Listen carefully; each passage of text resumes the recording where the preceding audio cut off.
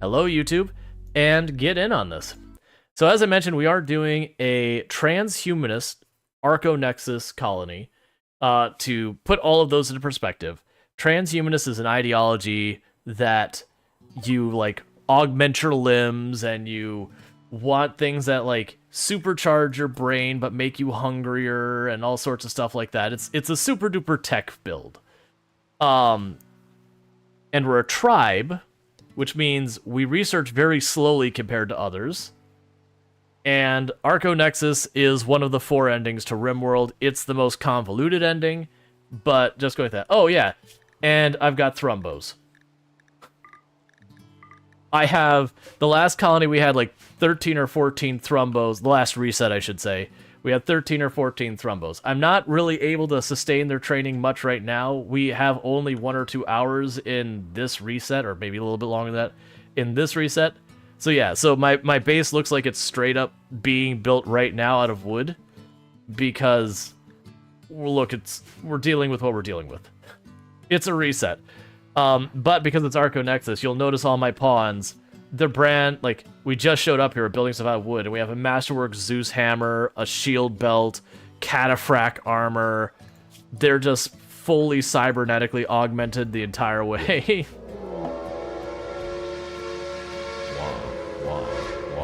What? Why did you summon the raid? Hype trains go. W-A-G-H-W-A-G-H-W-A-G-H. Babby H without table. Wow, wow, W-A-G-H. Why does it sometimes say WA and sometimes say W-A-G-H in the same block? Thank you for the cookies. Cookie straight up summoning a raid. For the record, I don't have Twitch integration turned on. It just was like really interesting timing that it was like, bits drop, raid is here. But yeah, so thank you for those biddies. Kick it off a hype train, so I do appreciate that. So what did they send at me? I think this is the first raid since we had this reset. So we got 3 people with pokey sticks and clubs, and pokey sticks and clubs. I'm feeling pretty good about this fight. So what we're going to do is we're going to grab everyone, including our pacifist, and there's a reason I do that. We're going to grab them all over here. Oh, was that a raids immediate, or is that a wait? They're going to wait. We're going to go find them. That's what we're going to do. We're going to go kill them. This just frees your entire browser window. Excellent. Working as intended. And the reason I grabbed Zidian, who is a pacifist, is Zidian is the keeper of the thrumbo. So, you know, we're just going to roll up here. Because I could wait for them to attack. My kill box isn't ready. I just don't want to deal with it. So rather than deal with it, what I'm going to do is just march everyone over here. And then we're going to throw a small army of Thrumbo at this problem. Because I don't know about you, chat.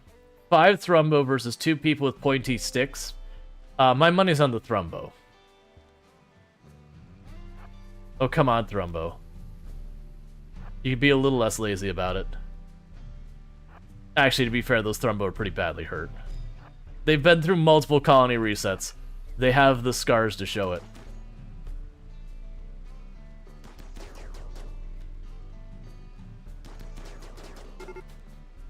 He's not really a passive. He just doesn't want to do their dirty work himself. Yeah, no, he calls them up.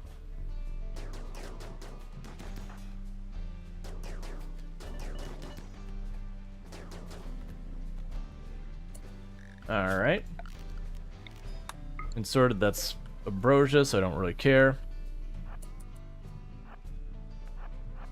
Yeah, normally I'd wait for them to come, but my kill box isn't done yet, because we just did our reset. More of a Pokemon trainer than passive. Exactly. But yeah, so we're totally teched out. We don't even have electricity in this new colony. We just did a reset a little bit ago. So my priority's been closing the box off. Because considering this is the absolute first raid we've had our colony, which you usually only get 1 person, and we're already getting 5, this is going to... Like, I expect the next raid to be like 13, 14 people. Which will probably still be fine, because by then I should at least have the front area enclosed. There we go. What? Okay, that's an eye injury, so you shouldn't be slowed down. I don't know why they're going so slow. Like, there's one here who's got, like, a bad back and everything. Like, there's some serious injuries out of this group.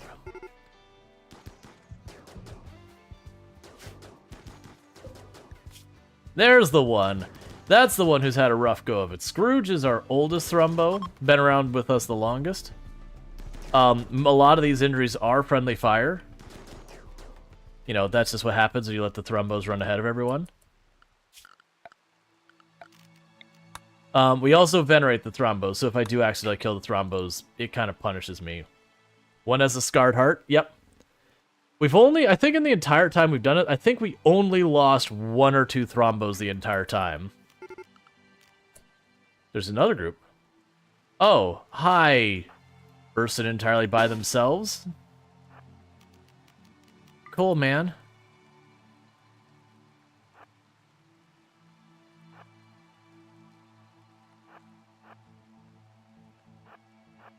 Alright, back up a little bit.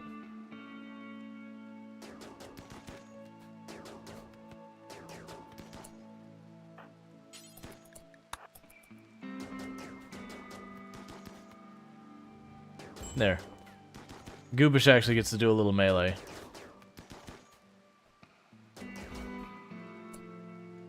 Alright. Yeah, so I totally missed that there was 1 left. And you took a hit. You took a cut to the left ear. A minor cut. That's what happens when you let the thing the size of a semi-truck get in front of the human-sized opponent. Yeah? I totally understand. But yeah, so with the Arconexus run, the way this works, and I won't spoil the ending. Like, obviously you're here when the ending happens. You know, you're gonna be spoiled. That's like watching the highlights of a movie and then being upset that you spoiled the movie. But the way it works is you start a colony and you'll get a quest. Just as you're going, you'll get a quest that'll say Arconexus. Get a map part. You have to make a colony worth $350,000 and you have to become besties with one of the other factions. And you go do that. Alright. How soon are you gonna die? Pretty fast.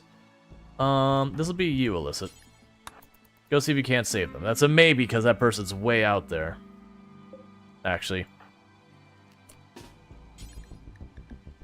10 of them right where they are, or they're not making it. And Ionek on a 40 stream streak. Heck yeah, thank you. And getting your extra 450 points. Did I... Okay, Q is up. Okay, I forgot to put it on. Yeah, for those who don't know, the way I do the name of the colonists here, is I have a queue, you just do !join to join the queue. And then when we get a new colonist, whether they're born into the colony or whatever, actually, we've not had anyone who I've imprisoned and recruited this entire run. But we have had multiple people born into the colony. We've had some that I can't remember where I got all of them. Like, I think rescue kind of things. But what we'll do then is we'll have a random drawing each time we get a new colonist. But you can see this is a super early colony by the fact that I just have a bunch of beds slammed in a room with a bunch of junk on the floor. That I'm making the area for a freezer and everything, but it's really just... Right now, it's just a big open room. I'm just chucking junk on the floor. Our production room isn't even finished yet. This is going to be our storage room, which isn't even finished yet. So we're really early on. I need to make room for a temple somewhere. I haven't figured that out. But, you start your colony, you get your 350,000 and allied, and you hit a button, they say, okay, you can take 5 colonists, 5 animals, 1 relic, 7 items to take on to the next spot. And you choose who gets to come, and everyone else is sold, including all of your research, is sold to the person you allied with. You get a map piece, and you land with one of these things nearby, and you have to research it, that takes no time. And you do it again. And you get to that 350, and you reset. And you get to the 350, and you reset. And then you do a thing, and you win. I won't spoil the thing, I won't spoil what happens, but you do a thing. So we're on that third phase, the third step out of 4. So for the moment, it's basically accruing wealth as fast as we possibly can, and not dying while we're doing it. The not dying is kind of one of the more critical of the steps involved. Yeah, so like I have the relic from the last colony. Actually, I think the last one was allowed to bring 2 relics, but I thought I was only going to be able to bring 1, so I only had 1. Because things were moving so fast, because each one of these adult thrombos is like $4,000. So we have a brand new colony, and it's worth already almost $150,000, and almost all of that is just the people. Again, because they're straight up cyborgs.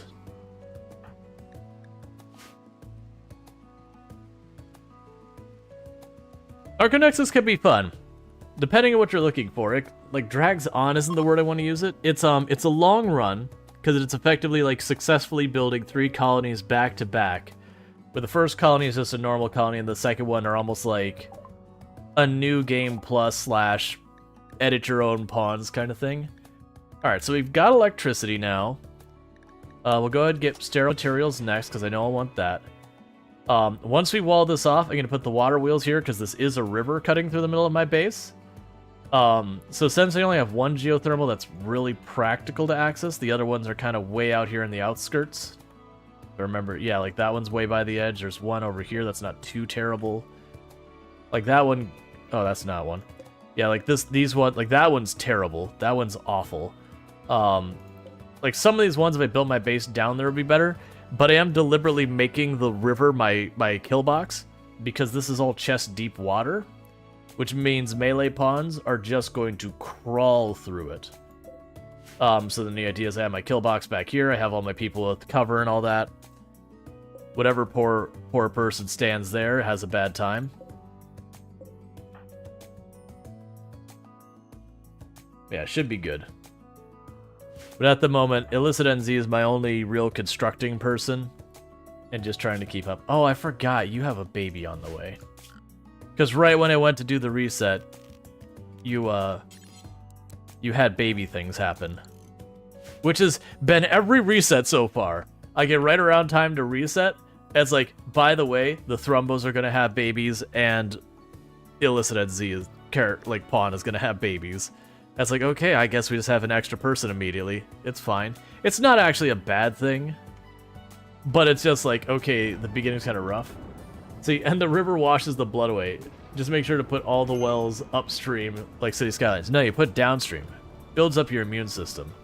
Or kills you. It's really 50-50. And by that, I mean it kills you. That's not actually a mechanic in this game, though. Alright, so Alyssa's going to be working on that wall for a while right now. I actually need to get you to work on that crib. You're going to have this kid anytime now. Oh, and there's also road crossings in the map. That's why we have these random bridges and all that.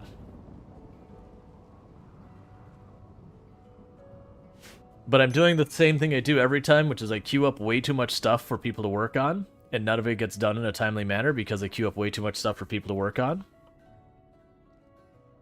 It's the way I roll. Alright, so we do have the crib for when the baby shows up. At least the baby has a place to sleep. You know what we're going to also do? I shouldn't be queuing this up until this is done. But I'm going to anyways. We're going to put a bridge on either side of this, so that they don't take a century to walk across here.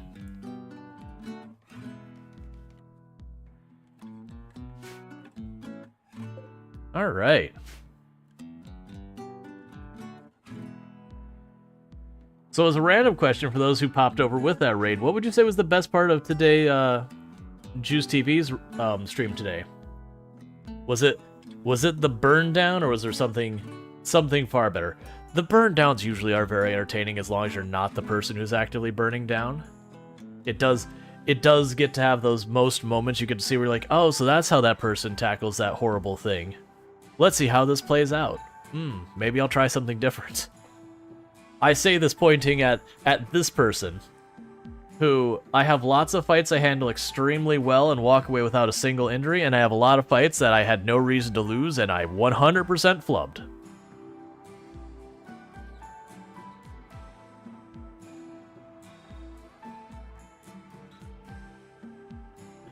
And also for the people popping in, the plan for today's stream, I usually mention this earlier on, I forgot. For this stream, we're going to start out for the first half of the stream, we're going to be playing RimWorld. I usually have about halfway through the stream I switch. We're hours away from that though, so don't worry about that. But I haven't quite decided what I'm switching to yet. No, a lazy psychopath. All right, so what do you want me to deal with? So you want me to keep a person in bed, and you're going to have 2 orbiting mechanite swarms with 2 clusters of a 2x size deploy nearby. You're willing to give me a ton of reputation for it, which I do want, but something tells me, having not even built my outer perimeter yet, I'm probably not ready to take on multiple 2x size raids. You don't want to talk bad things about Juice. It's okay. Juice will never find out. No, I'm teasing. Look, your secret's safe with me. No one in chat tell, okay? No. What the heck did I just research? Sterile materials. Yeah, this is going to be my field hospital. I was debating that yesterday, because originally I was like, oh, that'll be my temple. It's like, no, that'll be our field hospital. I kind of want to be able to enclose this and make it into temple. You shouldn't, though, because this gives a negative mood penalty for anyone standing too close to it, which is like roughly where it has that. Like, we go to Goobish real fast. Arconexus Archotech Emanation, -14. But it's really not much range. It's just like this one spot in the middle. You know what we might even do? Nah, we won't. I was like, you know what I should do? Is just this box here. Say they're not allowed to walk in that box there. It's fine. They walk through it so fast that negative mood penalty doesn't have enough time to do anything meaningful. But it's basically just inside the center of this circle. I'll make paths around the outside edges so they'll be more prone to go around the outside. Oh, it also kills all plant life nearby. If you didn't notice that, like, all this is dead around it. So I had to move my farm, because I started putting my farm up here thinking it was far enough away. I was wrong. Simply put, I was wrong.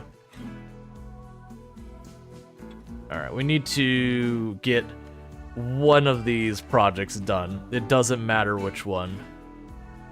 Is that bed? That's Craven Horde's bed. Hey, She-Wolf, how's it going? I hope you're having a good one.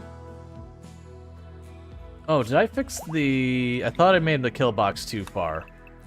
Yes, the kill box is too long. I think I need it to be 26 or less. I remember I noticed that last time. Realistically, all I'll do is once we get the rest of this crap sorted out, I'll just make the zigzag a little bit more, even if it's just on wood dock. If they want to light the lander on fire where they're standing, you know, that's on them. But because I want it so in the moment they step out, they're in range of the assault rifles, which have a range of 31. Okay, so we only got to move it 5 tiles forward, so that's like 2 waves.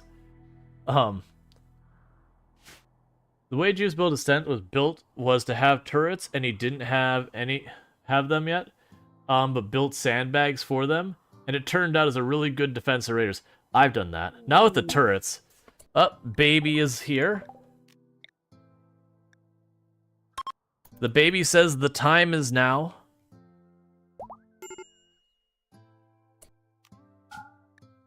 Alright, we'll have to cancel and restart that. Why? Alright, just go rescue them. And meanwhile, you go...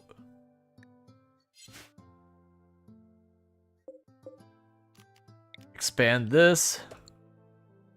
I want you to pick that gun up before it rots in the river.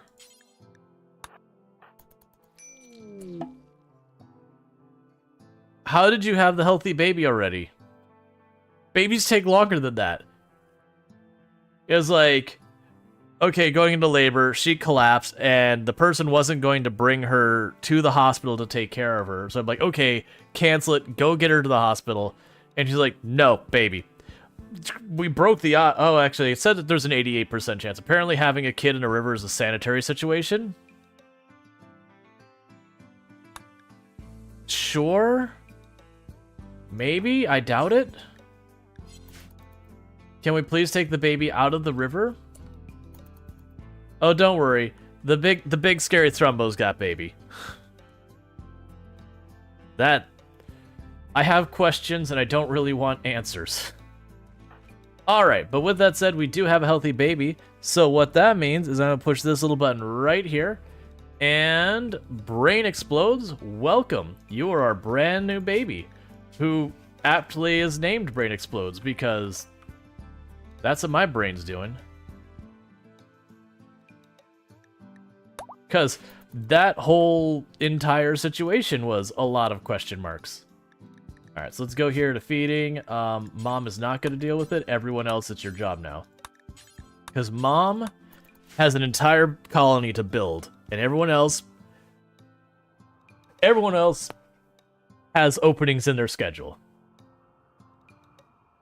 Rigged, of course, is I'll do it again. I do enjoy that. Harvesting organs? No. Generally speaking, I almost always play... I mean, it's RimWorld, so you're gonna have to, like, really, really hit the gray area of ethically. But generally, you're not gonna find me doing a bunch of organ harvesting or cannibalism or slavery or the many other memes about crime sims, you know, war crime simulator kind of stuff. That's just not the way I like to play. I used to play that way a whole lot, but just, you know, it loses its novelty after a while. And the game is actually genuinely harder most of the time if you're playing, like, decently and honestly. And I like a challenge. Oh, right. You're gonna move this kid everywhere trying to find... Oh, Mom has to feed you. Mom has to feed you because we don't have baby food. Because we just started the colony. Yeah, so go feed the kid, please. We literally just started the colony. I think we've had her stove for about a day now. So let's go ahead and get the baby food happening so the kid doesn't starve. Kind of important. Luckily I caught that before it was a problem.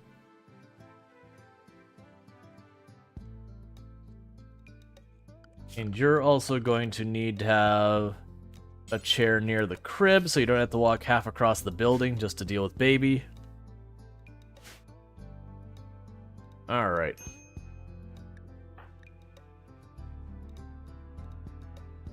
Yeah, so the colony's not going to get farther along until we, basically, like, we've got the wood. I've cut tons of wood.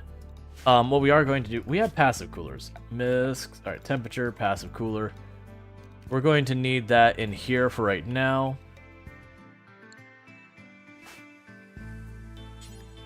Otherwise, what's going to happen is every single day when it starts to warm up, they're going to be like, I need to put the baby in a safe temperature. And just move the baby into a random room, dump them on the floor, move them to the next room, dump them on the floor, because one room becomes 1 degree colder than the other. It'll get super duper monotonous, so we're putting the passive cooler in there to deal with it. I have electricity so far as the tech. The only reason I'm not doing it is I'm going to be using water wheels along the river. And until that's enclosed, if we have a raid, they're just going to go smash my water wheels, and that'll be components I'll be out of. And I don't really have many on this map. I've got, like, a chunk of them down here. Another spot of them down there. I don't know what happened other here other than something got annihilated. Oh, a panther died. You attacked a wild boar, and considering I don't see a dead wild boar anywhere, good job, panther. You played yourself.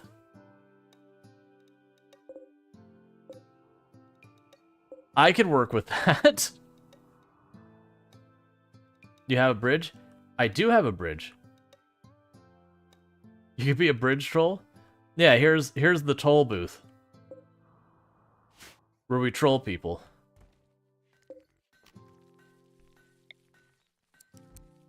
Alright, first bed being moved over.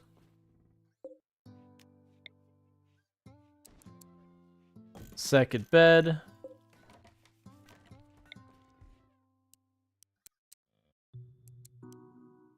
Third bed, and I got a bunch of decorating, all that we need to do still. I'll go ahead and start that too, I shouldn't, but... I'm kind of just queuing everything up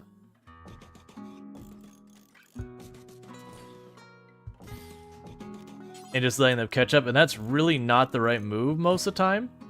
And the reason it's not the right move is because RimWorld doesn't have priority that I can't say, like, do this building, then that building, then that building kind of thing. You get what I have here, where this is not quite finished, that is not quite finished, that is not quite finished, these are not quite finished. You get the idea. Everything's not quite finished. Everything's started, but nothing's done.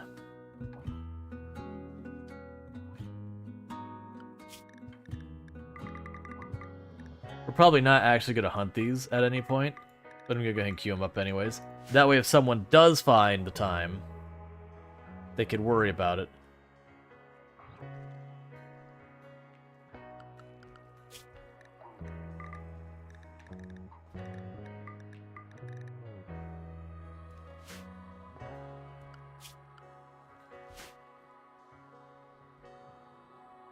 Okay. Prison Architect had really good. Yeah, them and Oxygen Not Included is also really good about prioritization.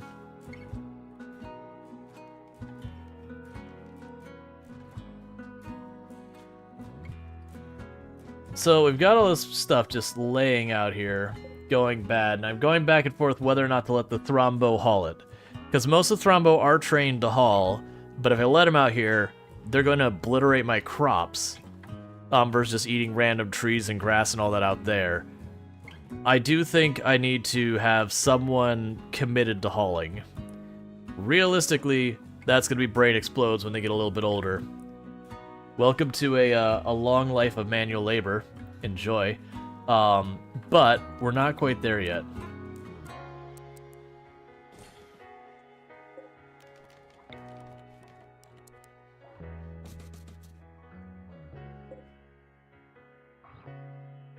Alright, so get all of these moved over.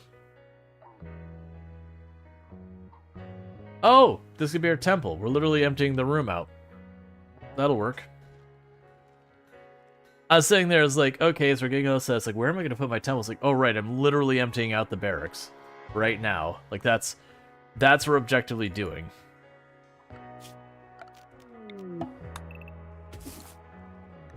Machine Fair Opportunity. Don't have it set up yet.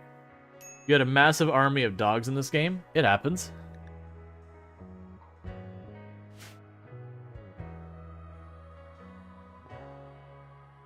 Right now, we're slowly building up a massive army of Thrombo again.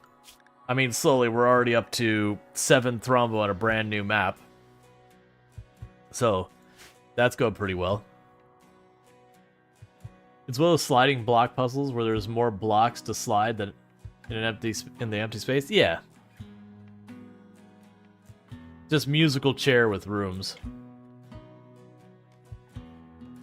You never got a Thrombo? They're cool? Yeah, they're not as hard to get as they used to be. It used to be a Thrombo had a random chance when you tried to tame it of just goring you. Which, you know, they're big and scary and they're really good at goring you. So it's potentially a real bad time. But they got rid of that. So they'll still fight back potentially if you hunt them, but taming they won't. Not normally, at least. Now, granted, the odds of successfully taming at, like, 10 animals is something like 1.2% or whatever. But as well as things when the Thrombo just show up, select them all and choose tame. Sooner or later, you'll get, like, 3 or 4 attempts per time they show up, give or take a little bit. You know, you roll the dice enough times, you'll still win a bad roll. And they have a giant axe blade on their head. Yep. Do Thrombos destroy trees? They'll eat trees. Yeah. But that's the reason what I'm doing is, if you actually look at my zoning here, I have the Thrombos in the Thrombo zone. No, here. I actually need to expand the Thrombo zone. And the Thrombo zone contains everything but my field here. That way the Thrombo don't eat me out of house and home. Everything else in the map, everything else the light touches, belongs to the Thrombo. But not the little room with all the food in it. That's off limits.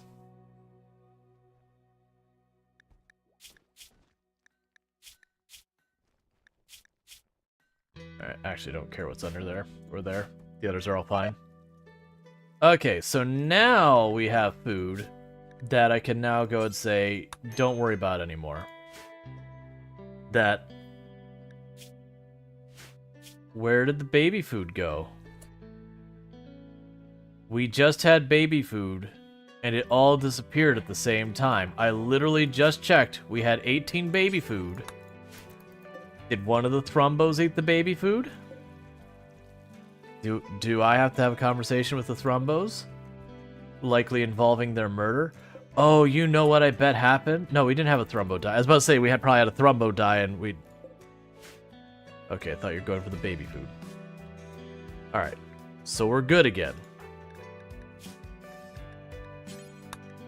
Because I want Alyssa to be able to just run around at... Because like right now the construction's a high priority. And that's Alyssa's job. So I need Alyssa to not be busy doing other things for the time being. Meanwhile, start opening all these doors. Because they don't need to be closed anymore. Now it's an enclosed space. You'll see where you head to next when you get back onto work. My hope is they'll go down here. And all these animals will eventually smash their way out of here.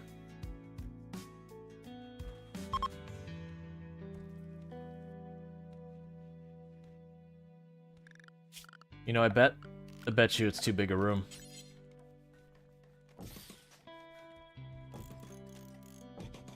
That'll probably do it.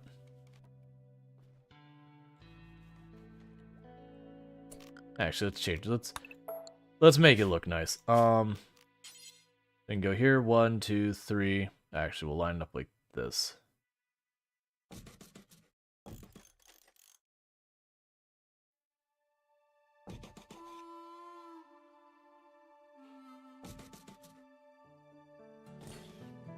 There. That way it's like somewhat uniform. Why does this feel lopsided?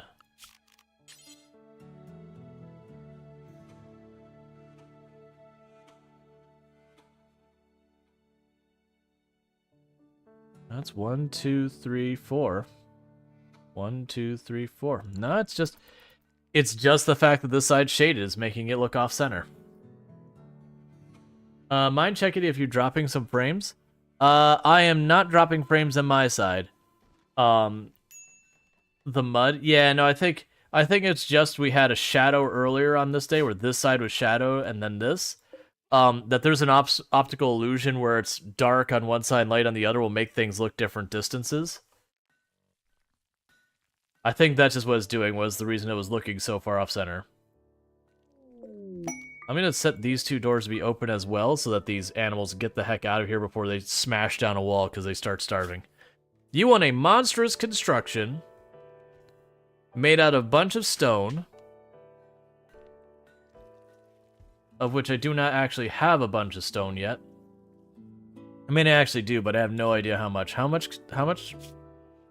So you want it to be 6 by 13.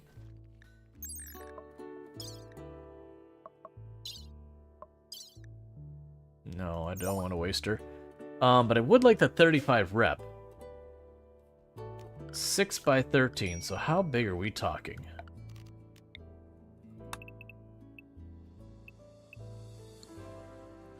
I'm curious if I can wedge it in here somewhere. It's going to be one too long because you can't build directly against it.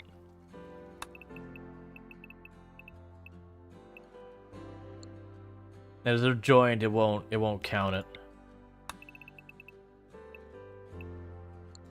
I'm one square off at like all sides. Oh yeah, no, we're not doing the ones with the clusters. I still don't have my walls built. Was there all those like hidden room? Can't remember the name of the ancient something. Are they dangerous? Oh, there's the ancient danger is the one thing, and then you also have I shouldn't have clicked on that. That's fine. It's gonna have to happen sooner or later. It's just loading the map takes a minute the first time you pop everything up. Yeah, no, I'm not dropping frames. So if you're having buffering and skipping and all that, that's either on Twitch or it's on something else. But like where you have the other locations where it's like ancient complex, that's the one where it's a whole bunch of different rooms. They can have like mechs and an infestation in them. They're usually not that bad. Oh yeah. No one Oh, when you break through a wall, it just says you revealed an area. That doesn't necessarily mean dangerous or otherwise. It can be dangerous, but it's not always. When you go up to the one that says Ancient Danger, then you're in for a fight when you pop that open. Just to be clear. It will absolutely be a fight when you pop it open. Poor illicit NZ is spread way too thin.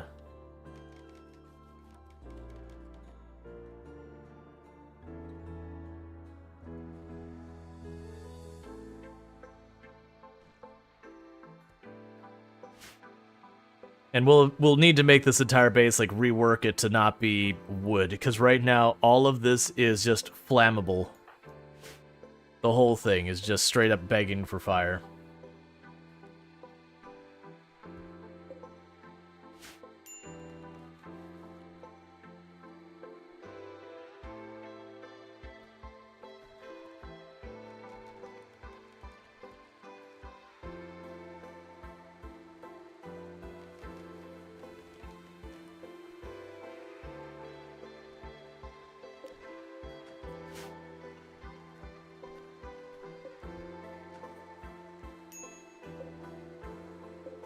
Now, once we get the last bed moved over, we'll reassign stuff in here.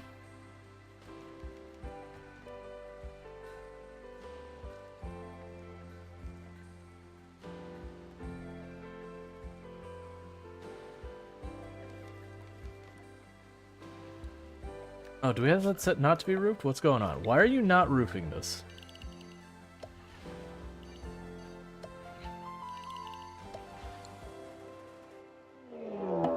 Alright, we've got mad rats.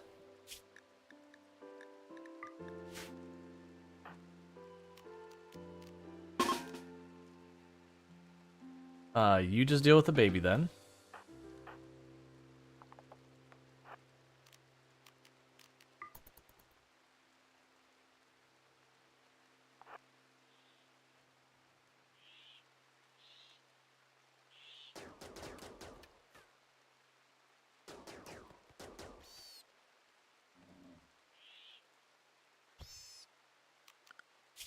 And we got one more.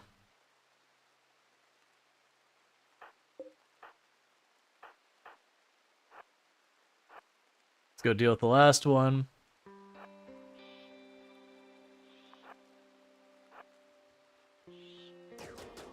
Because one of those things, if I ignore it, it'll be like the rat will attack Zidian on the opposite side of the map when they're by themselves. So like the pacifist will just slowly get mauled to death by a rat, and you'll be like, really?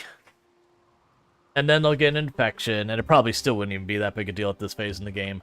But it's a whole lot of hassle that I just don't want to have to worry about.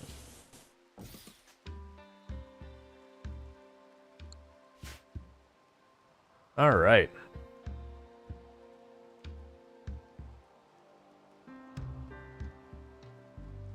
Gotcha. Well, I hope whatever's causing your buffering and all that gets sorted out of you, Nick.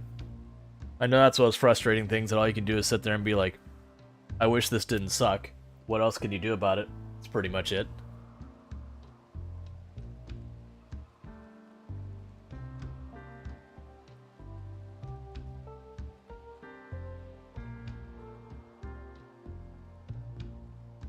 Also, as a reminder, our big announcement that I've been like alluding to for a while now is tomorrow.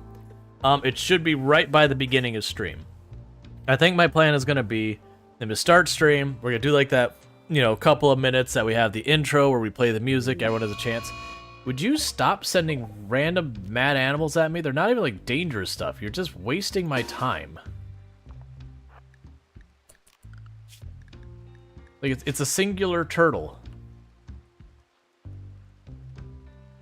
Let's see. Your sister moved to Palaka.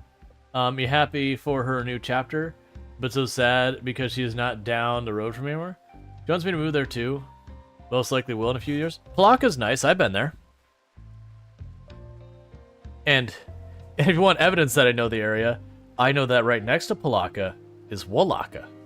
I also know the... Oh, we're just going to go to the turtle. My god, the turtle's going to take all day to get here. The area is pretty nice. It's very rural. It's not like rural as in endless farmland. It's just, you know, out in the woods is not what I'd say. They do have a really nice ravine that's like a... it's not a state park, it's just a park. But it's a really cool ravine, so if you're into like nature trails and all that, that's a good place. I don't know if it's still around. They also had like a really good ice cream place in that area. But, you know, that's been 10 plus years, so who knows? It's one of these places that had like the giant concrete ice cream cone in front of it or whatever. She's right in the St. Johns River. Has 3 boat slips on her property. Yeah, that sounds like the area. That was my experience, is most of the people in that area all live on the canals and all have their docks and all that. You can catch all sorts of stuff up there. You can catch like blue crab, bluegill, mullet, catfish, bass, alligators, croaker, stingrays. Be careful about those. Gar. You can catch gar around there. Those are a lot of fun to catch, even though they will rip up your line every other time. But it's a good fight while you're doing it. Sturgeon? Not that I've seen. Maybe. Yeah, no, gar are just a big mass of bone and teeth. I don't even fish that much, but my my grandparents like used to have a cottage up that way, which is the reason I know the areas. We'd go up to the cottage and all that. What's a cult life like over there? I wouldn't be surprised if there was one. Garlic dinosaurs in the water? Yes. They're just a big mouth of teeth and anger. One thing to be careful is there are cottonmouth / water moccasin up there, and those are actually pretty dangerous snakes. Lots of painted snapping turtle, which are pretty cool. Oh, and manatees. There's manatees up in those waters too. Especially if you go by where there's the springs, you can go off the boats in that whole area. There's springs you can get to that have no wake zones where you can check out the manatees.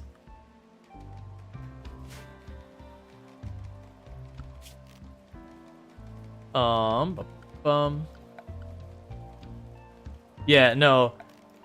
You'll hear me when it comes to like snakes being like, no, snakes are cool. Like don't mess with the snakes. They're fine and all that. And then someone will talk about like cottonmouth, and it's like, F that snake. Get rid of it. For those who don't know the snake we're talking about, most snakes are really chill and will leave you alone, except cottonmouth, which are extremely territorial and aggressive. So they're legitimately dangerous snakes, that they're very venomous. If you're in their area, they will straight up just shy of like rampage at you. That is a snake. You see it and you have the means, you kill it. It is a bad time. And they're not endangered, they're not threatened, they're nothing like that. They're just angry snakes.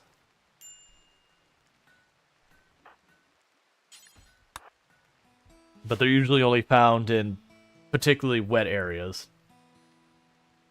It says, your mom's boyfriend. Oh no, we can't have one in the area. And took a 12 gauge and blew it away. Oh yeah, no, like I said, they're dangerous. They end up killing people's pets and all sorts of stuff. They're dangerous snakes. Where we were at, we didn't have them too much like on the property, but it's when you went out into the water and along the edges you'd end up seeing them. The only one time we did have one on the property, my grandfather went out there and killed it immediately. As much as I want the standings, I'm gonna pass because I need Alyssa getting this kill box done. That's the bigger concern.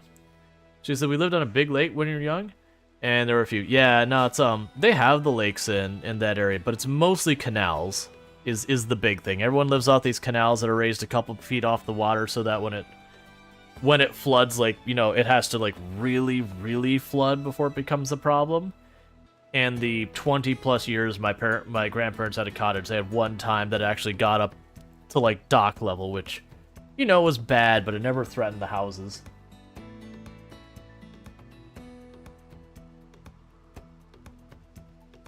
Oh, you had a Florida panther. You don't see those very often.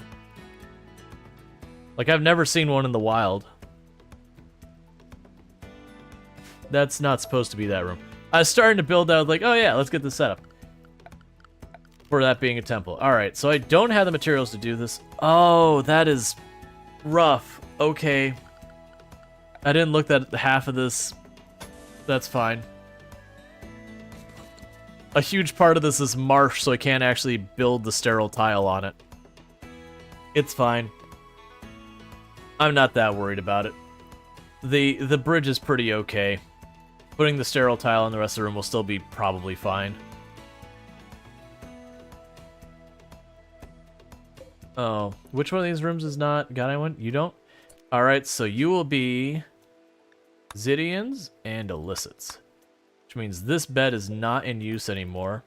So uninstall it and just uninstall it. Don't worry about the second part. And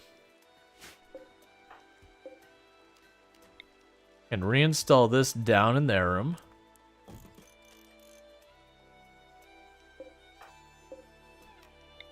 And reinstall this down in their room. Okay.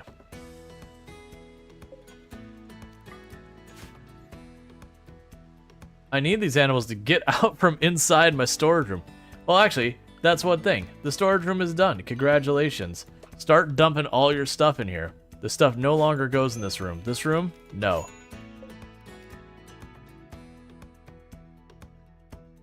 Alright. Hey, Infinity Simplex. How's it going? You're only 10? Yeah, no, I can see that being pretty upsetting. There's lots of cool birds up that way too. You'll see blue herring, you'll see egret, you'll see, if you're really lucky, you'll see a spoonbill. Probably not though. What's the other? There's another really big bird, like a really big bird, like up there with like blue herring and that. Yeah, great blue herring. That's the big one. There's a bunch of those up there. Wood stork? I think so. But yeah, no, it's a cool area. You gotta be down with some like real chill rural area though, because that's what that is. But like I said, there's a really cool ravine up there. There was, I don't know if it's still there, a really cool ice cream place. You'll know it if you pass it. Like it's the way in there. It's this giant concrete ice cream cone in a place. They used to have like 40 or 50 flavors. Who even knows if it's around? That's been like 15 years. But it's definitely a very laid back area. A lot of people just go out fishing. It's the kind of place you go when you just want to decompress.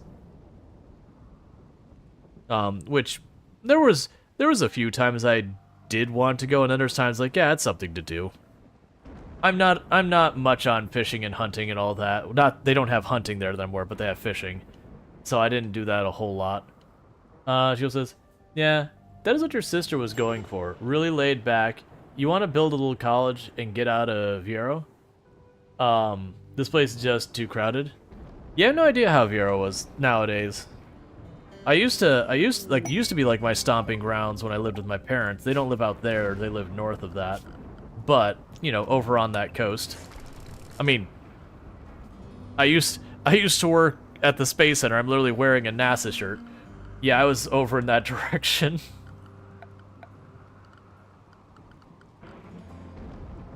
Not anymore. That's been a while. Oh, I don't want to pull up the road. I'll keep the road. Aw, are you social fighting each other? Excellent. Maybe one of you can fall down. I can get a little rep for patching you up.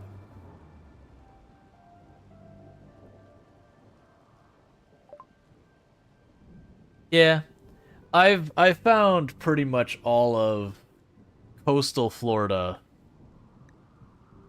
is pretty hectic. Like it's built up over time, but it's no surprising. You've got beach right there. So it's no surprise at all that it's built up over the years. And I know a lot of people along the coast are really upset that it built up. I was like, well, it's primo real estate. Your choices are you don't get anything nice and you keep these people out, or you get nice things and these people show up. You know, people want to live where nice things are. I used to have that. Wait, you're talking about Cape Canaveral? Yep. I used to live in a little tiny town called Titusville, which got its name for General Titus because I don't remember who owned the city before, like the area, but General Titus played, I think it was poker, and won, and it was one of those games that the stakes kept going up, and eventually the person who had control of the land said, well, what about the town? You know, as my ante, and he won. I probably have the details wrong, but it was won in rename and gambling. You lived here since 1989? Yeah, I would be like 90, like early 90s is when I arrived in Florida. Before that, I used to live up just outside of Detroit.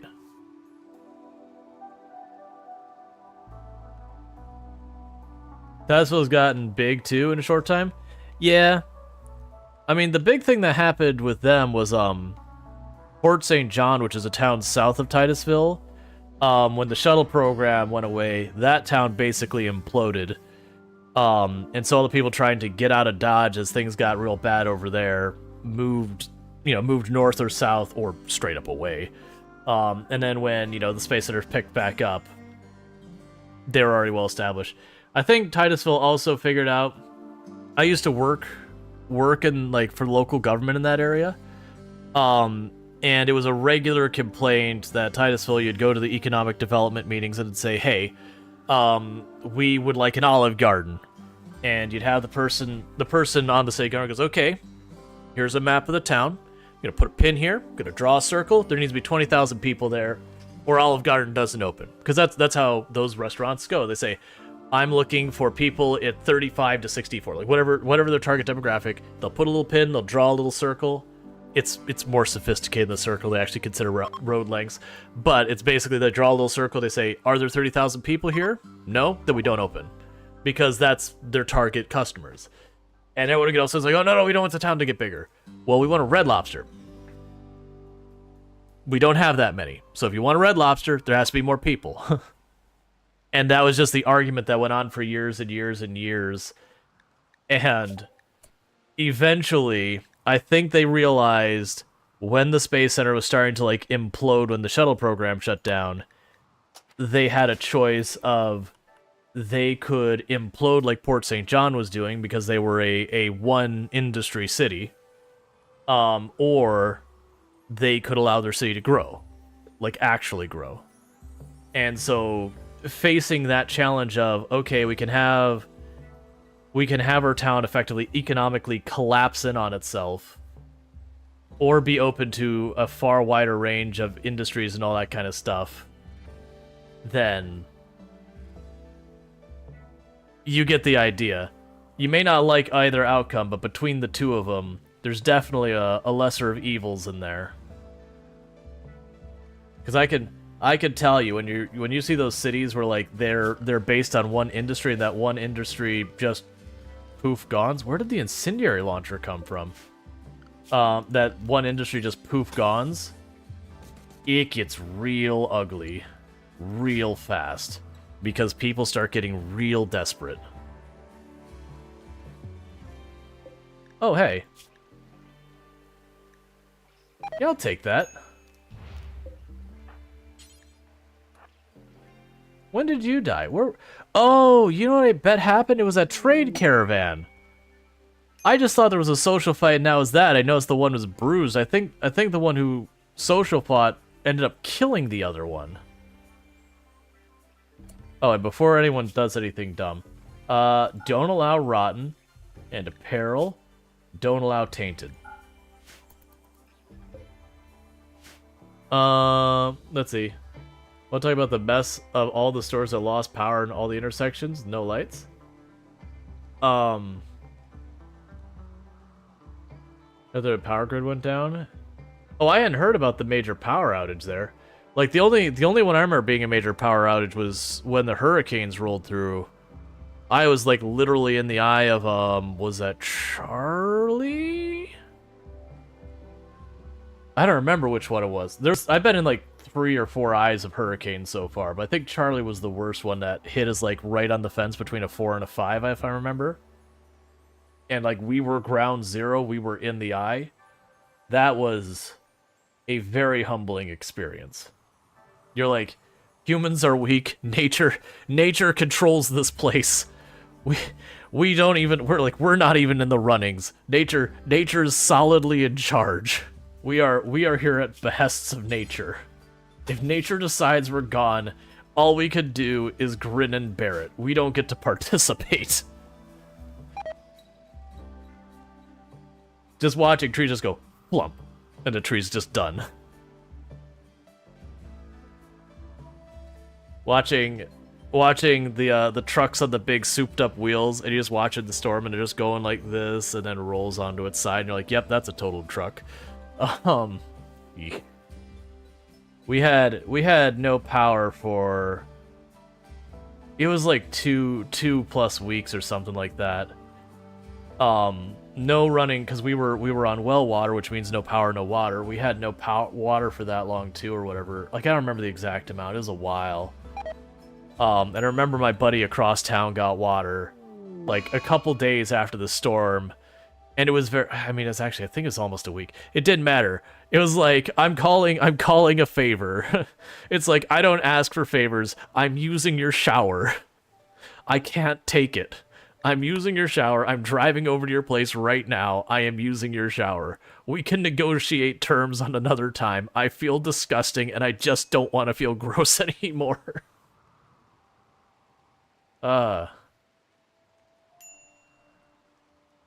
It's forced roughing it. Eating like all of your meals on the grill, because no power means no oven, no microwave. Luckily we had propane to have the grill. Yeah, shower commandeered. We can discuss what I could do as a return favor if needed. Yeah. Oh yeah, you learn to cook a lot of stuff on the grill when you have no power. Like, get the little side, like, I worked at Sears for a while over there, and like people go to buy grills, like, you don't understand. You buy the grill with a side burner. I don't care if you have to down price to get the crappier grill. Get the one with the side burner. If you have no power, you're gonna really like being able to have like eggs and bacon and that kind of stuff, and you need the side burner to do that right. You can also like tinfoil wrap it, but it always ends up nowhere near as good. You have ice storms and now tornadoes. Yeah, so here's an interesting thing people don't tend to know about hurricanes who live outside the area. Hurricanes and tornadoes come together. If you look at where like the hurricane has the giant thing, there's one of the quadrants. Basically, when you look at a hurricane, you kind of split it up into 4 sections, and it's usually the northeast quadrant. Tornadoes, just tons of tornadoes, and it just has to do with the way the whole thing spins and whatnot. So, while you're in the middle of your natural disaster of a hurricane, you're also getting hit with your secondary natural disaster of tornadoes and your third natural disaster of flooding. As one big package deal. They're great. Complete and utter sarcasm. You had a generator up, but it was strong and... but it's strong enough to have the fridge on a few lights. Yeah, and that's the thing. Most of the residential generators, like the ones like the gas generators you can get, you know, your local Home Depot, Sears, whatever. Even the big like 5600 ones, those are really kind of only good to like keep an air conditioner or freezer on, couple of lights, that kind of thing. You're not gonna run your house on it. You're not gonna run your AC on it. If you're not having, like, a big natural gas or propane thing installed, you're trying to keep your food good, is what you're trying to do. And give yourself, like, the minimal creature comforts of, I don't know, light. Yeah, you don't know tornadoes are enough to pop power in Ottawa for 3-4 days? Yeah, so... Florida nowadays has a really good power grid. It didn't used to be that way. It was when we had one year that it was like 3 or 4 hurricanes hit us like back to back to back. Like it was a horrific year. You don't tell me what this kid is, so no. And so basically we have a good power infrastructure because the power infrastructure was gone. Is the way it worked. It just clean slated the power infrastructure to the point that the state government had everyone chewing them out about the state of the power infrastructure, and they got really nasty with the power companies and said, you're gonna fix this right. And then they actually did a good job installing the power now. So it's actually pretty good. I mean, if you're in the middle of a hurricane, you don't really care about AC. Fact. You know what you're doing in the middle of a hurricane? You're doing one of two things. Let you in on a secret. You're doing one of two things. One, you're drinking. Because there's nothing else to do. You have no power. You have no water. There's nothing else to do. You can't read. It's too dark. You can't get on the computer. There's no power. You need to save your cell phone battery in case, you know, you actually do need to summon help or whatever. So people drink and party. That's what most people do. Or you're sleeping. Because there's nothing to do. And it's not like there's something you could do. Like, if something goes wrong, there's not a whole lot you can do about it. You're in the middle of a freaking hurricane. Might have been 2000... yeah. Yeah, that's the thing. Is a lot of people, you just get to an interior space and you sleep or you sleep or you party. It's pretty much what people do during hurricanes because there's nothing else to do. The sleep is the smarter thing, but the problem is, like, for... Oh, which one was it? Was it Ivan? There was one of the hurricanes that, like, came over the state and just stalled out and just sat there. That we were, like, inside of a hurricane for, like, 3.5 straight days. It's like, oh my god, please just go somewhere. Like, I don't care where you go anymore. Just go away. Gene did that? I think it may have been Gene.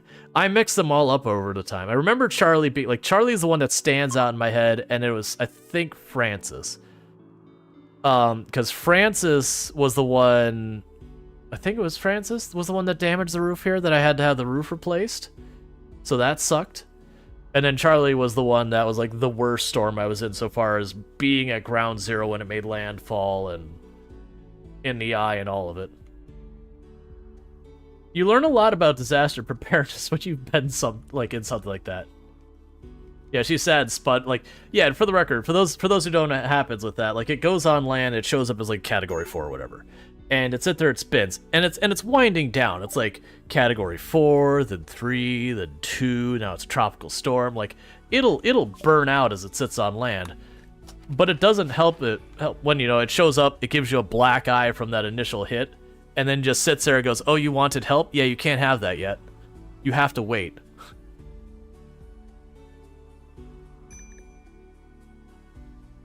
Yeah. Like, when you get those storms, it's literally a thing that they'll be like, okay, after this hour, the fire, police department, and ambulances won't show up. Don't call. Like, until the storm's over, like, once it gets to this point, until the storm's over, no one's coming to help you. They can't. They're locked in their own buildings just trying to survive just like the rest of you. When we say mandatory evacuation, we mean get the out.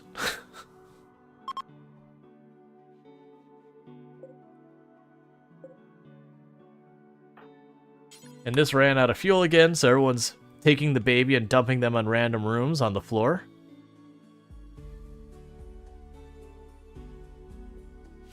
I need to get that power online. We're close. As soon as I get that wall, or that wall, oh, these walls, any of those done, I can start building power. You had an evac to the courthouse because the sheriff's office got hit to the tornado and ripped the roof off. Yeah, for us, we had 2 or 3 buildings that it grabbed, like, those big giant box ACs they put on, like, retail stores and whatever. It grabbed it, ripped all the bolts and screws, and dragged the thing across the roof and just shredded the whole roof. We had a mall that basically, it totaled like 3 or 4 of the stores, complete loss of the entire inventory. One of our fire department buildings got shredded up. Same thing as, like, AC units getting dragged across the roof and just ripping the whole roof up. We had, I don't know if they're like what you'd call them, it's considered like, it's like an old folks place, but it's like this big tower building that it actually tore all the back balconies off of it, so you'd have your back door just open to just nothing. So I had to shut down the whole building, so, you know, someone just not thinking walked out their back porch or something fall off or something, heaven forbid. Luckily that didn't happen, but, you know, it basically tore the whole back half of the building off. I was surprised they didn't tear down that building. Like, they actually went up there and repaired and replaced it. As bad as the damage was, I was assuming they were gonna have to knock the whole building down, but luckily that didn't end up being the case. They got to the courtroom and we were just standing there and just bang, the AC unit on the roof of the courthouse got ripped off and fell into the courthouse and scared the crap out of you. Literally jumped out of your skin. I would imagine. I haven't had, like... We had roof damage at our parents' house while it happened, and so in the eye of the storm, when I say we repaired it, I mean, we got a couple of, like, planks of wood, some tarps, and just screwed it into the roof itself because we're in the eye of a hurricane. But it probably saved that room from being a complete loss. It still had pretty bad water damage, but natural disasters are stressful. Just when you consider where you're going to live, if you have your choice, maybe look at what disasters show up there, because some of them suck pretty bad. Isn't it pretty? Oh, it is. It is weird. I've told the story a couple of times. You'll have, because when you look at a hurricane, you've got like the huge body of the hurricane, and then you've got the eye of the storm. And sometimes they're all just all over the place and poorly formed, and it's not safe to do anything. In other times, that eye will stay almost perfect the whole way. And the absolute strongest the storm gets is right on the outer edge of the eye. But the middle of the eye is a was it a low pressure zone? I believe it's a low pressure zone. That, it's like, you have all the trees and they'll be whipping and going like this and then just go. And you're seeing in the distance things just whipping and moving around and everything is just absolute dead calm where you are. That you can look straight up and it's a blue sky, it's crystal clear, and then just everything in the distance is just absolutely thing being thrown in carnage. And it's just, it is weird. But they warn you to not go out there because, again, the edge of it's the worst part of the whole storm, especially the northeast edge, because, again, tornadoes. And you can just get caught up in it, and then suddenly you're in it. Alright, so you're gonna make it foggy rain until I deal with you. That should be easy peasy lemon squeezy.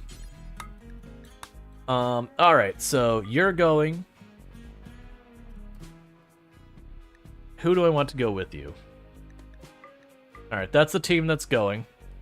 We'll keep the Thrumbos back. This will be a small coordinated attack. Don't bring the baby food. Good job. Alright, so we're going to have 3 people on the away team. We've got a mech cluster. Well, a mech cluster has set up a weather machine nearby. Now, the good news about most of the time, like 90-ish% of the time, you can go over there, knock out the machine, and walk away. Like, not even fight the mechs. Just poke the little machine, get rid of it, and walk away. Every once in a while, they'll be really, really mean to you, and you'll have, like, the mountain range, and the machine will be, like, buried, like, a little ways back. Like, not in the mountain, it'll be, like, a canyon or anything, and it'll have a proximity sensor. You're like, oh, crap. Because you have to walk through the proximity sensor to reach it, or mine forever, which I've not tried, but I assume your people would, you know, be beside themselves long before they got there.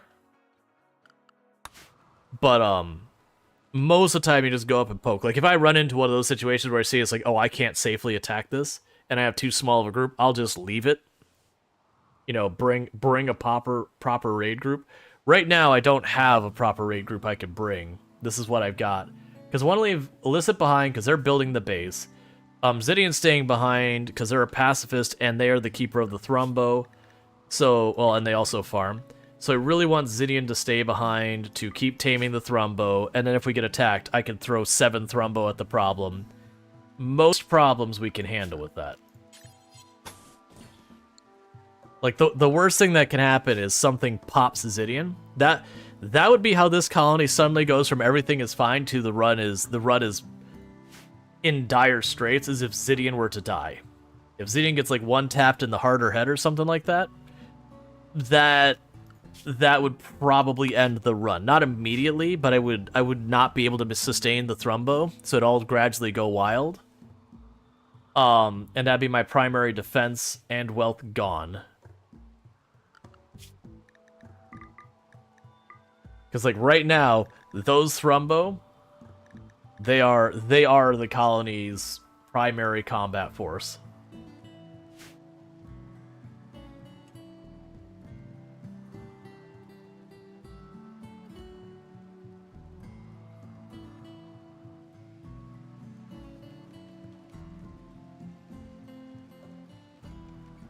Alright, so you've got that set up.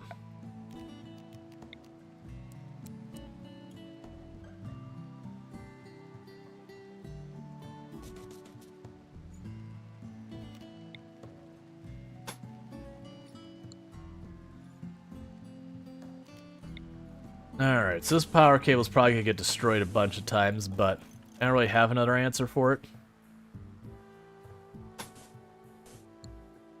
I'll just cut that across into the wall.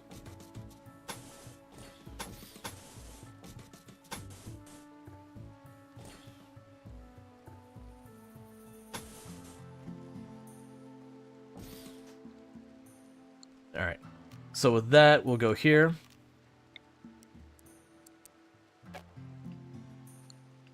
Alright, so it's going to make me expose that before I'm allowed to build the AC. That's understandable. Alright, so we're trying to get our freezer online. I left room for expanding that. Zoom in. Ooh, that's an interesting one.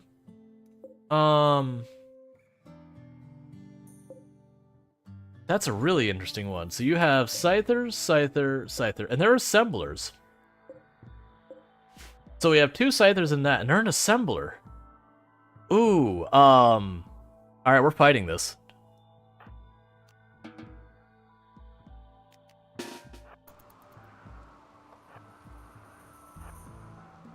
And we're gonna bring it all the way over here. How do I want to approach this? Yeah, that's the reason I was like, and normally I ignore it, but I'm like, no, I'm gonna actually fight this. Because the only one that's really going to be dangerous is the Lancer at the beginning. I mean, the Scythers are dangerous, but between all the shots I should be able to pour out.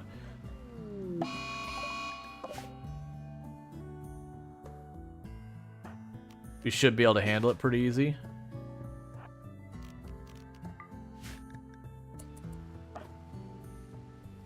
Are there drop beacons? No. If there is, they're hidden somewhere. No, it looks like what's gonna happen because they're assemblers. If they were the pods that pop open and everything comes out, I would be far more hesitant to deal with this in this way. So what I want to do here real fast is I want to pop the shots to start killing these, and then get Goobish on the Lancer the moment it pops up. We're gonna go ahead and commanding shout just to be safe.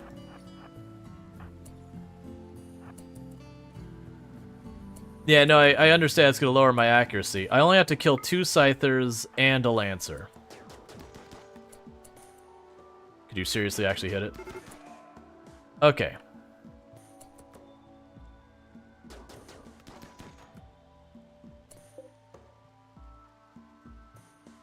Oh, you don't... Okay, this is easy. They're not even going to spit out anything. I wasted the commanding shout. They have to go 1.4 days to actually do it.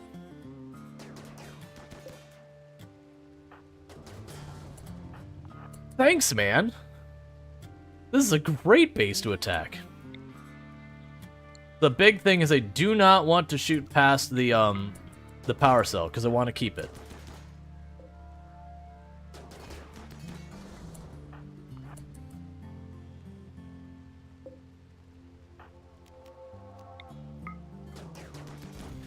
Actually, we'll do... Let's claim the door, open the door, go through the door. You two start just working on that. Goobish has this.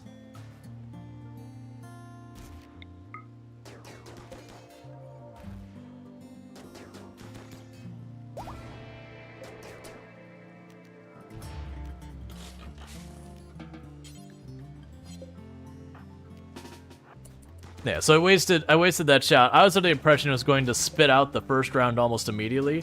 So we just straight up got a free one. Boredom. Okay, you're bored while destroying stuff. Alright, I mean, I would think that counts. Oh, I still have you two drafted. That animal's died by now, right? No, it hasn't.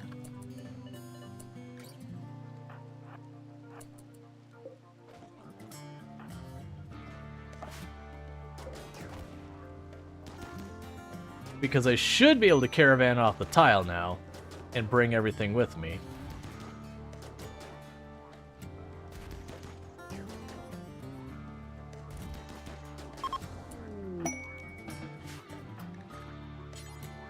Just in case. Alright, so with that, reform caravan, go here, accept travel supplies, bring it with you, items, give me the components, give me the power cell, give me the steel. Actually, don't worry, give me the plasteel.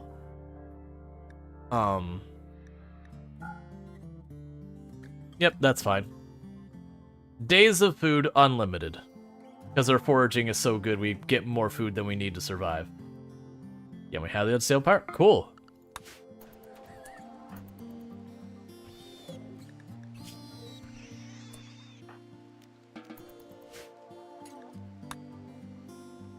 Alright. We just got ourselves a free power core. So that's lovely. Where am I going to put that? I could put that over here by this thing. Just block it in.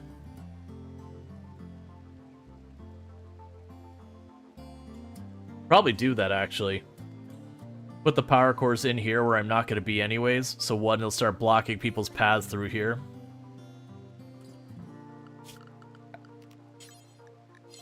What kind of stone do I have here? Is it slate? Sandstone, slate, granite. Looks like granite's what we'll make it out of.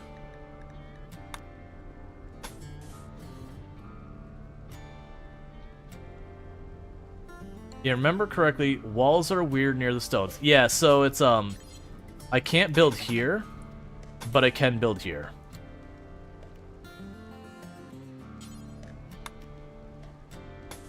So I should be able to do this.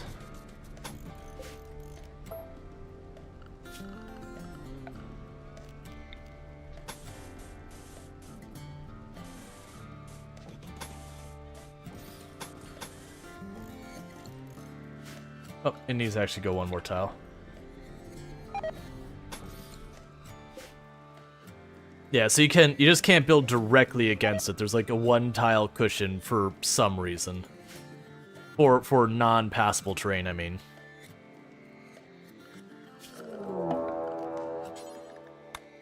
Don't do that. They're gonna prepare. Full on melee group. You're not gonna get back anytime soon. So the good news is, technically we've enclosed this such that they should go through the kill box.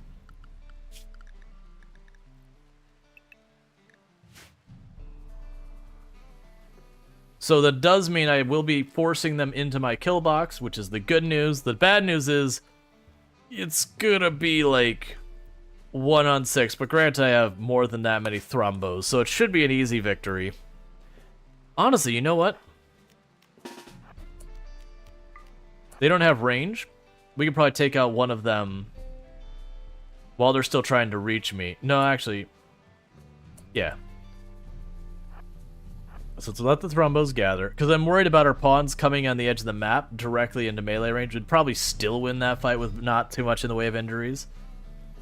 But I'm hoping we could just swarm them with a bunch of thrombo and be perfectly good.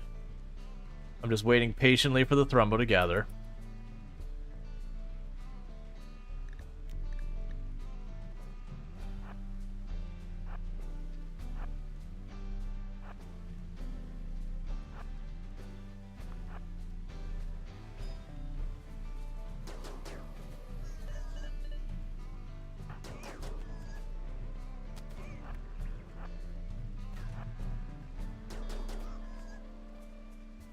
All right.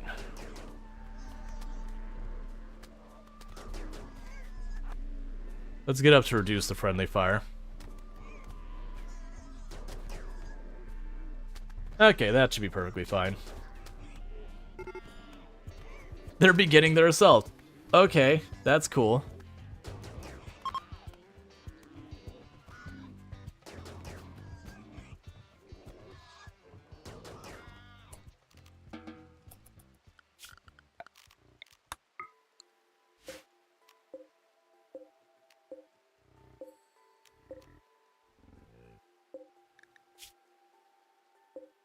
Any neat gadgets? Nope. All right, how are the thrombos doing? Because got a couple of them got cut up pretty bad. You got nicked up pretty bad. You got nicked up pretty bad.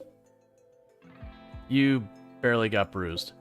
So you're feeding one of them and you're tending. Okay, so we're good. Yeah, so only 2 of them actually took injuries.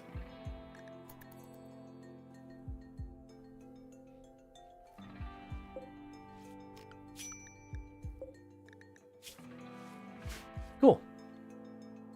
And that is one of the things nice about the Thrumbo. The Thrumbo absolutely can hold it down. Imperial Transport Pod is crashing down. You're willing to give me a person named Hamilton, who's a trigger-happy person. They're actually not a bad pawn. I'd rather have the Goodwill.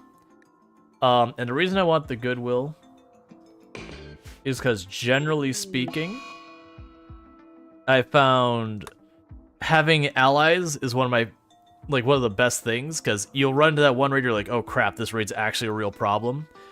You could just cash in a bunch of Goodwill and be like, this raid's not my problem anymore, it's someone else's. Oh, you're still nowhere nearby. Alright, it's time for you to run up here.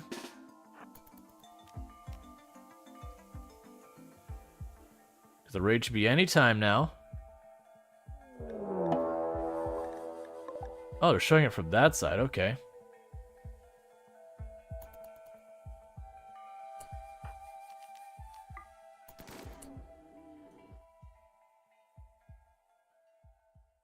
Yeah, we're just gonna hang back.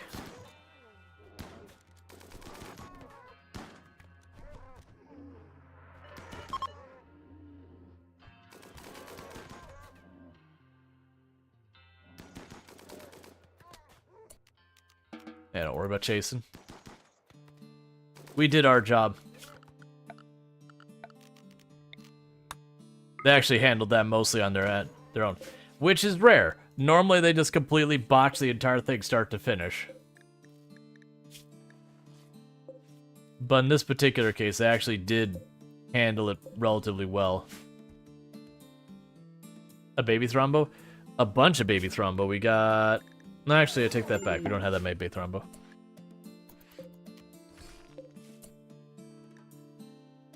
Oh, wait.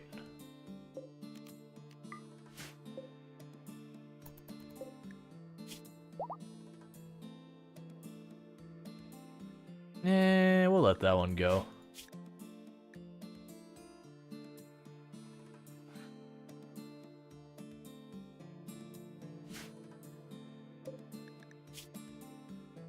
I mean, it's like I won't have time to save them, and I need to patch up my Thrombo. So, it is unfortunate that they're not gonna make it. I don't get penalized for it, so whatever. Congratulations, we got standings, and we got some more components in steel. Alright, I need that caravan to get back right. It's taking longer because they're dragging that unstable power core among other things. And then we're also caring for a whole bunch of hurt Thrombo.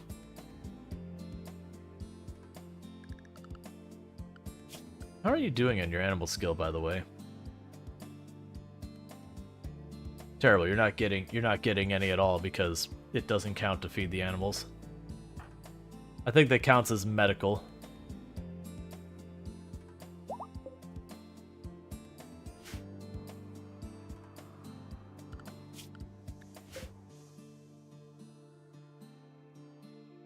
And we took their meals and all that, so we're good. We're out of meals again.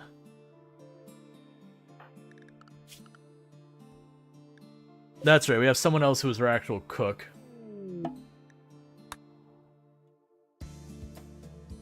That's fine, though. We install our unstable power core over here. There's actually one of the few cases I can just put the wall around the entire thing right from the start.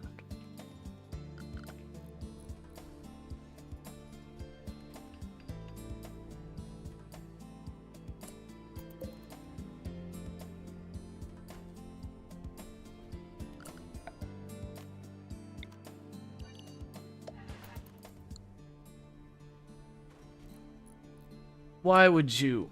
Why? I hate AI sometimes.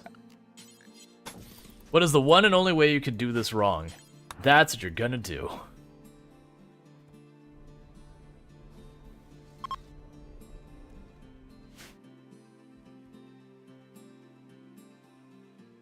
Alright. And just like that, I've got a power source that just produces power forever. Neat.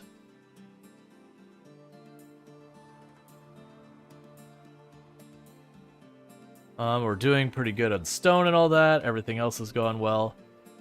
I'm gonna go and build all our shelves here in a minute. I just really wanted to wait until we got most of this set up. Just like I need to get our hospital set up over here, and I've been putting that off as well.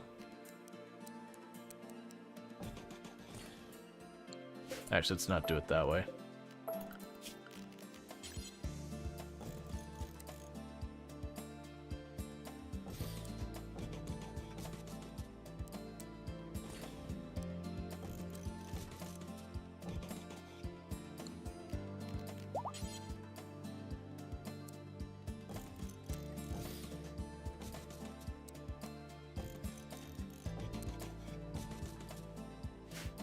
Okay, that's the start of our hospital.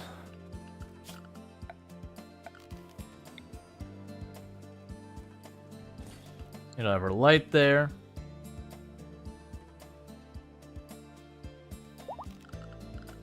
I'll just go here and say sterile floors for all the rest of it.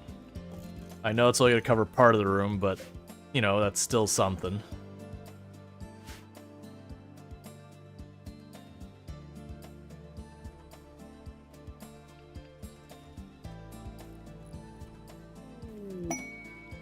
We're throwing a party, that's good.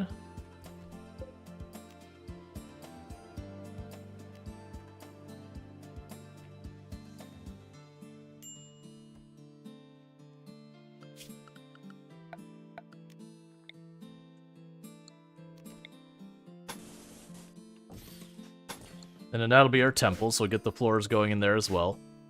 I know I keep queuing up more projects than I should. It is what it is.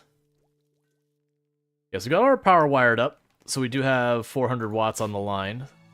So I should be able to get some of the stuff going. How much do the ACs take power-wise? Alright, 2 masterworks in a row. Good job. 200. That'll do.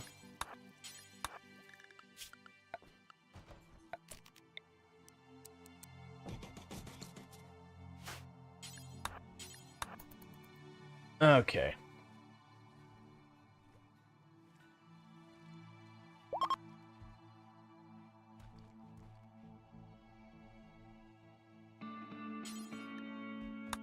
You're missing steel. But I don't have the steel. I don't want to have to stop someone to make them mine. Who do we have time up mining? So illicit mines, and they have nothing else they need to work on. So never.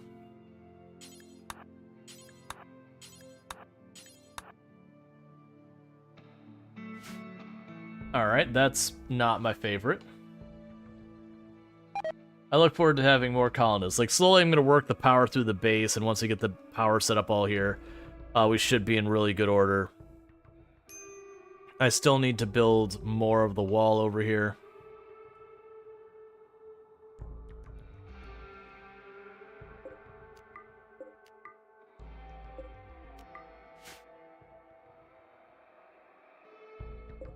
And you don't happen to be steel or anything else down there.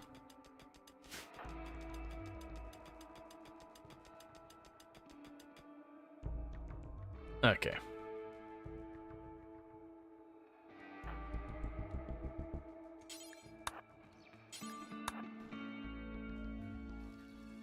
Yeah, I'm trying to just get these ACs built so it can be enclosed, and then also that we can freeze our food so it lasts longer.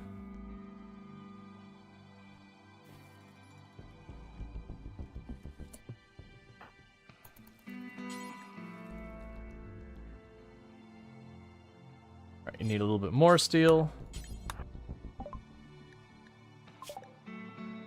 You got research done. We'll start doing the prosthetics next.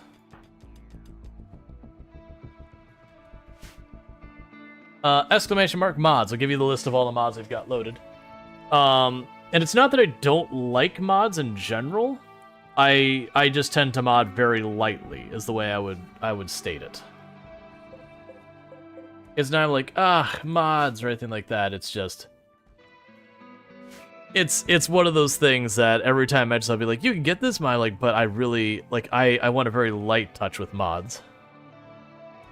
Like, as you can see, there is a list of mods there, but if you look at the list, it's pretty much all quality of life / convenience kind of stuff.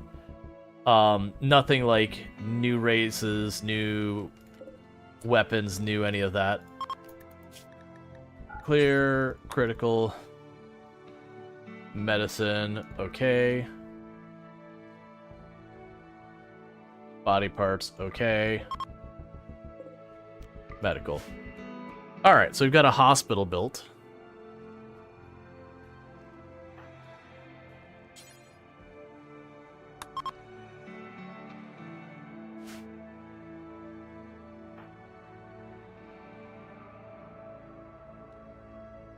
You must have run over and built something else out of steel I missed. Maybe power line or something. Yeah, no, like, for example, like RimWorld I run mods, Project Zomboid I run mods. I still have a couple like a mod or two in Farm Sim. So, like, it's not that I don't run mods at all. I just generally won't run the mods that are like, oh yeah, the floor. Yeah, that's fine. It's just generally, I mod very, very lightly.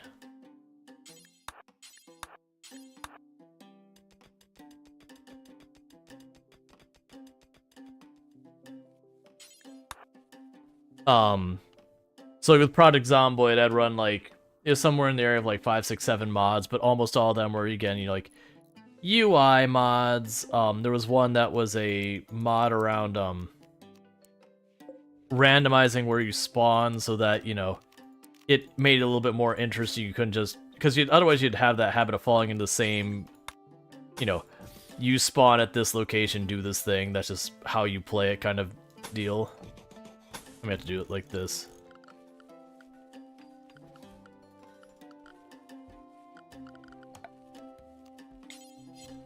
Oh, remove roof.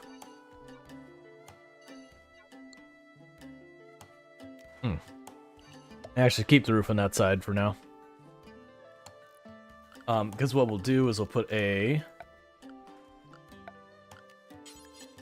piece of wall there and a door here.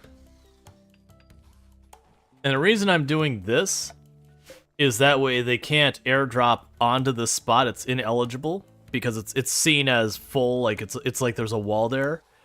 Normally I would have just the 2 tiles there and then a wall, but I don't really like that for this spot. I want them to cut through, and so this is kind of a compromise. It's not great, but it is what it is. So you have a person who'll join, who's okay. You're willing to give me... So a telescope would be good. Oh, 3 raids of that for a telescope? I mean, you're giving me a bunch of stuff, but I don't really care for half of that. Can you tone it down a little bit?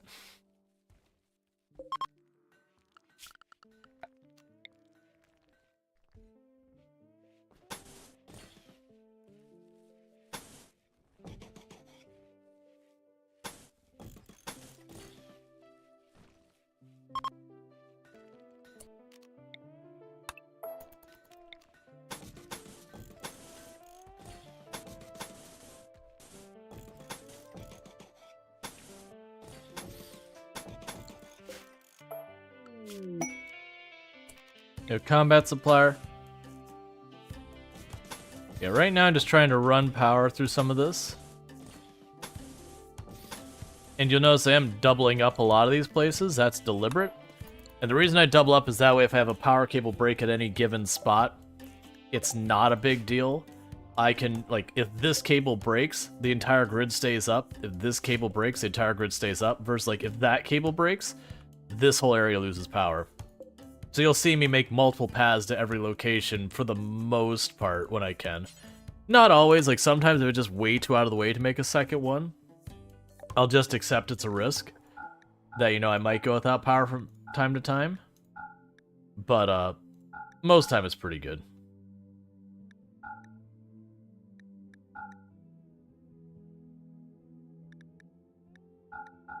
Alright. They're doing pretty okay on that stuff so far.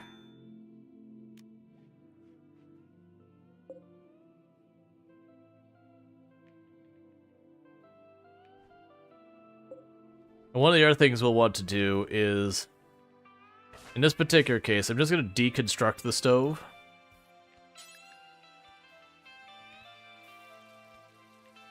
And the reason I'm going to just deconstruct is we're going to put an electric stove there so I don't have to fuss with a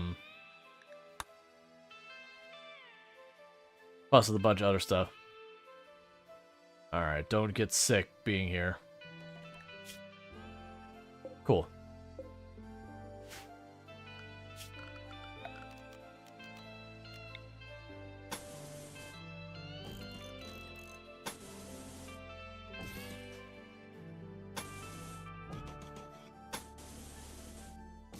I'm gonna end up having to run back and forth, so those be useful in time.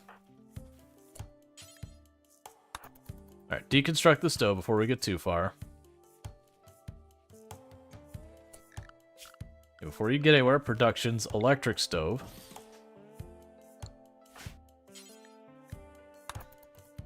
Build the electric stove.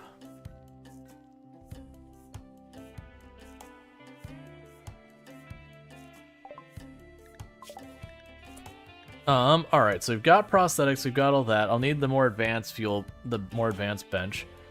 Let's see. We'll get Devil Strand on the list. Why are you not building the stove? Because you need more steel.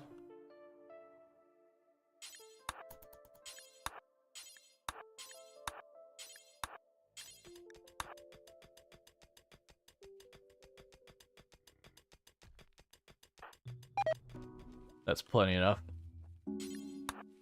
Alright, because I need to get that stove online so we keep cooking.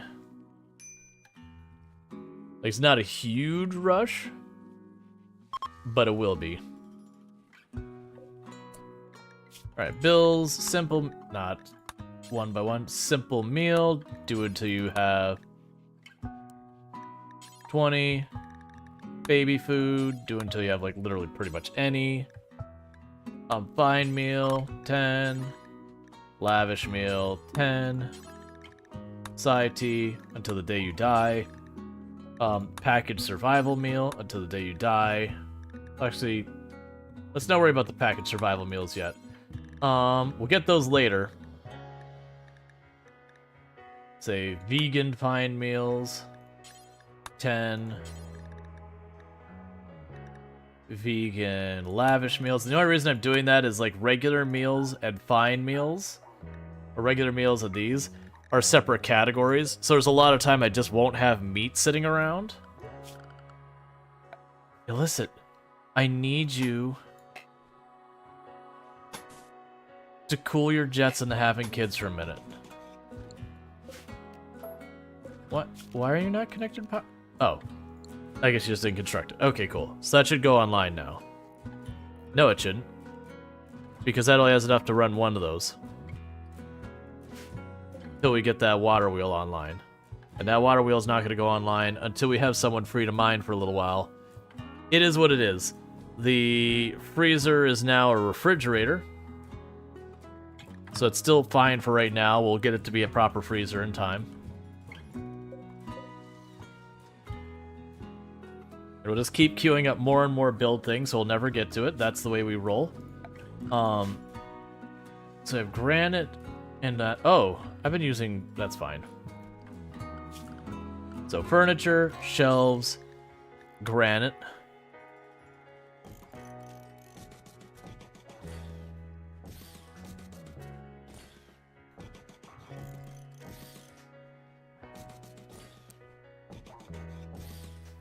It does worry me. Oh, right. Zidian can't kill the boar because Zidian's a pacifist. so we'll never hunt the boar. We'll never get rid of it. Alright, so for just a moment, Goobish. You'll take care of it. There we go. I was like, how is that boar still around? It's really starting to worry me that this is never going to get done. Alright, now back to what I was doing.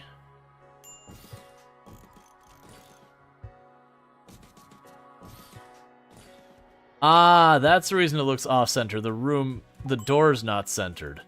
Right, because the room is an even amount wide. It's fine. Pacifists hunt animals by waiting for the animal to die by accident or old age. I mean, yes?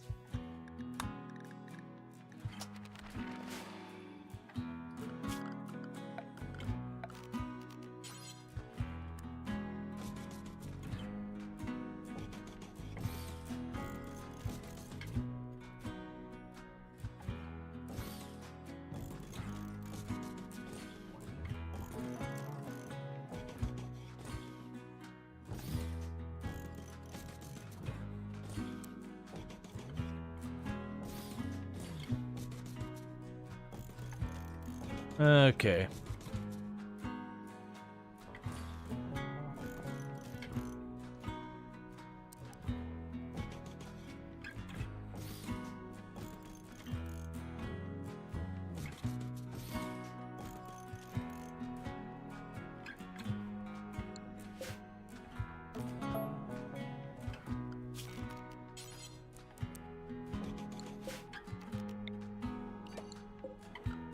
Alright, I'm just quickly trying to get these set up as best I can.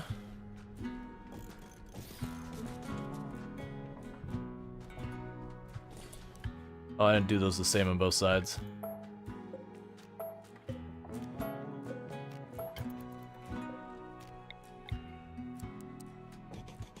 And like, I'm sure someone will look like, streamer, the way you're setting up there is nowhere near min-maxed. And I'll be like, yes. And then they'll stress out about it.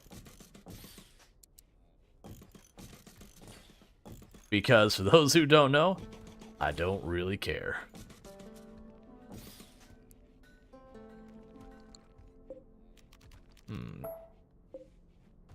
What I do care about, though, is it looking weird.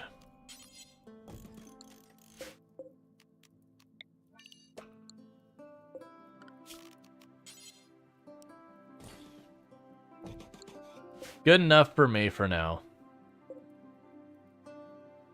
A lot of the doors not being on the same spot on either side really does make the asymmetry really not great.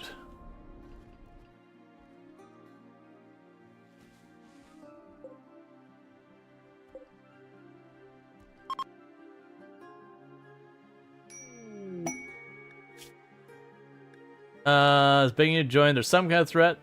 You won't tell me about it, so no. Like that's kind of become my policy because the random people I've gotten are worse than the threat chasing them. So that's just like, well, no. The answer's no. Tell me about yourself. Sell me. Tell me your get pitch. Give me why should I welcome you into my colony?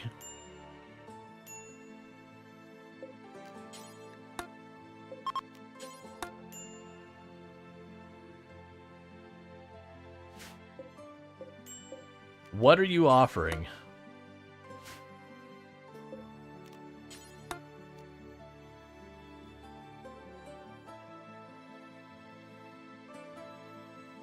And I was going through and just finding all the ore that's like worth mining and just queuing it up.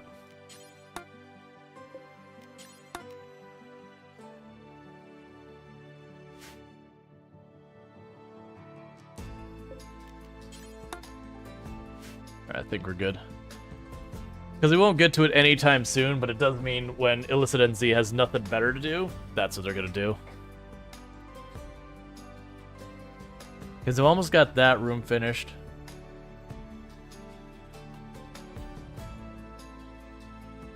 We'll need a lot more steel.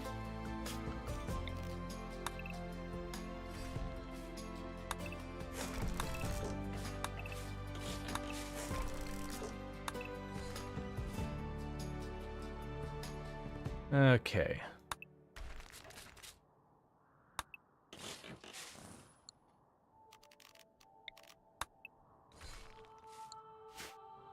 Yeah, we got them queued up to disassemble everything as well.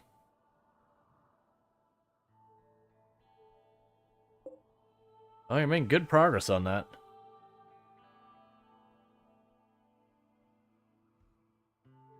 Which makes me curious, because I don't think we had enough steel for all that stuff. I guess we don't. That's fine.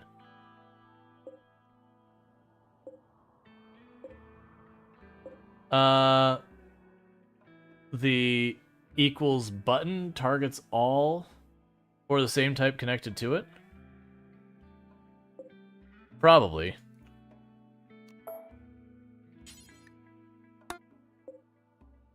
I mean, the thing that lets me target that is a mod within itself.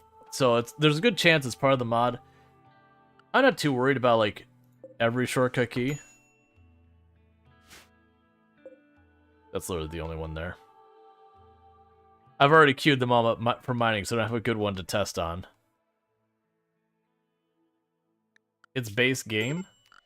I had people swear to me that I'm hitting equals right now. Why have you lied to me? You hear that sound? That's the equals key. I'm pretty sure it's a mod. I'm like 99% sure that's a mod. It should show up in the controls. This is me be like calling out, be like, you're a liar.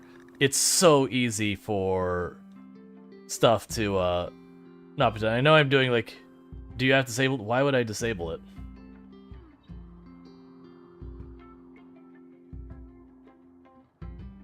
I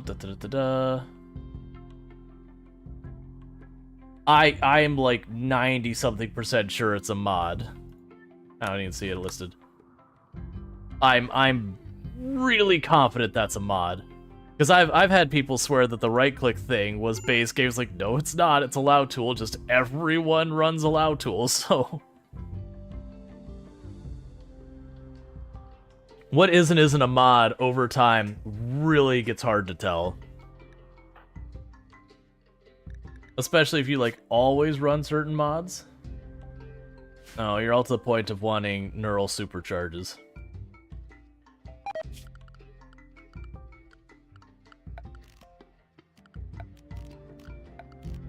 Oh, I haven't researched it yet. It's like, what? I mean, we could easily prove it. I could save real fast, start like a 2-second super duper fast colony with everything disabled, and then look. But I'm really sure it's a mod.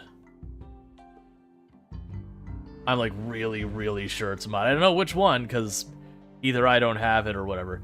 And that's considering I have a different keyboard layout, but we could still go over and test it.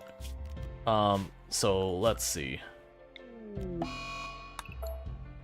So this is equals in QWERTY. Alright.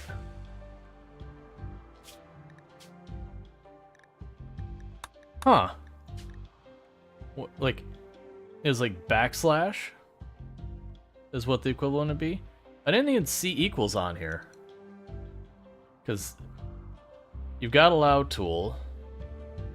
Yeah, no, it is. I'm pretty sure it is in the allow tool.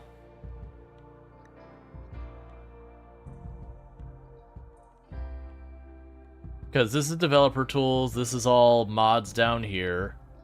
You have modifiers for left shift and all that. You've got your main tabs, which is tab and all that. These are construct and deconstruct.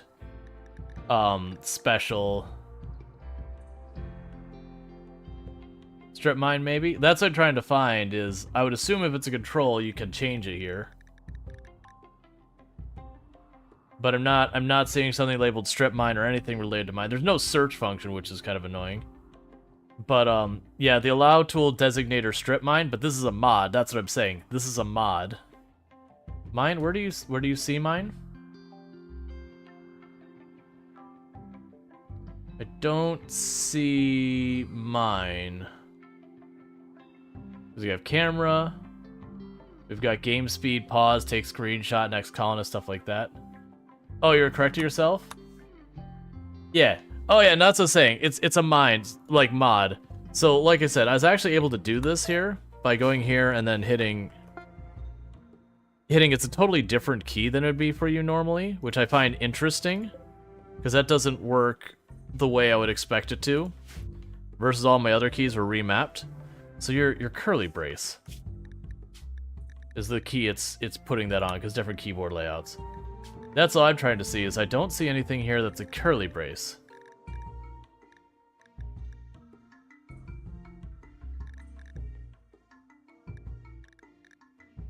I mean, because the other one would be the toggle debug settings menu would be, but that would be a key conflict. So I'm guessing it's just a mod doing it. Not that there's anything right or wrong or anything like that. If it's not a mod, then I would party foul the devs for having undocumented key controls that you can't change. We can find out real fast. I'm curious now, so we're gonna save and quit real fast. I know this is disruptive to it, but at the moment I'm going, is it the base game? So this is gonna take us a second, so we have to disable the mods. Because it'd be allow tool. Oh no, I get to go through all that, because it could be, like, it would probably be allow tool, but I don't want to mess with all that.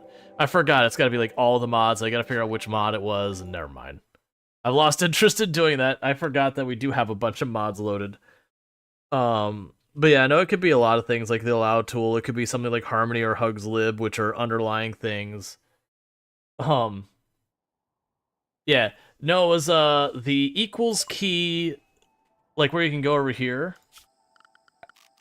And if I cancel this, being able to go here and hit the equals key and just designating the entire thing to mine, whether that was a mod or the base game.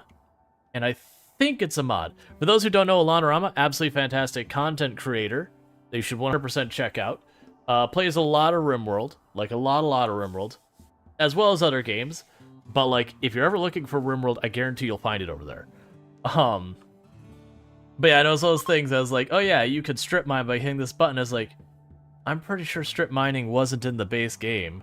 Yeah, no, I'm like 99% sure it's allowed to, because I've had not the equals key doing it, but I've had people who well, have like a run where I don't have allow tool turned on. It's like, oh yeah, you can just right click and do it. It's like, I don't have allow tool. They're like, no, it's in the base game. It's like, no, I can't do it. And then, I show I can't do it. But we have allow tool enabled. It's the thing of when people play the game a whole lot with mods, you begin to forget what is and isn't a mod. It all starts to blur after a while. It's like, no accusations. I've done the same thing where I go to the game where it's like, oh, I don't remember if that's my mod or not. But that's usually only with RimWorld, because RimWorld is one of the games that I do have a lot of quality of life mods. Where most other games will have like 1 or 2 UI mods, and that's about it. But how's it going? How was your stream today? By the way, if I didn't say it, you should absolutely follow Alanorama if you're looking in, like, if you like RimWorld, if you're enjoying what you're watching right now, you should be watching Alanorama as well. Usually streams before me to just a little bit into like the stream. There is some overlap usually, but you get the idea. Oh yeah, I queued up the stuff. We just don't have power because we haven't finished that, because I haven't taken Illicit and said, I need you to go cut stone. So let's get that sorted, because otherwise my people are gonna start getting all mad. We'll just, I don't even care. We'll just queue something up. It doesn't matter. That one.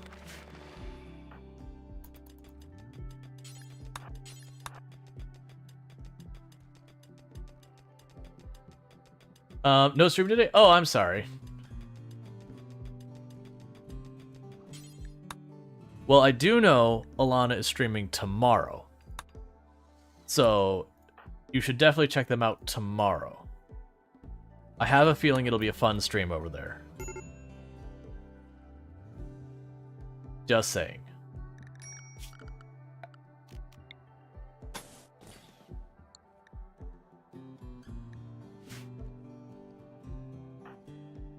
I was about to say, did you do the thing where you... I have lots of times where I'll be like, build that, and they'll bring the stuff over, then they'll start working on something else. Yeah. No, absolutely. I think it'll be a fun time over there. You should definitely check it out. That tomorrow feels like a good day to watch that stream.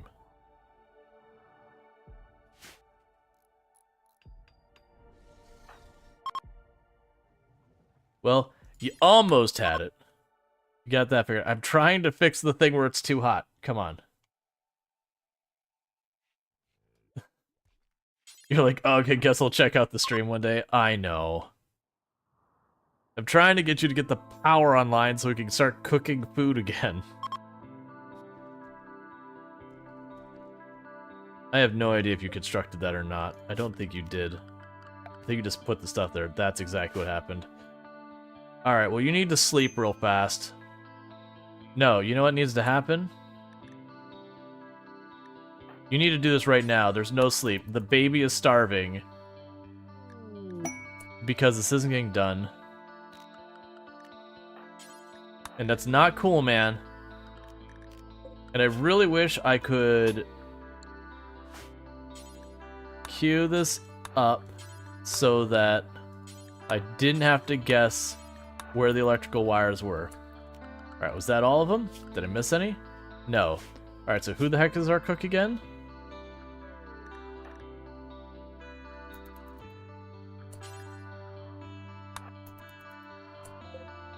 Bill's baby food first. Baby hungry. Baby want noms.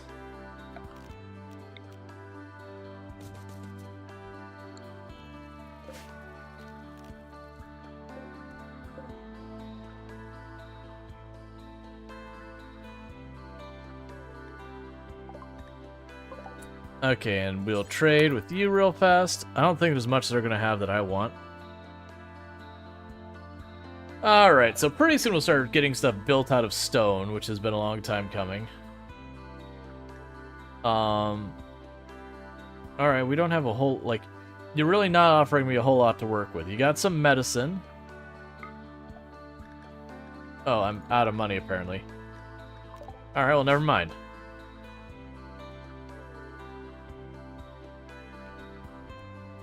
Because I genuinely do not engage in, like, the slavery in the game. It's just a mechanic that I've never really had interest in.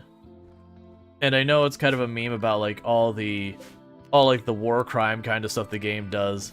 But that's just one of the mechanics that I've, like, you know, it's just never, it's never been so it's like, oh yeah, that's what I want to do. It's not a thing I enjoy, you know, playing pretend on or whatever.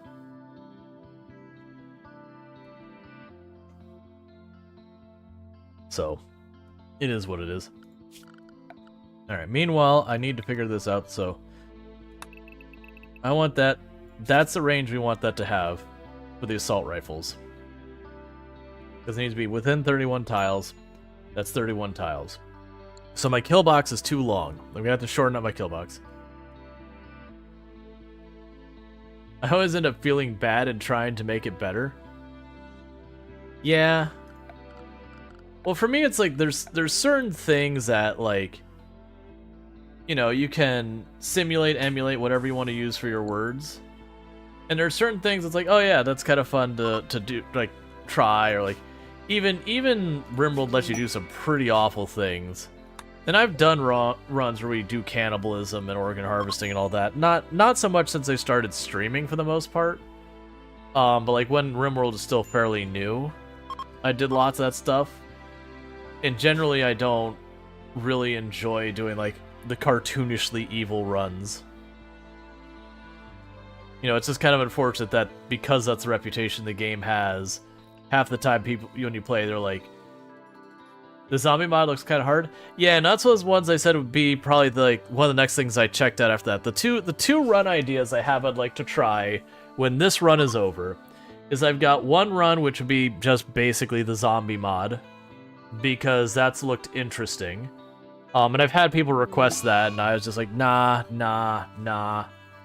But, you know, it actually does look interesting, so I'm like, you know what? Yeah, we'll probably check that out after here.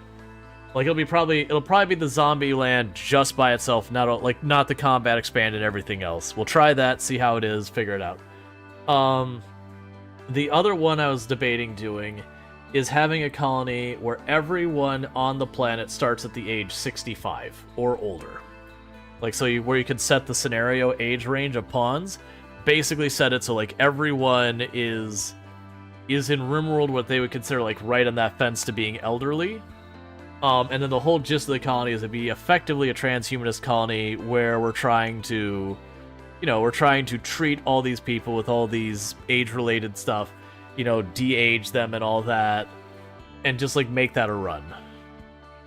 I don't know. That one might not actually end up feeling that good in the long run, but it's like, okay, that might be interesting, because RimWorld is really mean to you about age. Where it's like, oh, you turned 67, congratulations, you're now fragile and have a bad back and dementia. You're like, thanks, game. Thanks. This is really helping. You've really definitely made this easier for me.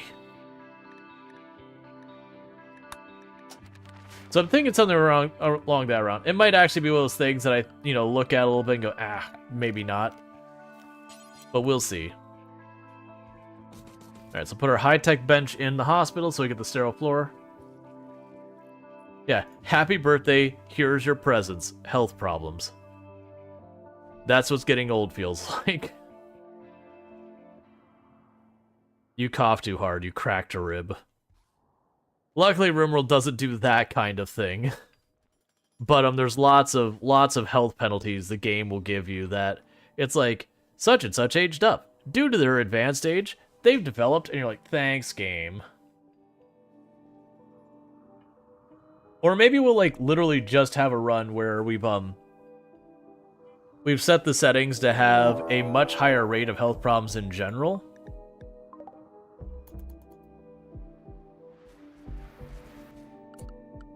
And like I said, the whole point is to, like, treat people. Alright, so they're gonna try and siege us. We're gonna say, no, we don't like it. We're gonna gather the Thrumbo. Should have waited till they get into position. So we got a handful of revolvers and pistols that are long range. Well, longer range. Alright, so this is going to be one of those fights that we have a distinct...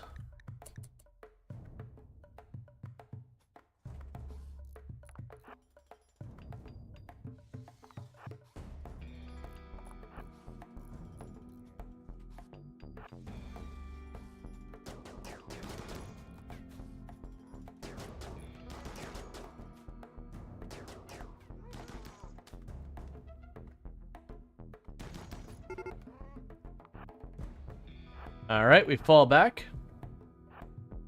to the army of Thrumbo.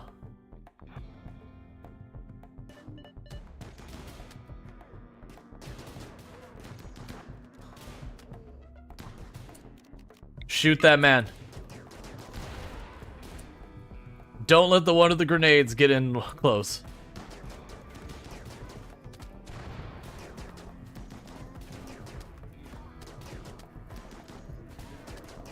Time to Scrooge or Christmas? Yep, and all the friendly fire happening.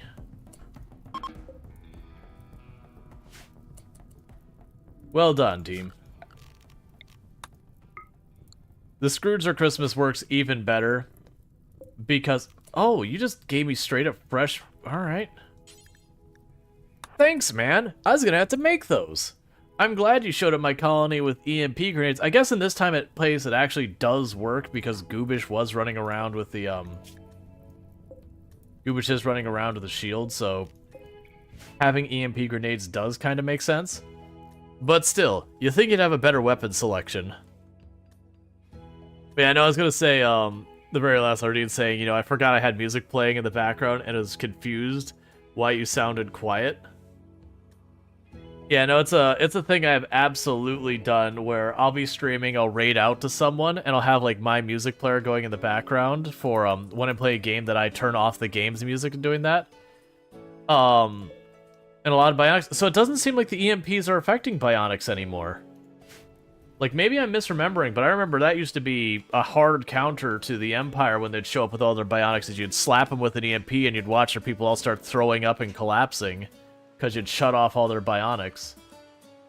But we've absolutely friendly fired ourselves with EMP a lot, and the only one that has any problem is Goober's Shield's got them. Yeah, only the brain ones, Learning Assist, for example. Yeah, did it used to be different, or am I misremembering it? I felt like it used to be that, you know, if you had 2 bionic legs and you got hit with an EMP, your character would instantly down until it wore off. Or if they had, like, the bionic stomach, they would throw up immediately. Nomber on a 5 stream streak, getting 150 points. So congratulations, Nomber. Quit having so many babies. I mean, it's actually fine.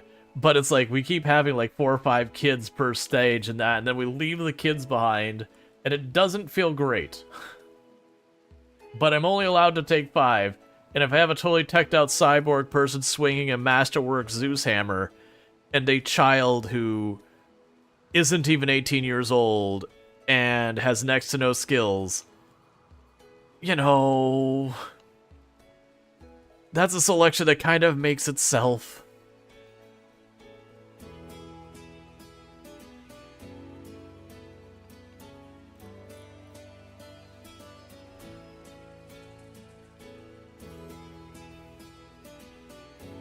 Yeah, so we're at 720 extra power, and I can't put that close together.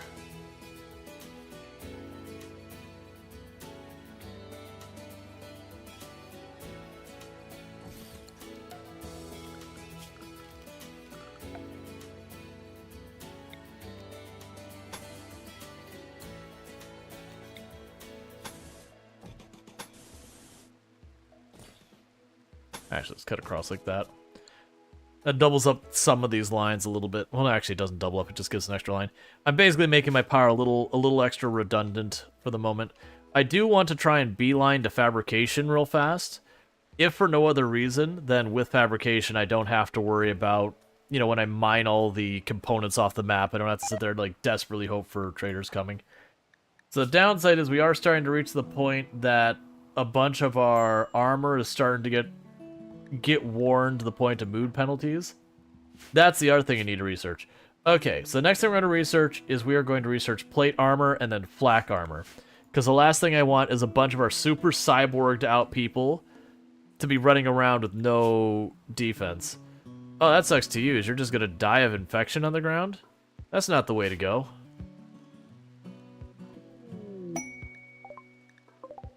Why did you go down? Are you a wimp? Is that what happened? No? Huh, really surprised you went down then. Okay, whatever. Saw the Thrombos decide to play dead. Fair choice. And for the record, I have not named any of the Thrombos myself, but the names our colonists have gone with for the Thrombos is Rocco, Scrooge, and Ty. Scrooge was our first one, which is very appropriate time-wise. Ooh, you are barely winning against that plague.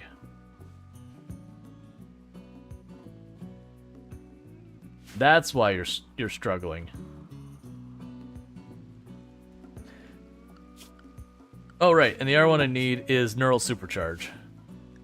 Wanderer joins. A human computer named Banks has arrived and wants to join your colony. He is willing to contribute, but will not leave voluntary, claiming he has nowhere else to go. Your colonists will be fine. What are you? You know what, Banks? You're lucky that you're actually a good pawn. Because I have gotten to the point when you get these like really bad pawns forced on you, sometimes I tell them to go take a hike. And it's not in their best interest. So we got Ichitenma. Named, because you'll have like this person, you know, actually this is a really good pawn. Like, they're not amazing, but this works out well for us. People arrived. Okay, so get you Tenma. We should have an assault rifle in here somewhere that we carried over from the last colony, I believe.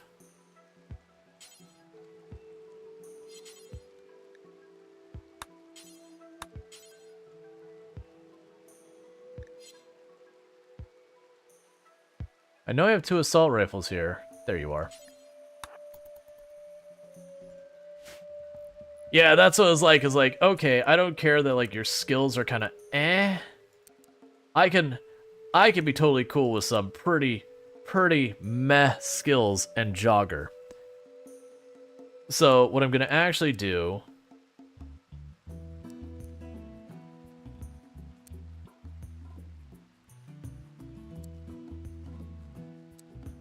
There we go. So Ichi Tenma is... No, don't do that.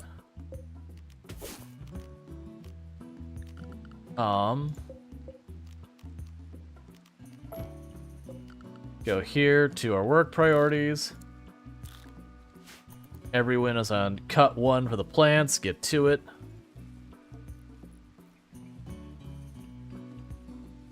Jogger plus 0 equals you're hired. Oh yeah, it's like Jogger's like, hey, you know what? I can always use a cleaning / hauling person. Absolutely. Most of the time when I get a pawn handed to me like that, where it's kind of forced on me, it'll be like abrasive meanderist, slowpoke or something like that, and you're just like, oh my god, please, no. It's always something like really awful like that. They're just like, look, man, I am probably just gonna banish you and be done with it. Like, it's going to be nothing but pain forever. So let's just go ahead and accept the negative consequence and be on with it. But no, that's a good one. Basically just jogger, no real negatives whatsoever. I'd worked with that.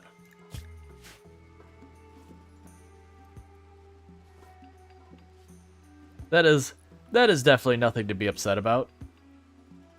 Why are you downed? Thank you for the free food and guns. Why are you down? What happened to you? You got into a fight and you lost. Okay, so we need to do plate armor, then flak, then go from there. Yeah, so basically the idea is they're gonna handle all this. They will also support researching, because whenever we get someone else in there for researching, that frees up Craven to help with growing, and if they can't grow, they can art. They're our only art person, and they're terrible at it, because I literally never have them do it. But yeah, no, Jogger is one of my favorite traits. Like, those traits, that's like, what does this do? It's just a net positive. Like, kind, Jogger. I mean, I like Jogger more than kind. I mean, kind I like a lot. I really like kind a lot. The number of colonies I have lost because everyone's social fighting each other until everyone is just in horrible shape. Even when everyone's like in a positive mood. Just because people run around and insult each other all day, it seems to be like their only pastime. Like, getting kind, you're just like, yes.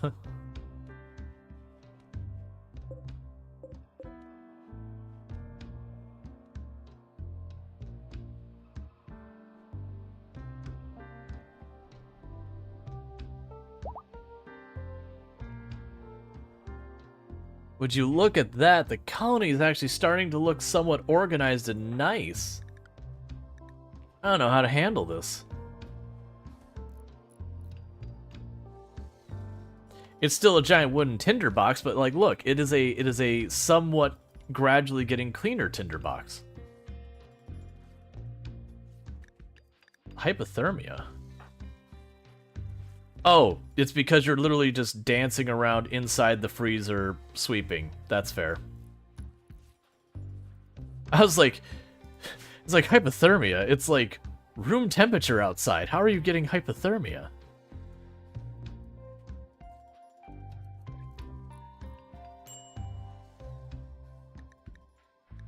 Need baby cribs.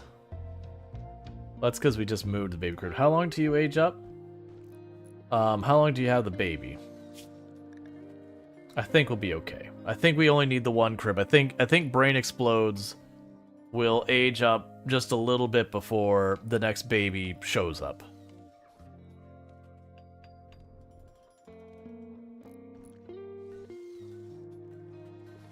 Oh, we can hold that door open. Oh, those are already open. Oh, that's another thing we should do. We're going to put a small shelf.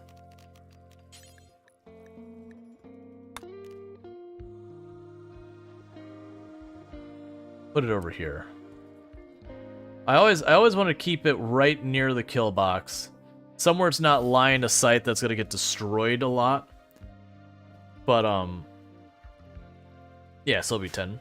So that way I can put all my EMP, smoke grenades, those kind of things. So when we run into a fight where, you know, mech cluster or mech raid shows up and they're immediately attack, you just grab the EMPs and they're just ready to rock and go. I know the Thrombos ate the baby food. Yeah. It's pretty annoying when they do that. I'm not super worried about it because now I've got enough stuff going on that we can get that going on. Man, we're actually almost out of food. Oh, that's because I got a bunch of meals. We're working on it. Supplies, skill trainer plants. No need. We're already pretty close to maxed out on plants and the people who matter for it. That does make you... I mean, we're not going to know what Brain Explodes ends up doing till we do the Raising a Colonist lottery. See what our options are. See if we get like a crafter or an artist or whatever. Get a construction person or a mining person.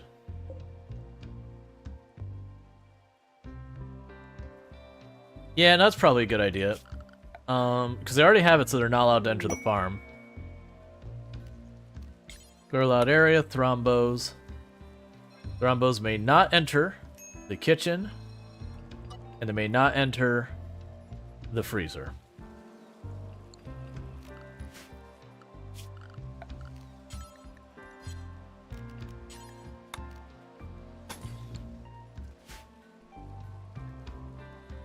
Which we'll add shelves in here as well once they're ready. I do want to replace a lot of our walls with slate and all that, so research. Flak armor. I'm trying to get there as fast as we possibly can. Oh, I also just realized I didn't put a light in here, did I?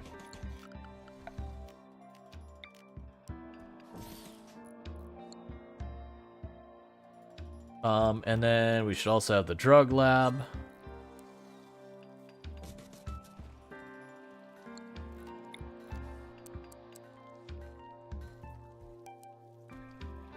And we'll have the smelter.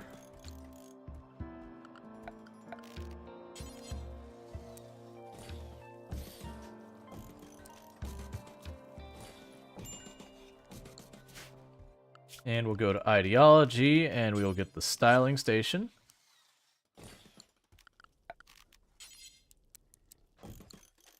Because I've apparently left all that off. And misc. Put our tool cabinet there, so that should cover the whole room. And that's not going to get done anytime soon, but that's okay.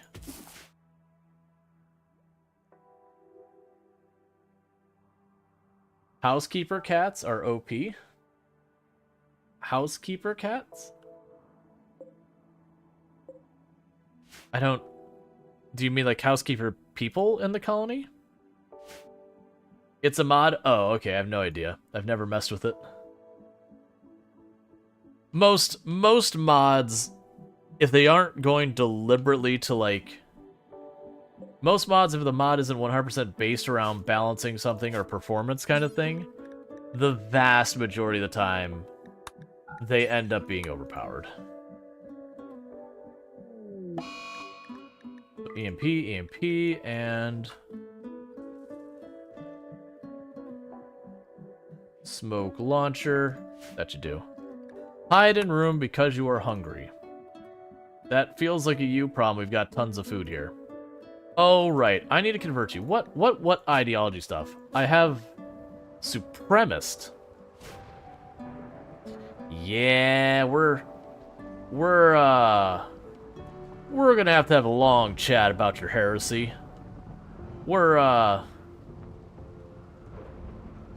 We don't take kindly to those kind of views here. That's gonna be a big old no in my book.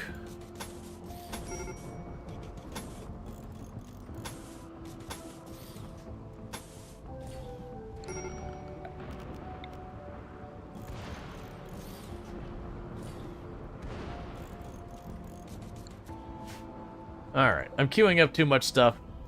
It is what it is. So what's new move penalty for not having it? -4. I think that's the same if you have it, it's not sorted. So what we're basically waiting on right now is we are waiting on being able to, put a well, that probably won't be enough. I probably should put like an AC down here to cool off some of this and our AC up here to cool this off. That kind of thing. Another AC in the hospital. These would all be things I should probably do that I probably won't anytime soon. Yep, they keep moving the baby to the fridge. Well, actually, they're moving it to the door between the fridge, and then the Thrumbo goes, that's not where the baby goes, and puts it back in its crib. And then someone else grabs the baby and puts them back in the fridge. You know, RimWorld things. And for those who don't know what's going on, in RimWorld, they have a very low tolerance for heat that the children can handle on the high end. Actually, it's decent. It's 86 degrees Fahrenheit. Where if it's up there, then they'll take them someplace else. Yet the comfort temperature for on the low end is really, really, really cold. I think it's a -22 degrees Fahrenheit, which is well below freezing. So RimWorld is weird. They're like, no. A little bit on the warm side? Absolutely not. Don't get me wrong, 86 is not good for a baby. That is actually a problem. But, -22 degrees Fahrenheit is also really a problem.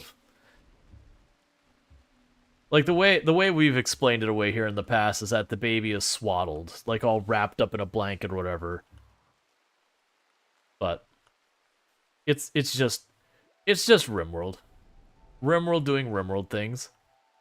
Per the usual.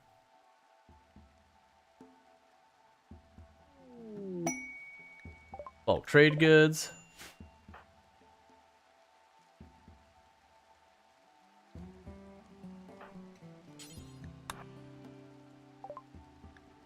Alright, so what do we have now?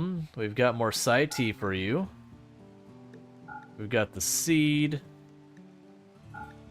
Have some worn out clothes.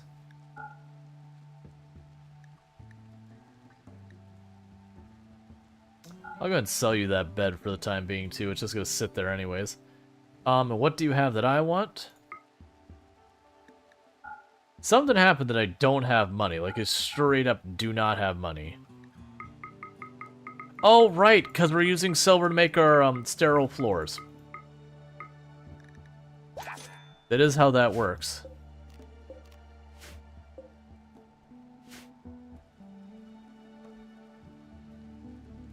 Yeah, that's fine. I still want to do it. I just totally forgot that we had it going on.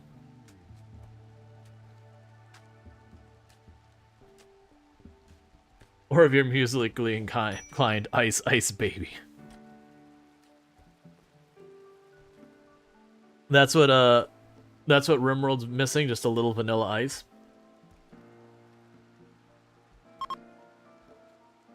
And some Teenage Mutant Ninja Turtles.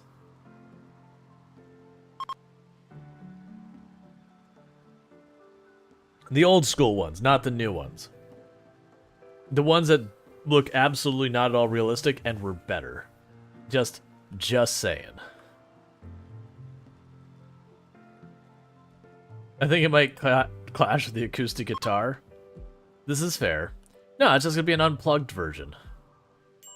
I remember that was like the big thing was to hear your favorite band unplugged, which was just the same exact song, but you know, on an acoustic guitar instead of an electric.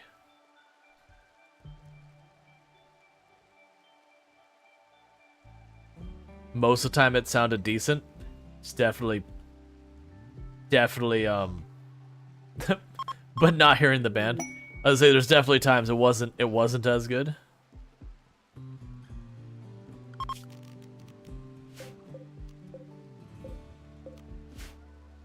Alright, so we're getting close to getting the flak armor done. I've got tons and tons and tons of stuff to mine queued up. But I don't think they're getting anywhere with it. I think Illicit's running around breaking up all the stone and all that, which is fine. I'm kind of tempted... Yeah, we'll do the... I mean, they'll never do it. As I'm kind of tempted when Ichitenma doesn't have anything else going on to have them mine, but they have no passion for it. So it feels like it's kind of a waste, because they're not going to get good at it anytime soon. But the problem is, Illicit and Z is going down here, breaking one block of steel and going, oh yeah, and then putting down like 2 tiles because that's cheaper than that, so they're just never catching up. At the same time, when they finish the room, then it becomes a non-issue. Ideology, we also have to do... Right, this is what I was going to say is, there you are. Yeah, so that should actually work pretty quick. We need to get them on board.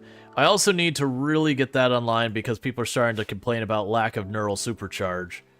And that's not going to get better. It's going to just escalate over time.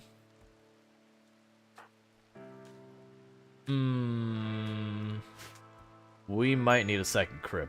Let's queue up a second crib. If I don't need it, that's fine. If I do need it, that's fine. Get a nice, comfy sandstone crib.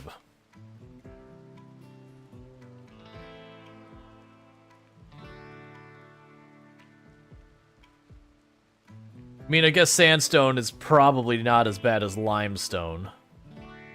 Still,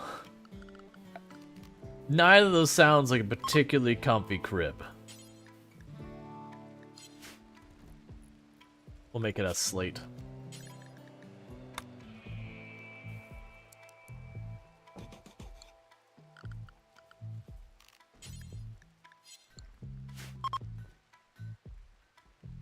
Don't worry about that room later. I'm gonna queue it up just so they, because like it's gonna trade a -4 for a -4, so might as well. When they get the floor down, then they'll stop whining about it. Because I'm pretty sure it's a -4 for a -4. Because -4 for missing machine spirit, and it should go to a -4 for machine spirit insulted or whatever. Or disrespected, I think is the language it uses.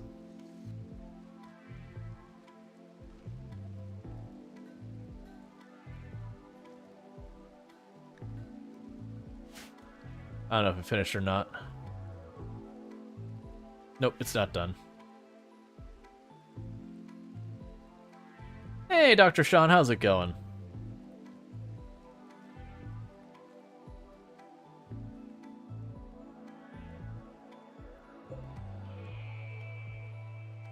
Why does it seem like a lot that's not been planted? Cargo pods. Thanks for the whole bunch of kibble, man. I'm glad you're taking care of the thrombos.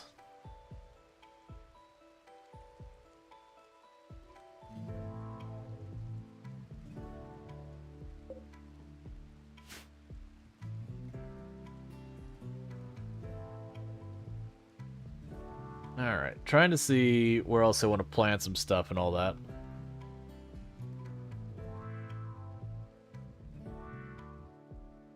So, oh, you know what it is? We're running that same problem we had the last time, where Zidian is one of our growers. So it's basically Pronger is the one who's been doing a lot of the growing, and Zidian's been helping out. Zidian or Pronger, it is oh, you also cook. Yeah, so it's basically we don't have enough people growing things. That's fine. We'll like it's doing okay. Like, as long as we keep some meals ahead. But, that will be an escalating problem if we don't get ahead of it.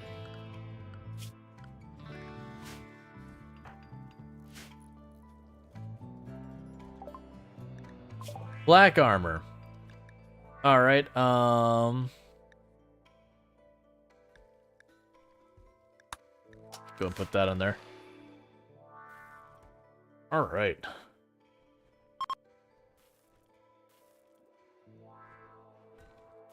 Look, I convert you, you don't convert me. These are the rules around here. You can learn to respect it, or you can, kindly leave. That's how that works in this colony.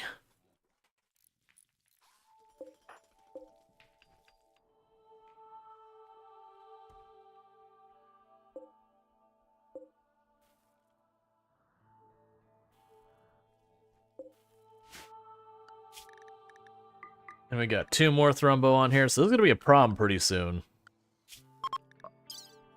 Now our wealth is building fast. We're already almost at halfway up to the point where we get the reset. It's gonna still take a while because we did start with almost 100,000 of that, so that would mean we've got about 1/7 of the way that we have gained. I mean, okay, if we started 100,000, that'd be like 250,000 left to go, and we're about 1/5 of the way. And that should continue to accelerate as we get more and more tech.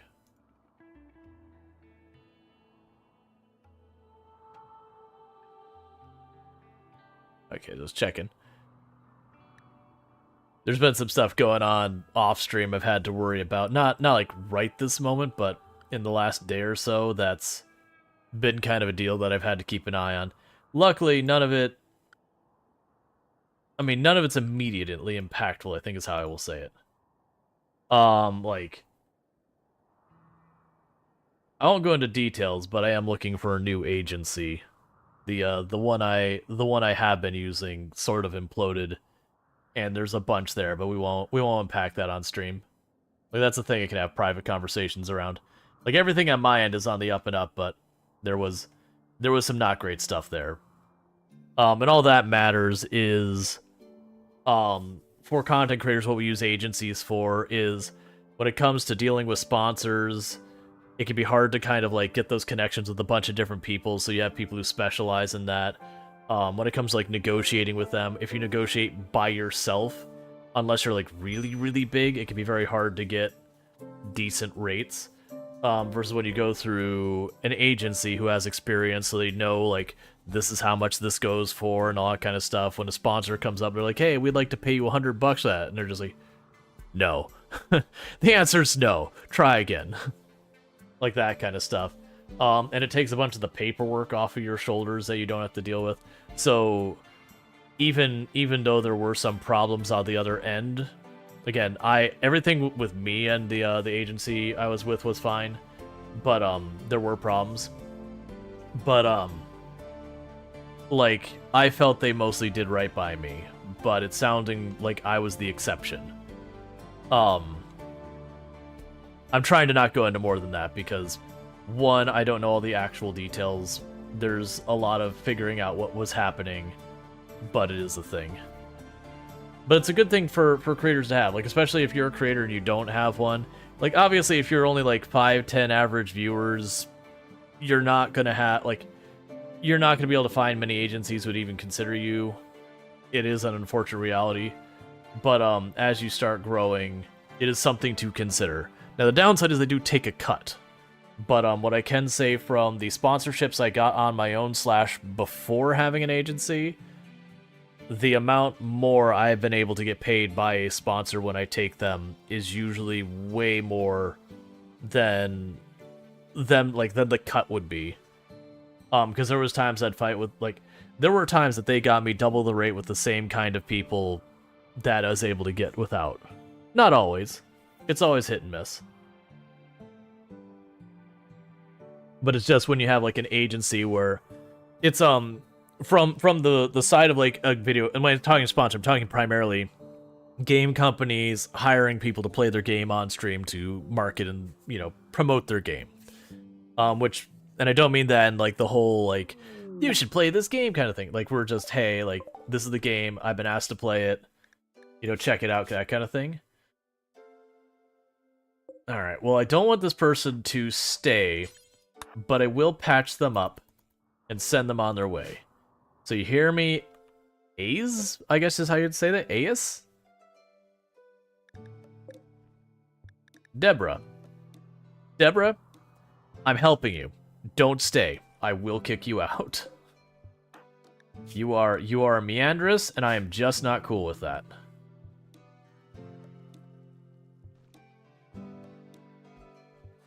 I don't want to deal with all the social fighting and all that garbage. So, you're getting patched up, and you're going on your way.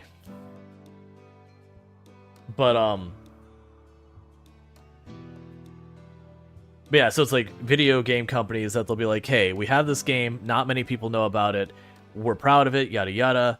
We want people to play our game, and so then they hire creators to play an hour, 2, 3, 4, like all the different individual terms vary game to game. And most of the time they'll pay them like a flat sum. Like, I will pay you X dollars to play for Y amount of time. They'll usually have a talking point that they basically this is what we think people will like about our game. That's usually your talking points. And then sometimes they'll have what's known as a call to action, which is like, okay, wish list the game, okay, play it now, whatever. That kind of thing. But you do all that. And so those are the sponsors that you're typically going for and whatnot. But when I go and I try to pitch, like, where it's like, hey, you're looking for people to play your game, I would, consider me kind of thing. The idea is they're taking a risk. Because I could play their game, it's not the right audience, no one shows up, people go, eh. And it has nothing to do with, like, how good, bad, or otherwise the game, it's just a poor fit or whatever, or there happens to be a big release on the same day, all these other things. So they take a risk. Now, if it's just me, then they take that risk. It either pays out or it doesn't. They either get what they want or they lose money. But when it's an agency that they're going to hire like 5, 6, 7, 8, I'm sorry. I'm sorry, Ace. But the answer is no. Meandrist, you're not welcome here. Hate is not allowed in this building. But it's one of those things that, like, when you're dealing with that, when you can spread that risk out over like 5, 6, 7, 8, 9 different creators who might be in different groups and all that, like, through the agency, that means, okay, if I'm dumping all this money and then like 3 of them don't work out and 5 of them work, I've done well. So that's the other reasons they like to engage with agencies. They can take that risk and really kind of mitigate it by having a wider range. And then plus, if you have like a channel that most of the people are into just one game, it tends to be harder to get, for them to get sales. Versus, again, if you're hitting a whole bunch of different games, a whole bunch of different audiences, you're also like mitigating risk, that whole thing. Which the risk there is that you spend money and it does, like, you don't get your value out of it. Ooh, Illicit, please get inside the perimeter. Is it just the one elephant? No, it's 2. That's fine. Illicit's gonna be inside the perimeter in plenty of time. So the first time we actually get to use the kill box properly. Not really, because that block there is not in range. So when it auto repairs that block, we're gonna just tear it down anyways. Where are you going? Where's... There you go. You figured it out. Good job, Elephant. Wait till you get your prize.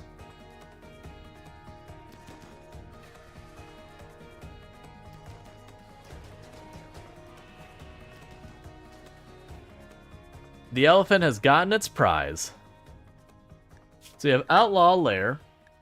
So it'll be a lair with 5 imps that we can fight for 36 goodwill. I'm probably going to actually take that, and we're going to send a little bit of a heavy-handed group over there to deal with it.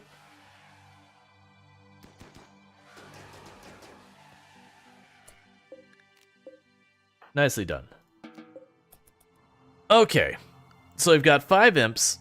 Who do we want to send and who we want to stay behind?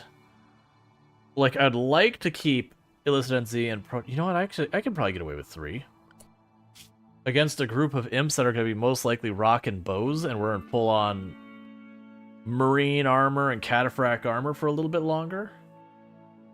We can probably make that work.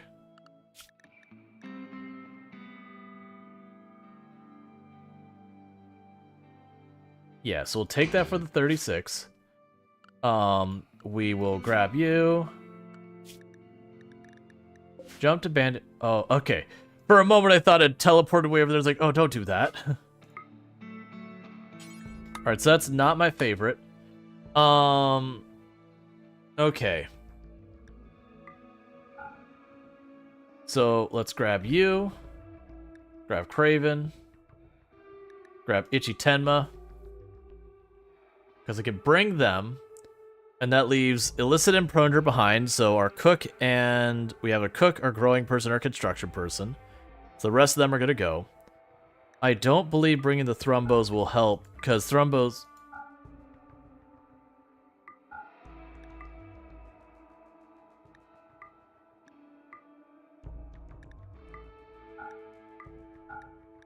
Okay, we'll do that. Travel supplies, good. They're not going to try and bring the baby food. They do that all the time to me. Yeah, get out of here.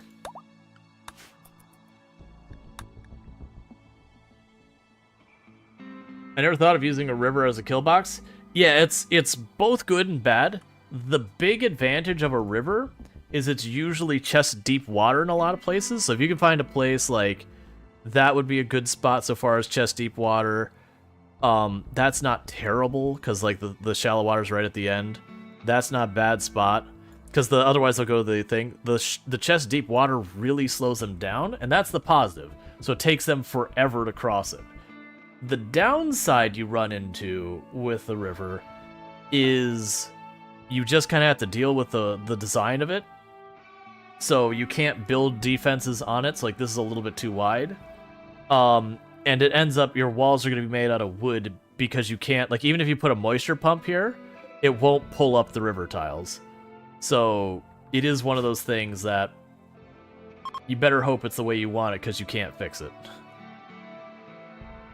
But that's part of the reason I'm doing this style of kill box versus like the long, narrow kill box and stuff like that. Is just, I can never make these, like, this length here can never be anything but wood. Same with that side. So these walls will occasionally get punched through just by stray hits when stuff runs along the edges. But if that ends up being a problem, I'll just build a second layer to the wall. I've had really good luck with them. They've been one of the more effective ones. I have been liking this style back here, so if you don't see what's going on with this, I need to do a couple things. Let me actually pull something up real fast because I like showing off this tool. It's a fun little tool. Just takes a moment to load because I don't automatically load it because it doesn't work with some applications. Where did you go? There you are. But yeah, so if I go down here real fast. So what's neat about this kill box is if I go here, like I can have pawns positioned here, like you see the idea. All these spots are where I could position pawns. To shooting gallery this. So I got 2 pawns, they'll shoot there, 2 pawns, they'll shoot there, 4 pawns, they'll shoot there, 4 they'll shoot here, 4 they'll shoot here, 4 they'll shoot here. Sorry. I'm actually off on these ones because that one can go either way. So it's technically this pawn can choose these ones can choose a side. But you get the idea. So it's like 2 here, 2 here, 2 here and a spare, 2 here and a spare, all that. So there's just a lot of firepower to get the full benefit of cover and just be able to have an extremely high concentration of people able to shoot down a direction and still have cover. Alright, so let me go ahead and get rid of all of that real fast. Because I had, oh, was it... When we did the hot potato, I think it was Adam vs. Everything I saw, that they had something similar to this. I don't believe they had the gap in there. And it's had me like changing up how I do my stuff. Like normally I'd actually when I've experimented this, I make it have more of a curve to it. So like I probably would have moved these 3-ish back more. But just this particular area I don't really have the space to work with, so we're just making do. But it's I really liked it for a different kill box. Because a lot of the kill boxes I was doing was I got this idea from a couple people. I know Drongo used it. Bloody Drongo's another content creator on the platform who's fantastic. Where what you do is you have a wall here, you have a wall here, you have stuff like barricades or columns in the middle. Then back here you'd have a little bit of cover for you there. And there's like different versions of it. You'd have something like that. And so that the idea was, and you'd have, you know, your exterior wall would be like here. And then you do something like this with columns so that they can't stop and shoot around. So what happened is they'd run down here, and they would single file into your people. You'd have, you know, your melee pawns there. You'd have range just piled up back here. And if it was a problematic group like imps or whatever, you might switch them to being over here once they start getting close. You could also do this, which is usually what happens once you've been around a little while in a run, that you start having the resources to do this. And what you could do is you could do a ping pong thing, where you'd have a door there and there. Actually, more realistically, here and here. And what you'd end up doing is you'd fight everyone at range, and then the moment they start to get close, you'd step out of the door, so the closed door, while the other person steps in to open this door. And then all those pawns, realizing there's not a path here anymore, would start looping back and then going around the other way. And you could just ping-pong them back and forth. It's not foolproof. Sometimes they'll go up and they'll smash the door and all that. But, it is really effective. Like I said, I saw that kill box. I was like, ooh, I haven't tried that one before. We were running into weirdness that had to do with the way things are counted in and out of combat by the game. Did I accidentally like take you off growing? What is your deal that... No, I don't... Like, you're doing nothing but harvesting and you haven't planted anything. Like, trees are growing back. I don't really get what's happening. Oh, is it just because you're moving this baby constantly, being like, up, it's too hot, up, it's too cold, up, it's too hot, up, it's too cold? This is the way you normally make kill box, but you put a hull on the side and through a PN specs. Yeah, no, you could do the EMP side flank things. You just, you know, adjust it for that. So they have no electricity. It looks like they've all got bows. None of that's surprising. So this should work out okay. Because I have a shield. I have better weapons.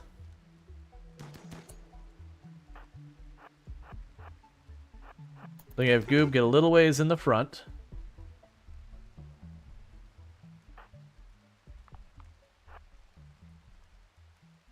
To draw the fire.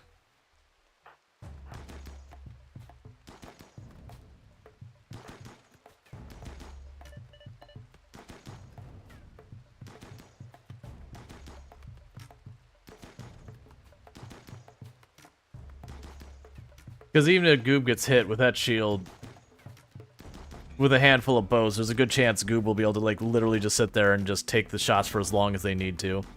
It would require them to land consistent hits on us a lot. And with the rain, that's probably just not going to happen. He's taken 2 hits and just shrugged them.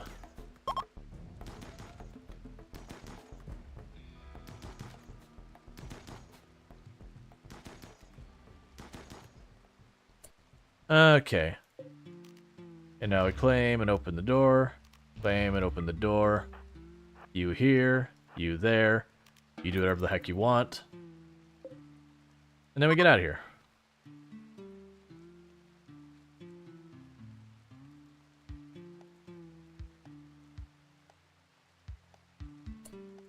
Cool.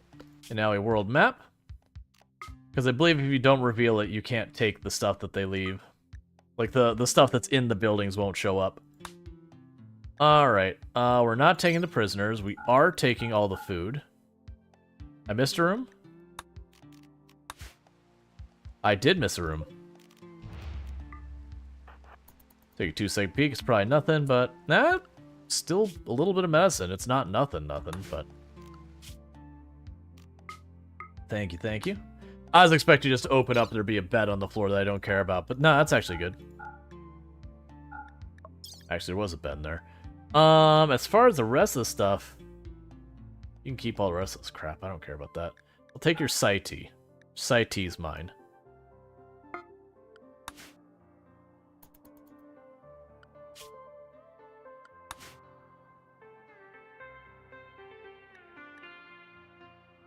Alright. So get everyone home as fast as we can. I still got that one wall. Am I out of wood? Is that what's going on? I am out of wood.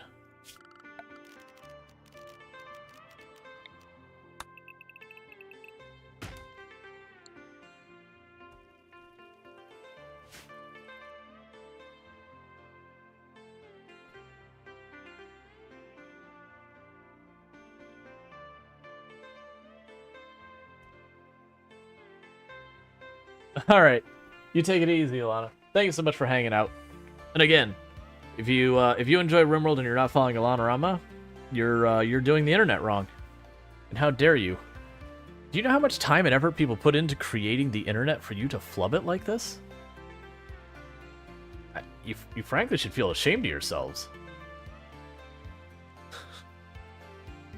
Obviously, we're joking around, but Alana's good people.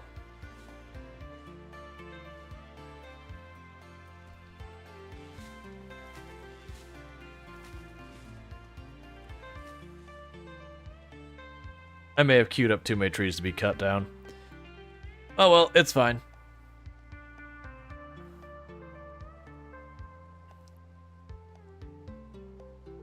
Gonna actually reduce the priority on plant cut for both of them, so that way they actually grow things. There we go. Yeah, don't make Al Gore cry. You wouldn't want to make Al Gore cry. Not a pretty sight.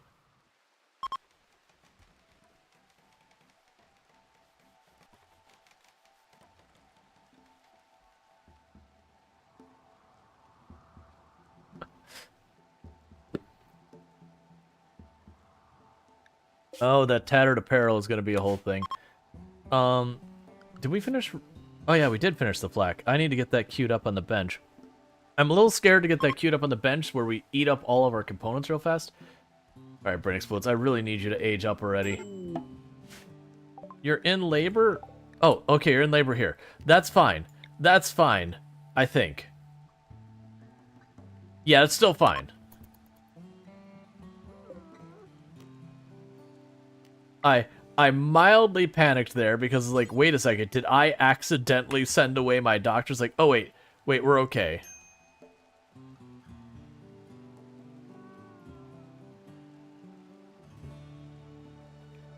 I forgot, like, half this colony is doctors.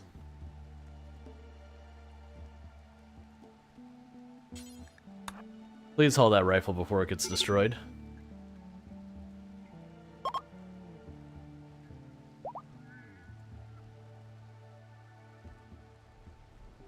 Alright, so they put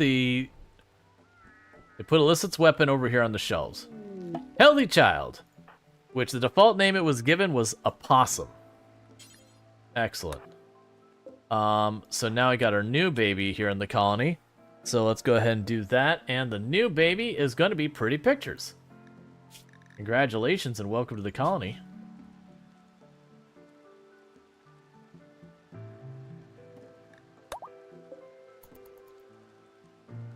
Oh, for a moment I was like, did we ever get that second crib made? It's like, oh good, we did. For a moment I was like, oh, are we going to have sleep on the floor, baby?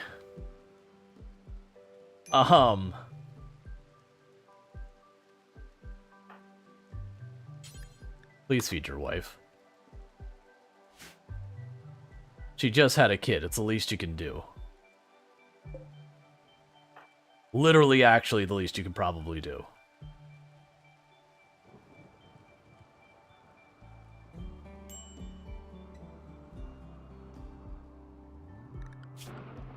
Meanwhile, go to you feeding.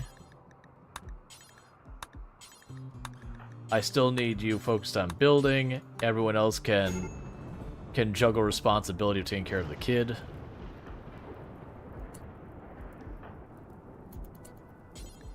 Please put out the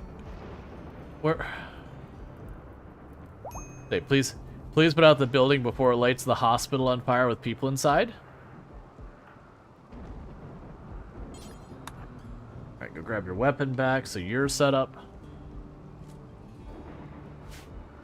Okay.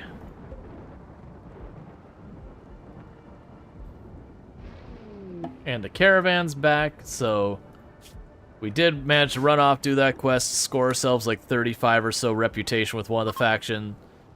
We also scored a little resources.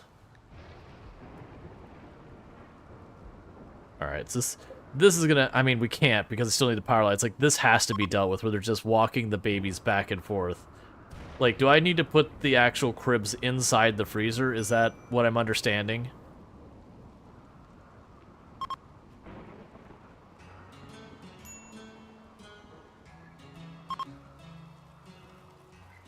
Because literally they're just doing laps of carrying the baby in here, and then one of the Thrombos being like, oh no, the baby, someone left it on the floor. And then running the baby back into the bedroom, and then the person taking it back out.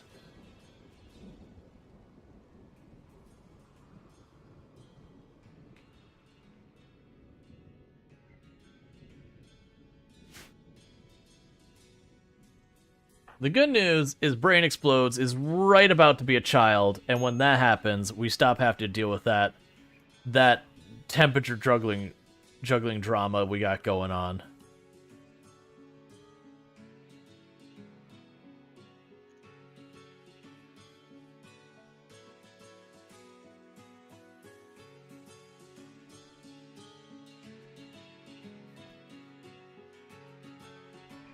Alright, you know what we're gonna do? We're gonna put a door... Ooh, actually... Take apart both the outer doors. And we'll make those into auto doors, and then we'll go do the inner doors once those ones are settled.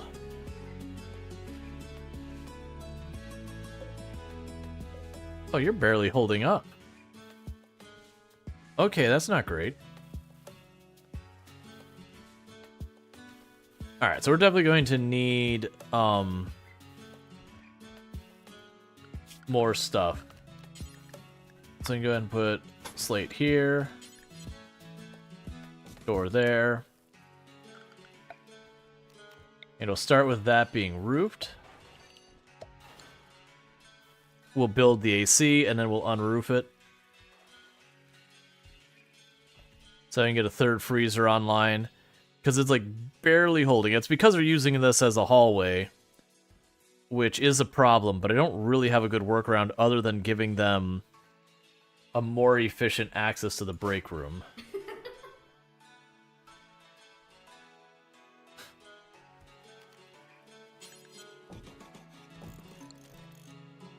That might help out with the pathing, to keep them from cutting through there as much.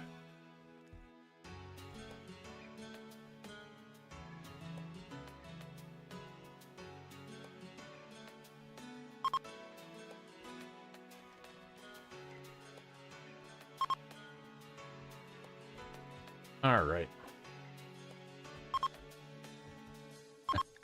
It's just back and forth all day.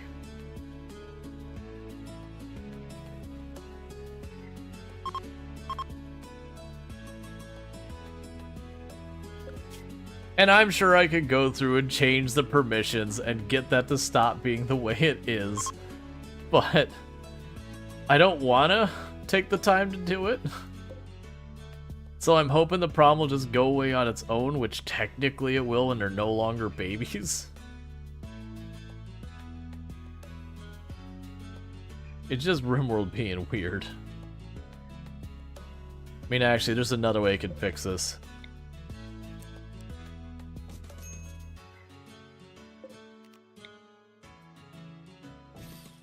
There. I've queued it up, so... actually, don't put it there, because we're going to be moving that crib there. Or not the crib, they're going to be moving the door there.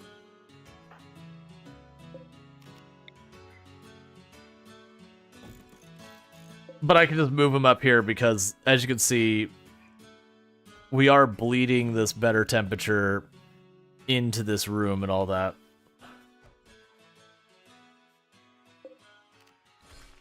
Okay, with that, we can open this wall up, because now that's enclosed. And we can put our 2 more ACs here.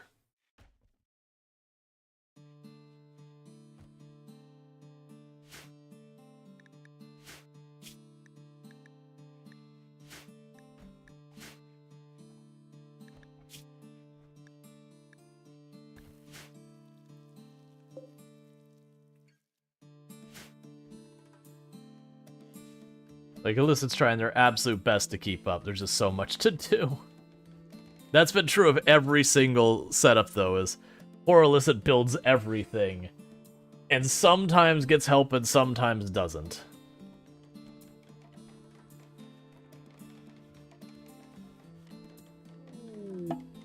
At least it looks like Ichi Tenma is actually carrying the wood into position so that Illicit doesn't have to do that too.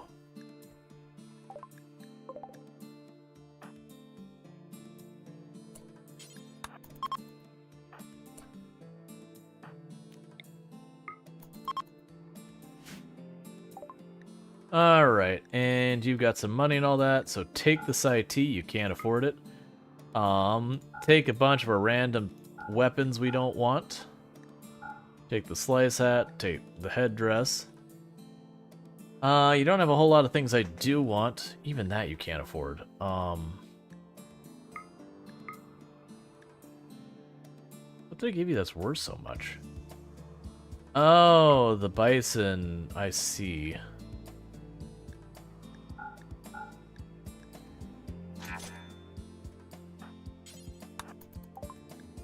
Alright, gifts. It's gifting time. Take the bison thing, that's 2. Take a Mountus IT, that's 16. We'll bump you up to 17. Alright, so we're slowly gonna start making people our friends. It'll get to be more and more as we, Oh man. It'll get to be, jeez, we're getting so many of those. It'll be more and more as we go along. We start having lots and lots of resources to give away. I could actually see just straight up giving away a Thrumbo here and there if they start to get too much out of line. To just massively boost, you know, our standings. The Thrumbo's considered 4,000. Value, worth, whatever you want to go with. Wealth.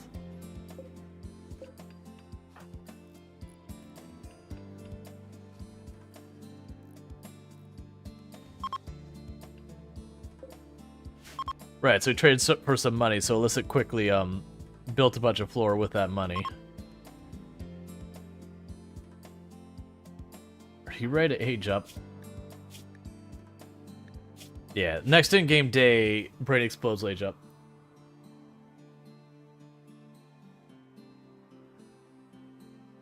Oh yeah, I was like, a giant furry machine? I was like, what? I was like, oh yeah, the Atkins. The Atkins did show up, and we did throw an army of Thrumbo at them, and absolutely just overwhelmed them.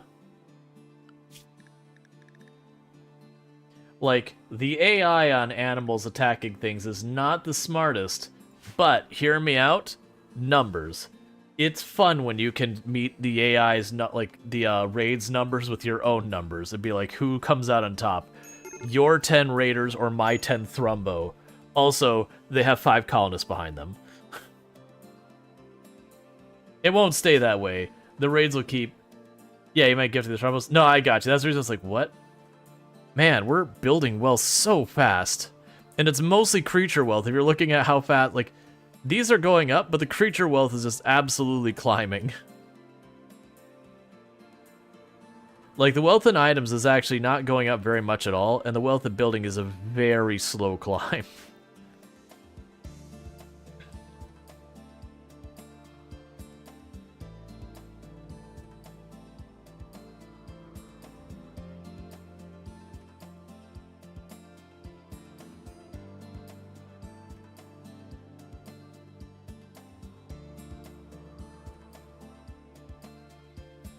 Zinnian's doing their absolute best as well to...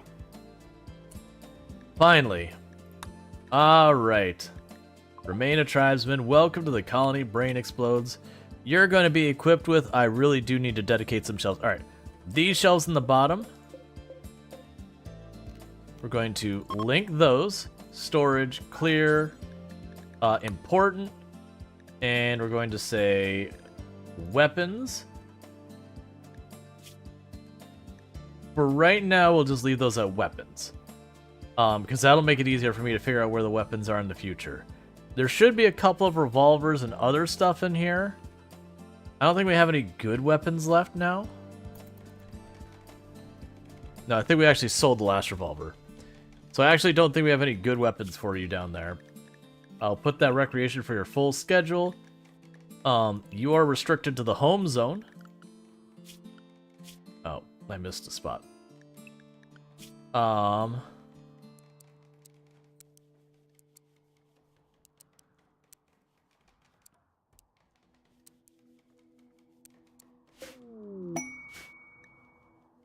Boss. And we got masterwork and masterwork. for all that stuff. Yeah, I don't think we have any weapons for you. Oh, and that's not true. You're probably not gonna...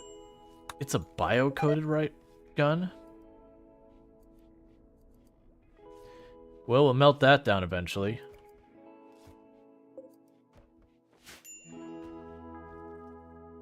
Alright. So you'll just do your best for right now. The other thing we can do is we're gonna go up here and go furniture. Try that again. Furniture. Blackboard. Desk. And a pair of chairs. And a standing lamp. Alright, so we're just gonna keep expanding the base, getting all the things. What are those huge drops? Oh, when you look at this, so these huge drops you're seeing, we're playing Arconexus. So the way that works is you basically build your colony up to a certain size, and then you sell your colony to other factions to get a piece of a map. So we built up to this, we sold our colony and all our research to get a piece of a special map, and that's when we did it a second time. And then these spikes you're seeing here is when you send out a caravan, it stops counting the pawns and creatures you send in the caravan as part of your wealth while you're gone.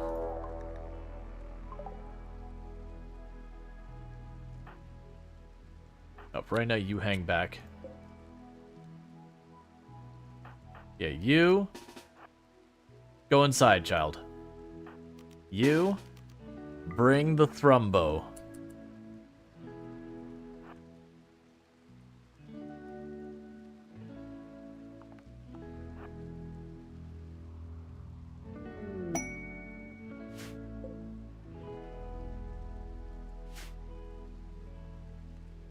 Okay, so you're actually okay to go do stuff. Alright, we're gonna make a new zone. So zone, manage, new area, rename, indoors. Okay, do this, expand, indoors. And for me, what I'm using the indoors here is any place that is inside my defensive perimeter that I don't have to worry about the colonists going out and them getting themselves absolutely murdered. It'll cover up just kind of the halfway point. We'll go just to the point that we can cover both those. And we're gonna schedule. You're now assigned to indoors. That means brain explodes can wander around and do stuff inside the perimeter where you don't have to shove them in some corner. But it is a whole thing. I did not position you at all correctly. Alright. You, here, you, there, you, here, you, there, and you take point. Actually, you take point, and Zidian right there.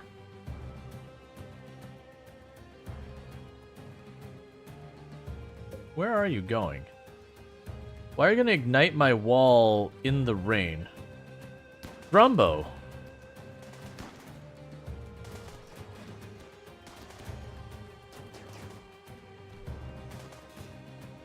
It's not the way I was expecting this fight to go, but I still actually think the Thrumbos are going to win.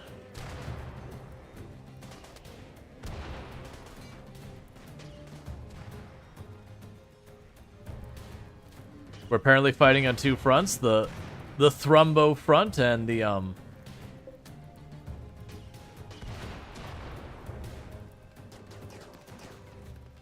shoot front.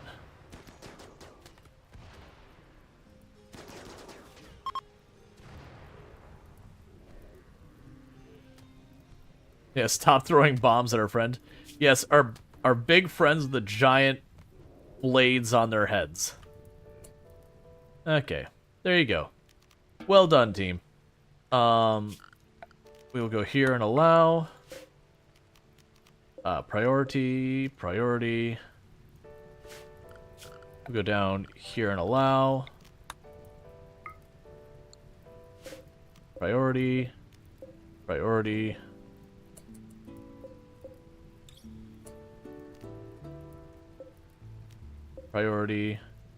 What do you have? Tox pack.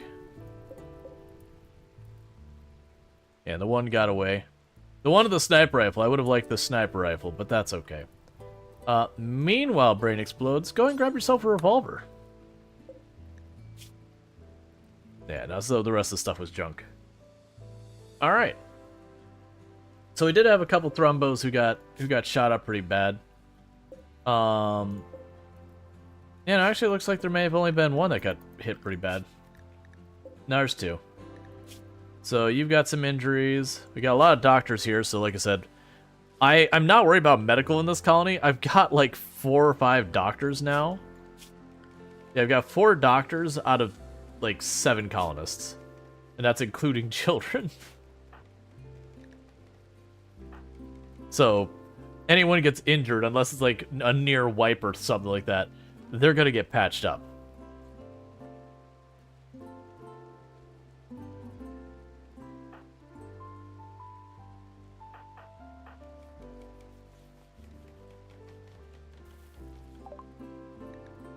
Xenogenetics. We still haven't got the other stuff done.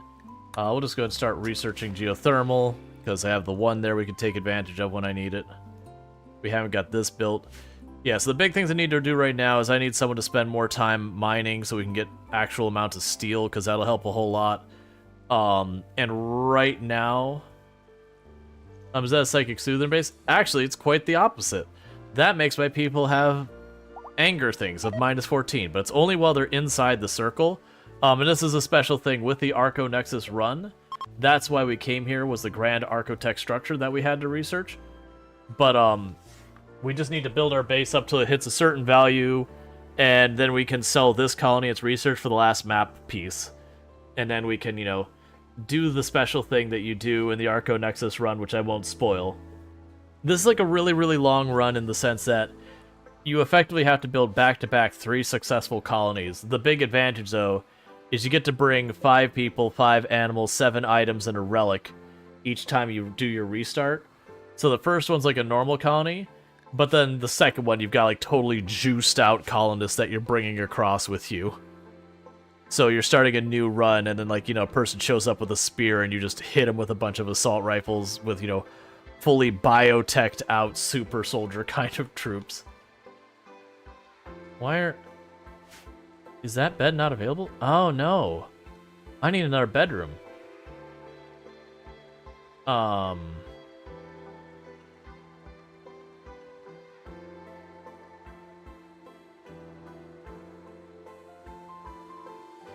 The only downside with instant expectations ban, yeah, it's not like when you first get there, you don't get the higher demands, but they come back really fast. So you get like a couple in-game days, they're not all crabby about it, and then they're like, no, now I want like a really nice place to sleep and all that. So it ends up being a whole thing.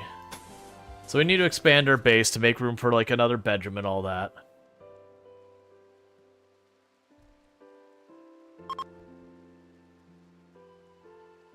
That's fine. This will be setting up our first stone buildings. Well, first stone mansion. We have a military officer named Jet. Alright, I don't want you to stay. I will patch you up. I will patch you up, to be clear. But you are not allowed to stay. Do not stay, Jet. Are you going to die by the time we get there? No, you'll be fine. But yeah, no, it's when you do your reset, it's like, you'll notice I built all this out of wood, that I've expanded my base much faster than you normally would. Part of that is the capabilities of the pawns, but the other part of it is I needed to get a rec room and all that up as fast as I can. Because we're not even, I don't even think we're a full year into to this reset. And we look at our needs, I'm already at like sky high expectations and all that. Sometimes you'll come here and it'll be like, you know, new colony, like, boost or whatever, and really high expectations at the same time. Just like, eek.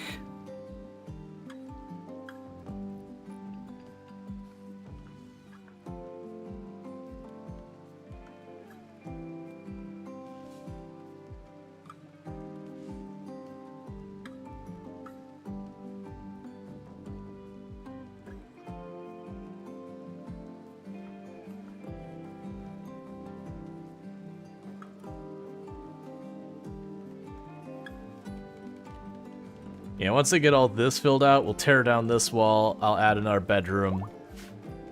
We'll probably add like 2 bedrooms to it, honestly, but you get the idea.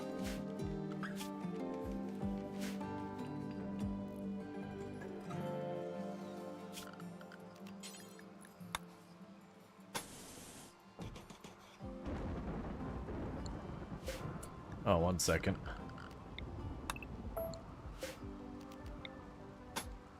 Oh, no, that was right. Because that part's over marsh, so I can't make it out of stone. But yeah, I know there's... It's the big thing is... It is an endurance run where, you know, a colony, even a really solidly set up colony, like, you can have a colony that's, like, extremely well set up. All your pawns are, like, super duper juiced. You've got, like, a really good kill box. You've got different ways you can route siege groups and all that. Mortars, the whole works. And you could still just really badly misplay something. Jet, I'm sorry. I'm sorry, but the answer is no.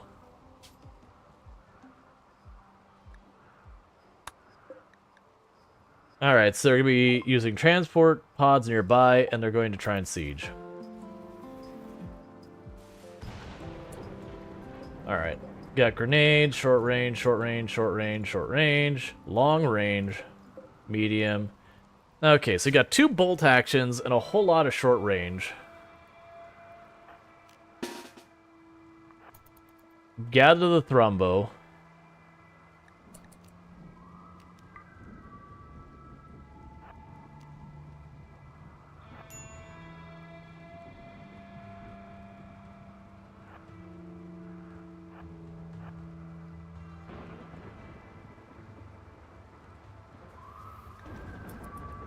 Come on, Thrumbo. That seems to be the one and only downside. It does feel like the Thrumbo just really take their time. Okay. I know we're in range, but I wasn't actually expecting them to fight back yet.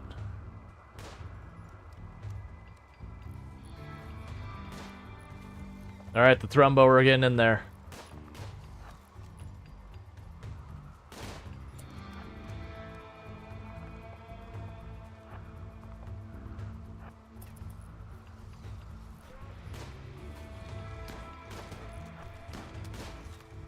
Okay.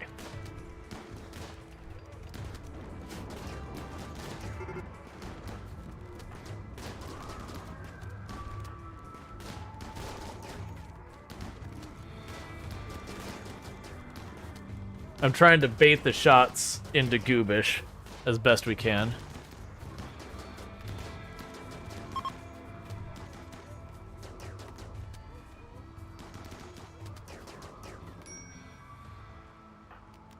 Well done. And meanwhile, go get your pretty new weapon.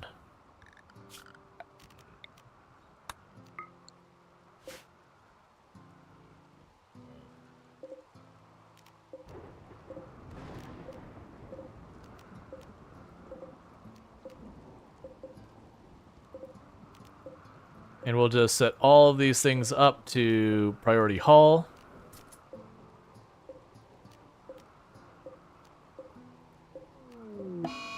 Insulting spree, because you're ravenously hungry.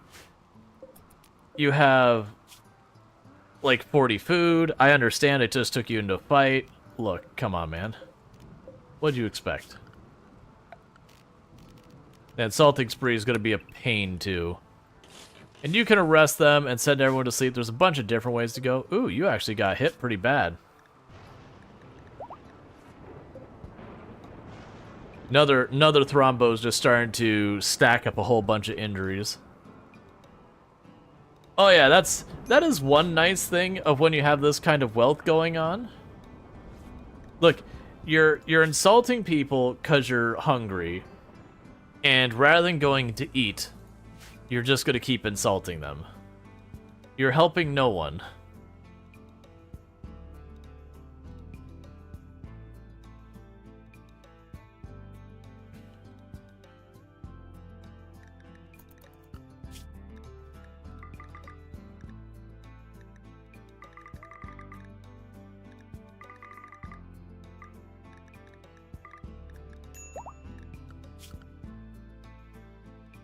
Yeah, sub, you set to 3 on that one.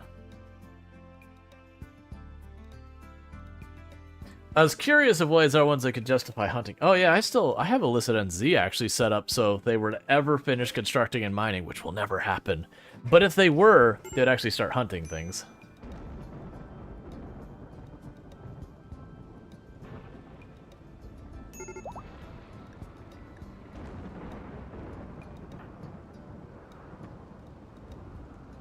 Good, you finally ate your meal.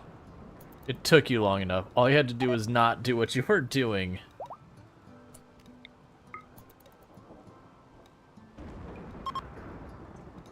Okay, so it'll be just one more conversion attempt and Itchy 10 will be on the same thing. So extreme break risk on you because you were insulted 4 times and the baby's crying. So we still got a lot more to do there. We banished the person who joined, so there's a lot of negatives on Goobish. Which is dangerous, because Goobish is our main melee pawn, and I've had really, really bad luck in the past where the melee pawn in Arconexus has a break and then one-shots one of the other colonists. That has occurred on more than one occasion, and it always is a feels bad man. If I had the de-aging thing, that command's been broken for a long time, Darkstrider. Whoever took that clip, either their account got suspended, they deleted it, or Twitch lost it, or I don't know what happened, but the clip no longer exists. I tried to go back and see if it was there a couple of times, and it's just gone. It seemed like there was a window that Twitch lost most of its clips from that I don't really know what happened or why, because it's not like the oldest clips, it wasn't like the newest clips, it's just like this one, like, several month window that it seemed like all my clips are missing from that time frame. You know, I heard others rumble about a bunch of clips going missing suddenly. Because I actually just used it to convert someone, so it's not available.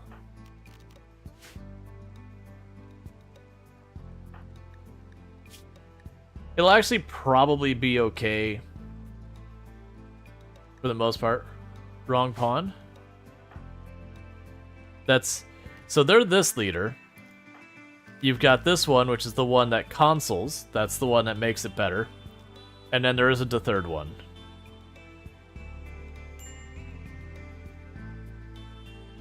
Actually, no, I think... Oh, yeah, you're,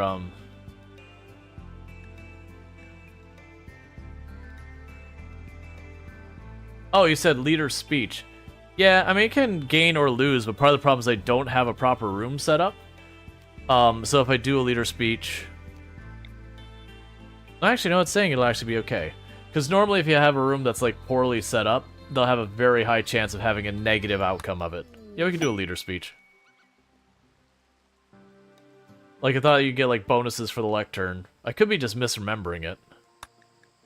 Because different rituals and those kind of things have different requirements that they have plus and minus based on things. Like, how impressive the room is. Encouraging. Cool, that actually worked. That's not a bad idea. Did I change that at some point? Because like I said, I thought it was if you don't have a lectern, it was, I don't remember if it was a penalty or a lack of bonus. It was one or the other.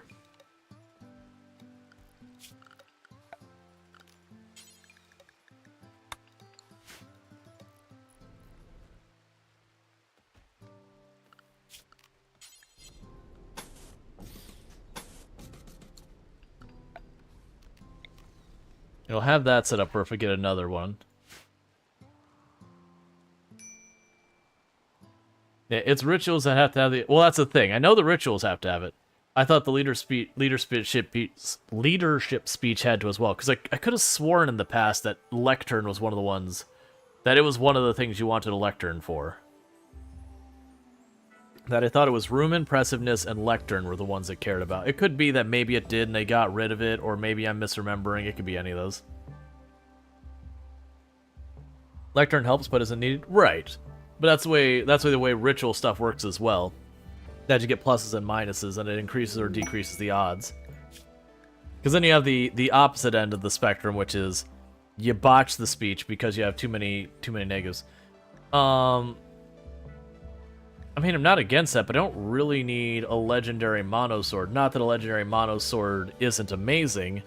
I already have a masterwork Zeus hammer, and I would rather have any Zeus hammer over any mono sword, even though a mono sword will absolutely thrash. The goodwill is really good. So wait, 5 turrets, 1 yet? No, we'll take it. For 41 goodwill? Deal. Done and done. Alright, so smoke spewer pods have arrived.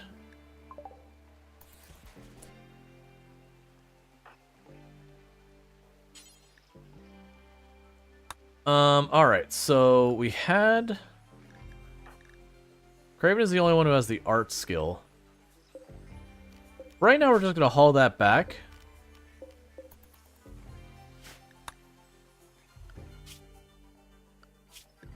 Because it was a bunch of turrets. Where's... Oh, there's a smoke spear. Form caravan, go here, return, add, accept. Goobish, Craven, and Ichitenma will go. They're not bringing the baby food with them, so that's good.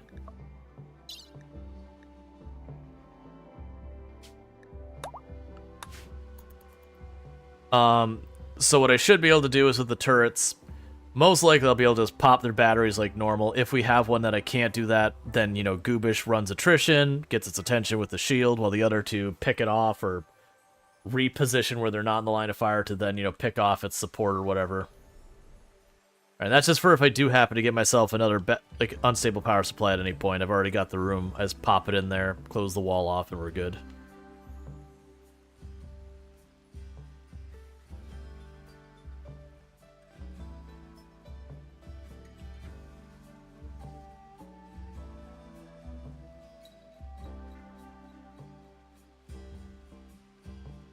Alright, so we still have plenty of wood, so you should be able to finish that up.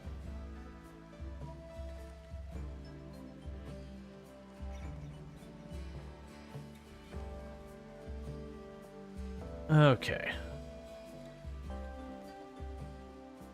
Alright, with that, that's fully closed off.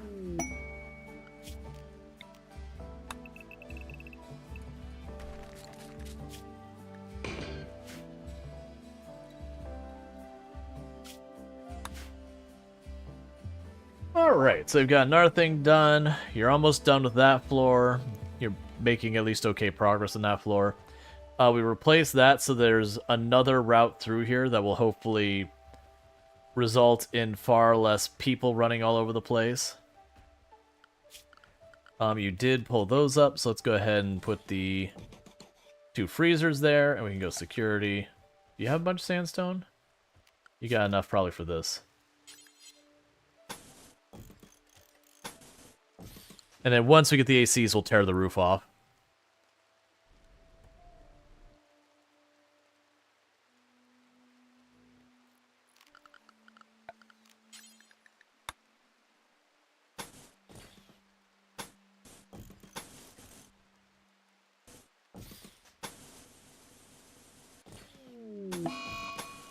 Alright, 1 second.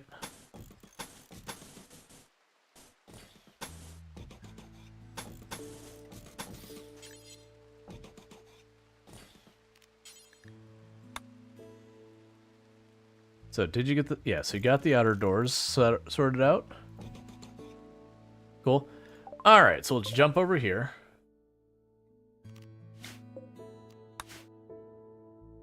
Okay, so...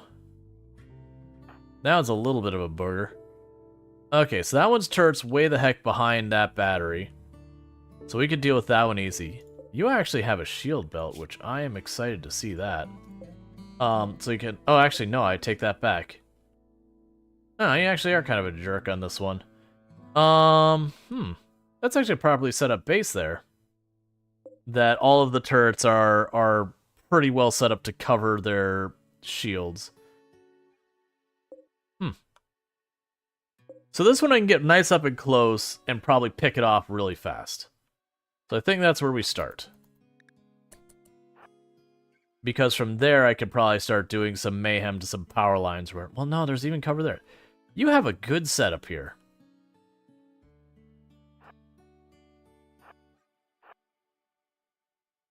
Oh, are you being smart? I thought it was aggroing me.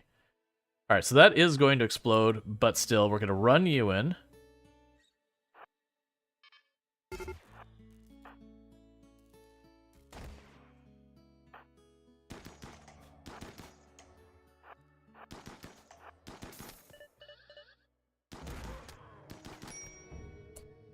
Okay. Solid torso bruise. So that's that one dropped. Okay. Man, you even have like double coverage on your stuff. So the big thing would be to take out that battery. Go ahead and take out the power. What's your range? Man, that's actually a really well set up situation there. Like, I could like mine through to get like a clean shot at that, but that'd take all eternity. Like, we'd probably start dealing with mood breaks and all that long before we get there. How's your shield belt doing?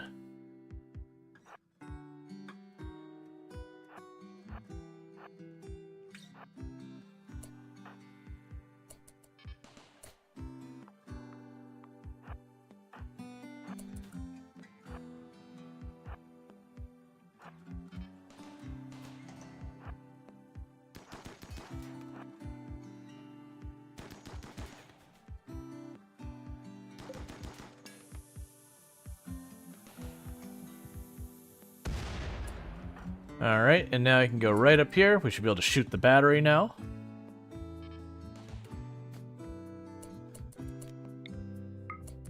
I should have cover, right?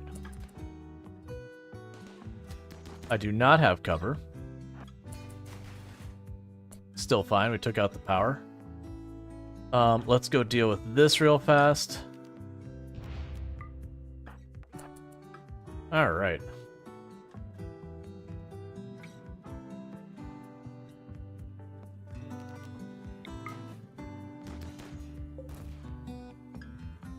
So we just had the last turret. I'm not too worried about claiming the turrets and all that.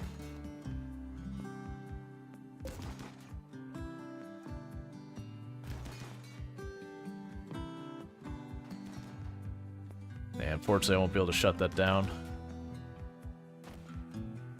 I'll do the same thing I've been doing, which is run our shield in the way, and then roll up with the range and just outshoot it. Oh, there's two there. Well, I hate that. I'm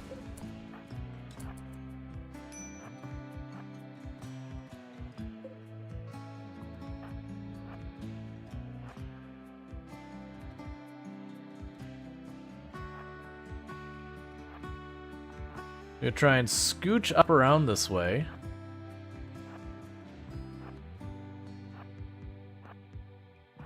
We're just gonna go for that battery as fast as we can. Don't itchy Tenma. Come on, friend.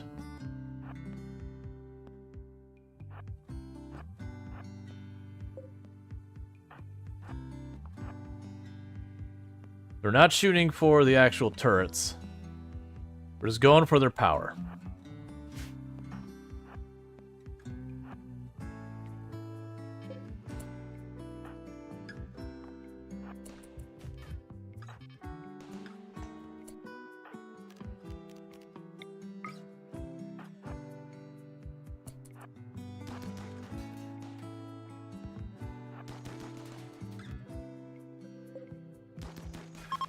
Okay, we're good. Alright, so grab all the food, items, we can grab the components. We can grab the shield belt, the mini turrets, the battery, and what little plasteel they had, and the last little bit of steel. Excellent. So we took care of it. We got a bunch of reputation.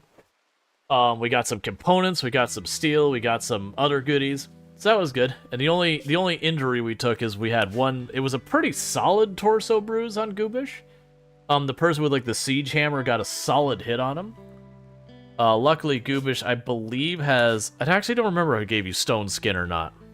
A couple of her pawns have stone skin, plus cataphract armor. Because if he got hit that hard with all those defenses, there's a good chance I would have, straight up killed him without it. Because I want to say Yatkins, I think they have a melee bonus.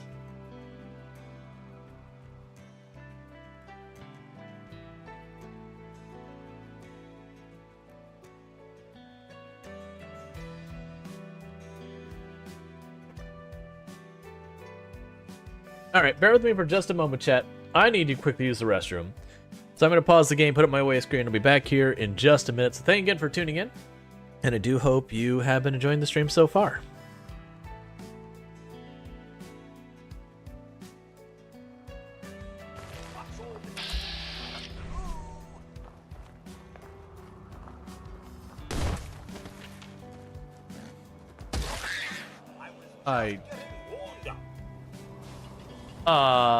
Okay, just clarifying, that mole rat came out of the dirt, shot into orbit, and then fell to its death. Could someone clip that? No, I told him you weren't. Jonathan! I saw you text there. Hey, where are you guys at the venue? Where's Jonathan?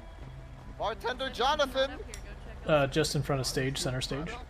Check I your see you. asshole, Tony. How was I supposed Oh wait, to stop let it? me check my asshole. Wash your hands. Just go this way. Hello. I was just trying to find the scarf. I was like, if I find the scarf, I'll find Marcus. So prisoner, begin converting them. So let's see. They're a tough child. And they want to be in the mines. Alright.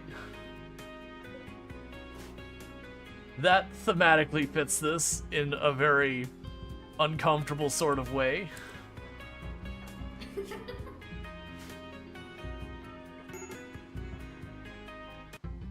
Storge. Walter's asking me questions about my coffee bean dealer. I'm not telling. Raj is hot. Raj is hot. It is good for Raj. Yes, good for Raj indeed. I love you. I love you. Too much just like, Raj is hot. Good for Raj. Raj is like, I know. I am dapper AF. But I'm not telling. I know what he... There we go. It's kind of wiggling to get the trailer to shift, and then turning the wheel straight so I have less resistance.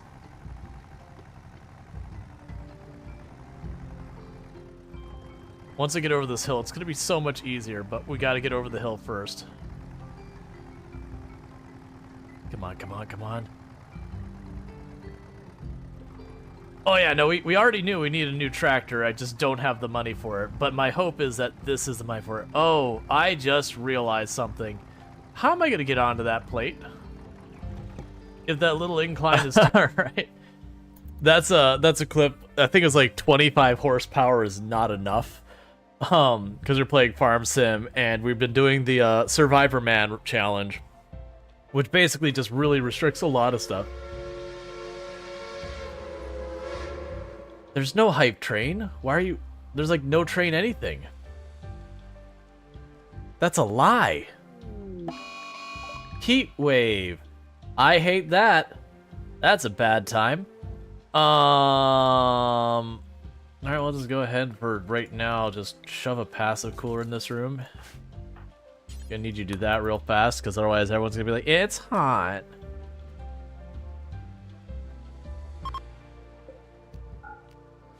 Close that door and that door, so that that room stays going. Baby in the fridge.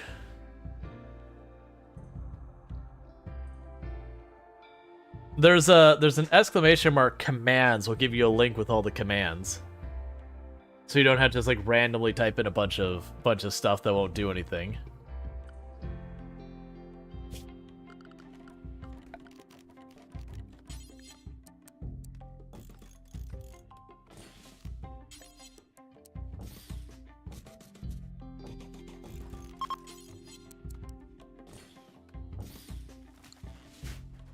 Alright, so we'll have 2 more bedrooms online here in a moment.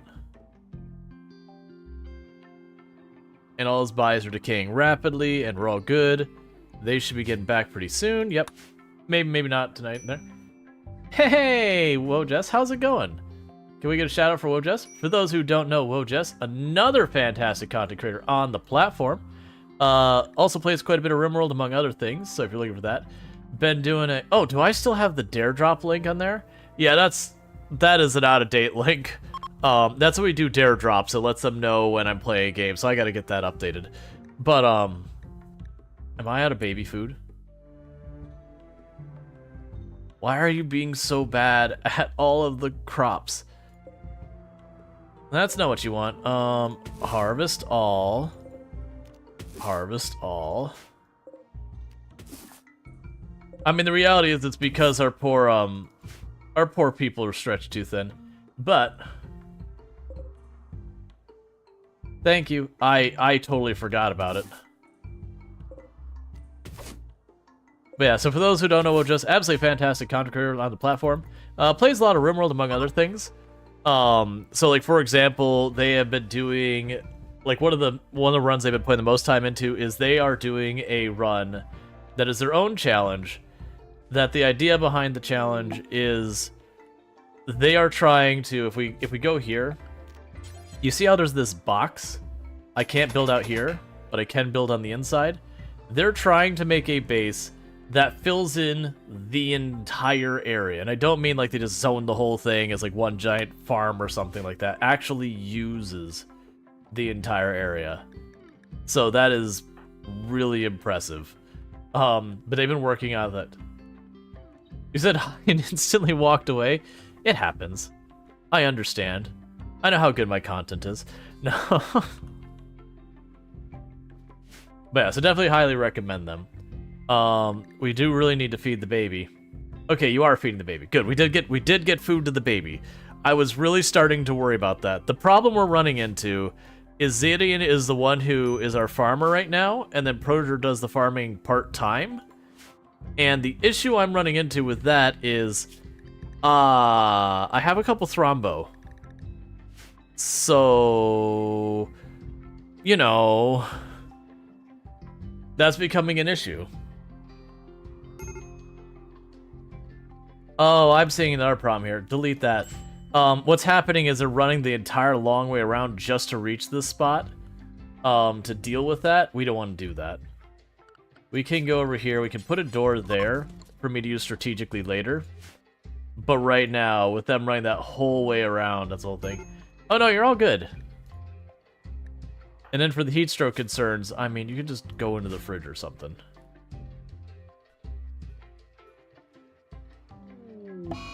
Tantrum because you were insulted. You were insulted because you were having an insulting spree. We call that self-inflicted problems. Alright. So someone is going to be assigned hunting for a little bit. Hey, Itchy Tenma. Have you ever wanted to learn about shooting things? Because it's time you're going to get to learn to shoot things. That's what's going to happen. Because we desperately need food. Because you had to grab your laptop right then because I shut in such a hurry that my stream's cloud sync didn't activate. Yeah, I've done that one. Oh, is this important? Or is this a later meet thing to do with? Okay.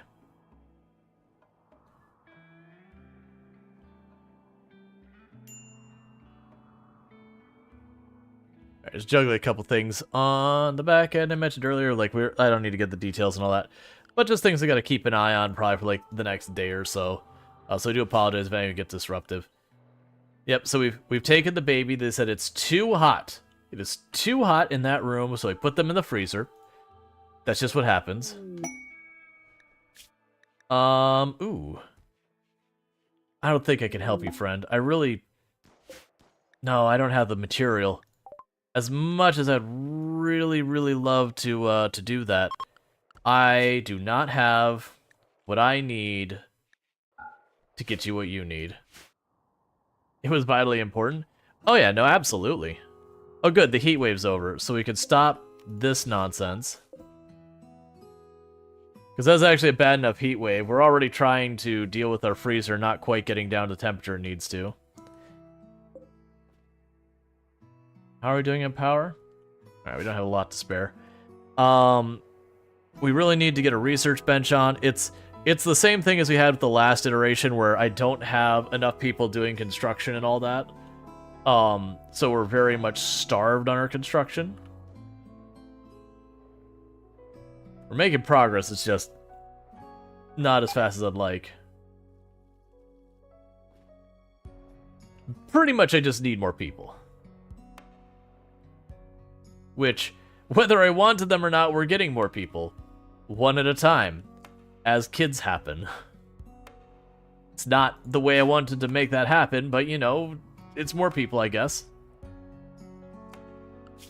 Our colony wealth is already almost at 200,000. We're just going for that 350. Once I hit the 350, then we'll be ready to Arconexus again.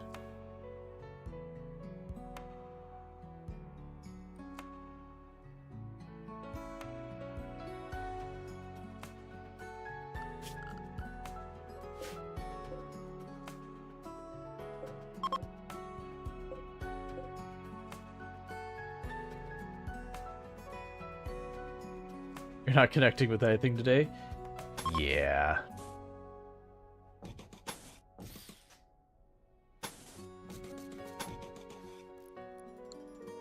I'm basically doing that just to make this more of a wall, so that hopefully... Hey, Kildrix, thank you so much for the raid. I really do appreciate that. It means a whole heck of a lot. Can I get a shout out for Kildrix, please? For those who don't know Kildrix, Kildrix is another fantastic content creator platform. No problem. You go take care of yourself. I do appreciate the raid. No, absolutely no issue about raids and run. You do your self-care. For those who don't know Kildrix, also plays a lot of RimWorld. Definitely someone worth checking out if you are into RimWorld, which I suspect if you are here watching me play RimWorld, I would assume you're into RimWorld. That's usually how that works, not necessarily always. But welcome in, raiders. For those who haven't been here before, I am Rual Storge. I do play a variety of games here on Twitch. Well, I hate RimWorld. I play it all the time. More of a genocide fan, but RimWorld will do in a pinch. Eek. Oof. But yeah, so we are doing a Transhumanist tribe run that we're doing Arconexus. We are in the 3rd phase of the Arconexus. So those who don't know what the Arconexus run is, it's basically like you build a colony, you kind of new game plus it, where you take 5 pawns, it's 5 pawns, 5 animals, 1 relic, and 7 items, and then you new game plus it again, and then I think you go like 1 more time thing, and then there's an ending, which I won't spoil. So it's very much an endurance run, more so than like the sweaty high difficulty challenge run. And we're just trying to go as hard as we can towards like building up our wealth to do our final reset. Of which you can see what my my wealth is coming through. We managed in the very end of the very first reset to get a pair of breeding thrombo, which was Scrooge and Ty, I believe it was, and which those are the randomly assigned names they gave us. I'm sorry, friend. I can't get a reputation from you, Ace. So yeah. Oh, do you have a font mod? The names look nice? No, there's a setting. Where are you at? It's somewhere in here. Interface, I think. Disable tiny font. So that's the normal font that looks terrible and tiny. There's the not terrible tiny font. It truncates the names a little bit more, but it's just that setting under your user interface of disable enable tiny font. So right now we're dealing with a little bit of a problem that I'm getting too many thrombo, and unfortunately my person who keeps the thrombo tame is also my primary grower, which is really bad when you have that combination. And then on the other thing we have, and thank you for the follow, welcome to stream, and the other thing that we're dealing with is my other growing person is our cook. So we've fallen behind on that, but we are making up with it by having our new colonist murder every single animal on the map. 1 animal at a time. As you do. But that should stabilize. Oh, right. I need to finish talking to you about your heresy. Because Ichitenma right now believes in a supremacist ideology, and we're like, no, please remove all of your limbs and make them into machine parts. There we go. Now everyone is on the same page about the flesh is weak and should be replaced. Good. That said, we're hurting really bad because I've got one person to try and do all the constructing and mining, which isn't a good thing. I've got too many thrombo for the amount of people I've got dealing with growing, which isn't a good thing. And so we're just kind of lack of numbers problems. But, you know, that's typical RimWorld. That and this thing makes it so I can't grow plants in, like, this entire area here. Which kind of sucks. But we did score an extremely early unstable power core, so that's nice.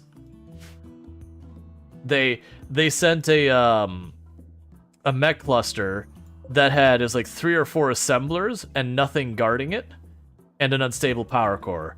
So it's like, sure, I'll destroy your assemblers that are undefended, if that's what you really want me to do. I can get on board with this. Alright, I think what we're gonna do... So I could extend out here as my next expansion. Alright, that's not ideal. You have the baby. Go hang out. Alright. So start running this way. So give us as much time as we can to intercept. Why are you moving so slow? Do you have food poisoning? No, you're just genuinely that slow, I guess. Draft hunt animal.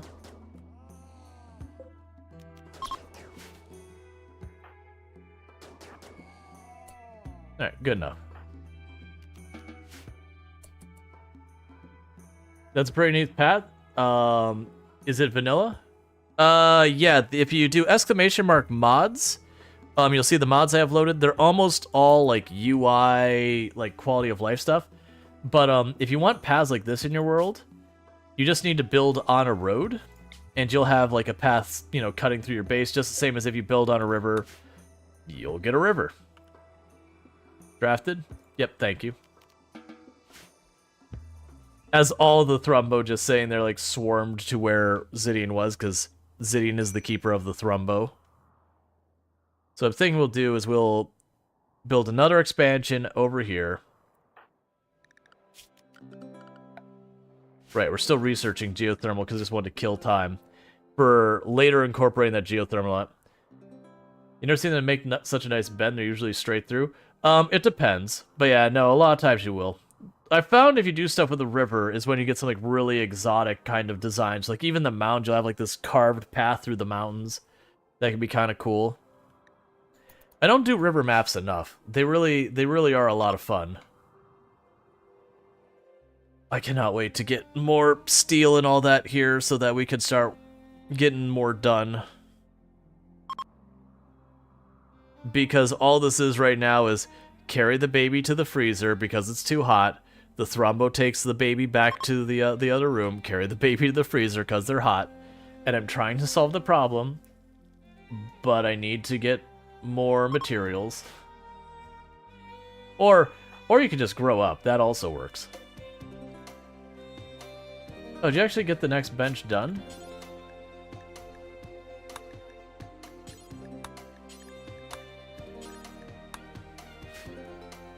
Alright, well that's another place we can get working.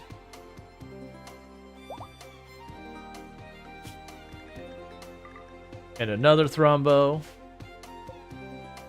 But yeah, so we're still mostly a wood structure. Still, we haven't even hit the point of getting our stuff past microelectronics because they have like no steel on the map. Well, I mean, we have steel on the map. We haven't managed to collect much steel. And we're already at almost 200,000 wealth. It's fine. What could possibly go wrong? Not much. I have about 18 Thrombo to throw at my problems. Another smoke spear for pay. Okay, what is the persona Zeus Hammer? What? Hunger pangs. So we're gonna eat more. It hates killing. That's a terrible weapon. That is a self-sabotage kind of weapon. Why are you giving me this? No, get the heck out of here. They're like, what if the weapon was terrible? Because they already have a Masterwork Zeus hammer. Hear me out. What if your weapon actively harmed you and was not really better than what you already have?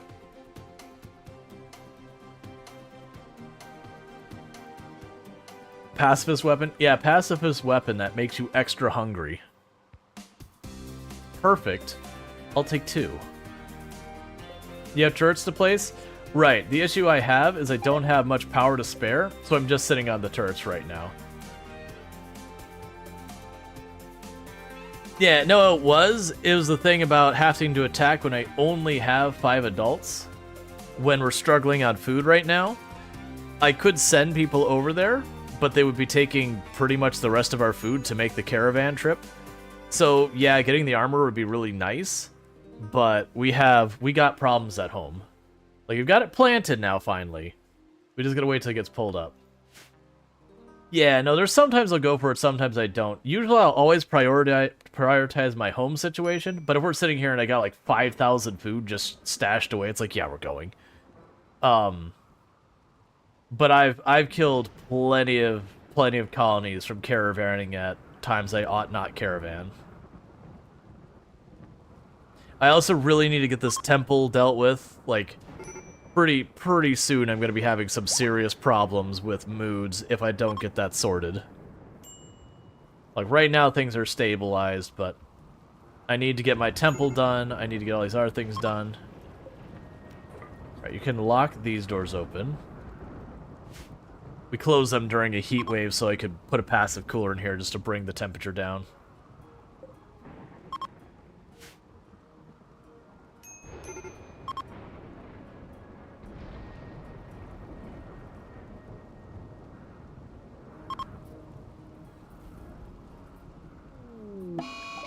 A mad cassowary, which means we are all doomed.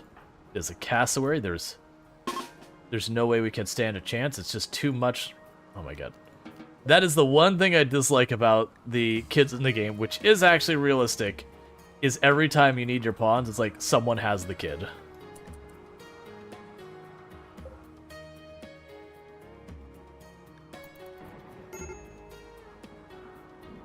Don't make me go down there. Kind of like... Did you open the door for the cassowary? What's wrong with you?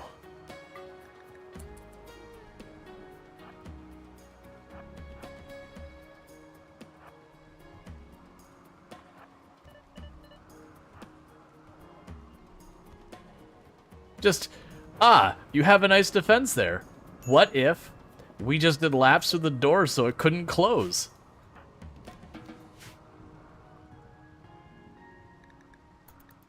I'm actually surprised it's able to go through with the thrumbo in the way.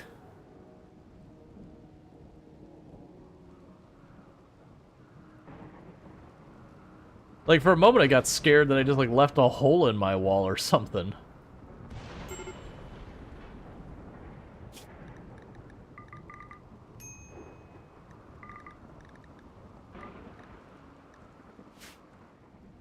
Alright. Man, it won't be too long till we hit the middle of the stream point that we do our game switch. For those who are new to the channel, what I usually do is I will stream for, you know, right now it's about 9 hours, but my normal stream is about 11 hours a day, 6 days a week. But usually I'll go about halfway through stream and I'll switch games. That way I'm not sitting there just playing the same game every day for like 11 straight hours kind of deal. You know, that's how you burn out and learn to hate any game you go to play. Because it doesn't really matter what game you're playing. That I find if you play those kind of hours consistently, eventually you'll stop enjoying that game. In a very extreme way. No matter the game. Like, it doesn't matter if it's the greatest game ever made. That'll eventually get there. Alright, we still need to get, like, floors and all that. I need more food. Oh, you're shooting stuff. That's fine.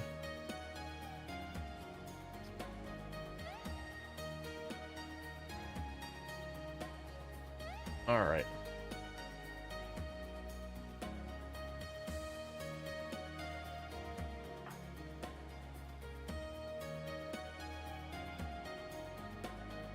Okay, there's not too many more things for you to deconstruct for materials in the map.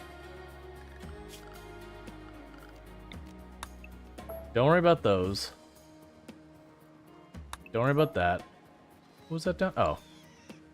Do worry about that.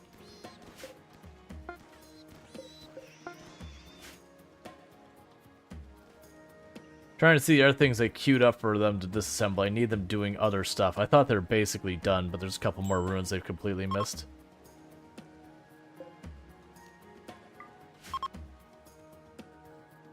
Alright, so little by little we're getting this all sorted out. But yeah, so like right now on the channel we got 3 different games we've got ongoing runs are. We've got this run going on with RimWorld. I've been doing a Survivor Man challenge in Farming Simulator 22, which basically boils down to starting with pretty much nothing. You start with a chainsaw. In my case, I added a truck just for convenience of, you know, of stream. And $0. And you just make it work. Versus the game normally gives you hundreds of thousands of dollars to start. So that's been going on. And then we've also just barely gotten like 2 streams into a run of Medieval Dynasty. So that's been going on for a while, so that's been pretty good. Dangerous, complex, don't care about the Mechaneer thing. We already have a Mechaneer colony, we just haven't built anything because, you know, material problems. And I keep wanting to queue up like more farmland and that kind of thing, and all that's going to do is slow down Illicit NZ because they're our builder/mining person. That we're just going to get more stuff not done. I need to get the other water mill done. I need to get the ACs done, and that means they need to mine some steel. They need to finish the temple. Hidden compound, that's for our artifact or a relic I'm probably not going to worry about. We already have 1 relic here, I just need to wait till I can build a reliquary. Usually I like to make the reliquaries out of jade, so they're obnoxiously expensive. Is 56 gallons of diesel priced at 1,288? Is that good? I have no idea. It sounds like a heck of a lot more than it should be. That sounds like a heck of a lot more than it should be. That'd be like 20 bucks a gallon.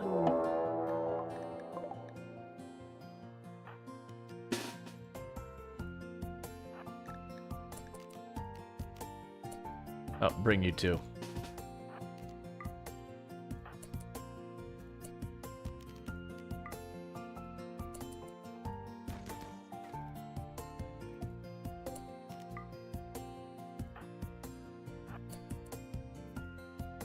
Alright.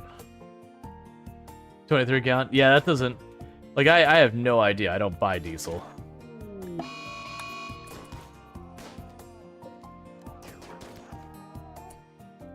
Alright.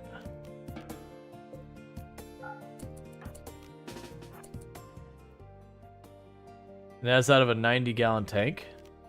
Okay.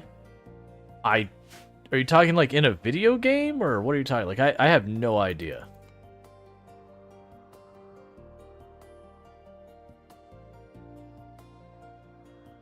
Are you talking about, like, some price, like, in Hawaii or something where gas is obnoxiously expensive because it has to be shipped in by barge from another continent? Like...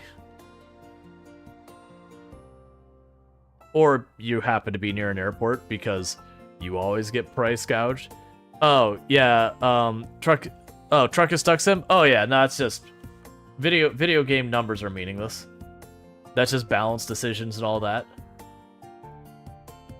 Like, that's... I always get really amused when people are like, that isn't the price, that isn't the weight of that thing. It's like, hey man, this is a video game. That's a balance decision. Granted, truck is stuck sim, I don't think it matters. Well, I mean, if you're playing like the hardest difficulty, they might knock the price up that high for a reason. And also, I have no idea what the price of diesel gas is out in the middle of nowhere, Alaska. Well, that's not my favorite. I hate everything about that. So attack, you're gonna prepare for a while. Okay, orders. You're all indoors. Animals. Everyone's indoors. Let's think long and hard about that first. Okay, so here's the problem. If I give them the indoors zone, they are going to murder my crops. So I'm not going to worry about that right now. I just really kind of hope they decide this side of the area is just not that interesting. This should go relatively fine. I've already got some EMP grenades. Let's grab the EMP grenades. I'll park my my melee pawn here, or what's normally my melee pawn, and just drop grenades in that spot. Oh, actually, because that's too long range. We're gonna have to close in on them.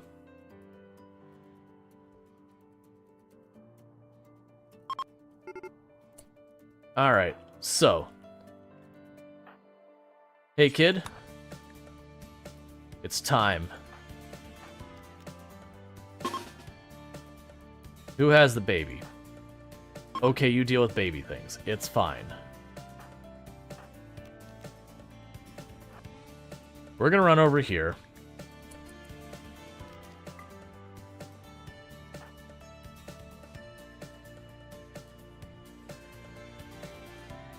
Have you seen the new SnowRunner spinoff? Expeditions, I think it's called? Nope, this is the first I've heard someone mention it.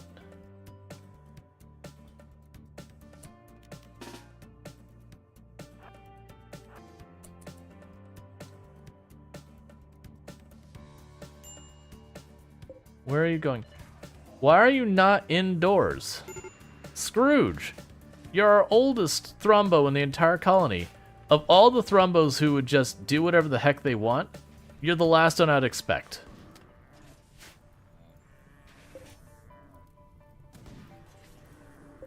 This is not how you should die, Scrooge. I mean, it's looking like...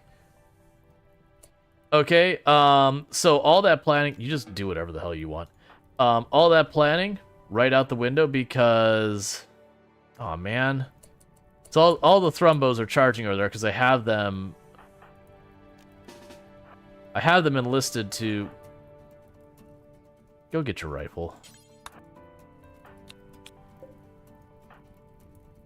That is the one downside of any time you use animals in this colony as your main defense. Animals will sometimes just do what they want unless you go out of your way to zone them every single fight.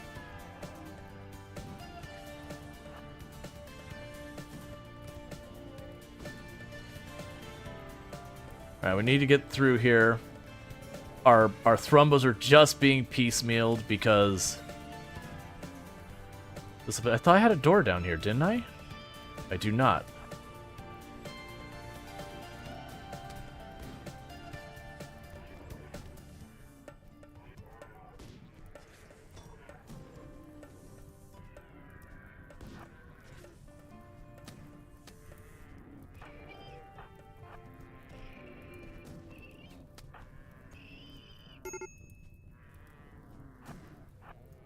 Just get down there.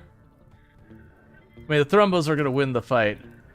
Let's save our Thrumbo, who's currently on fire. Drop the like in your game suggestion. Looks like it could be interesting. Yeah, yeah, no problem. I appreciate that. That's usually what I want people to do anyways. Is, we need a door down here. For the future.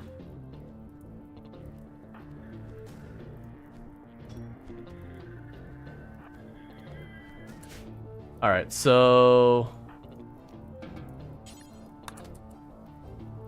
You rescue Scrooge.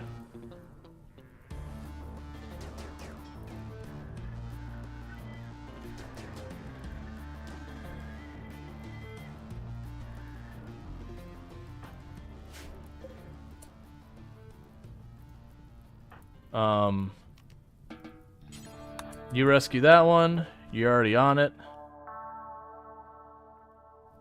Luckily, Thrumbos are really, really strong, because that whole thing was a big mess.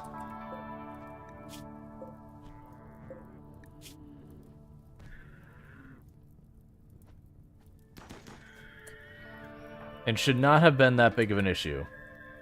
But it was. And the only reason it's a big issue is entirely because one of my Thrumbos were out here. I had them set up to defend themselves. So when the one got... Yeah, no, I'm aware there's a fire. I had to finish killing stuff. And I need to bandage my people up, and they need to eat so they don't have mood breaks. It's gonna burn. That is what it is. My base is made out of wood. I'm gonna let it burn, and we will fix what we can on the other side.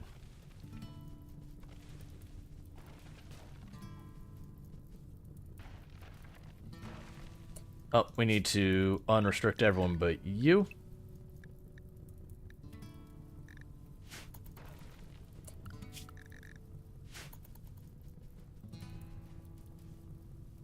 Yeah, so we got a bunch of bleeding out thrumbo and some fire. No. I don't take colonists if they won't tell me what it is. Yeah, because we'll get rain. It's fine. So then what we'll do is over here. We'll get rid of this wall. We won't rebuild it. We'll make it a stone.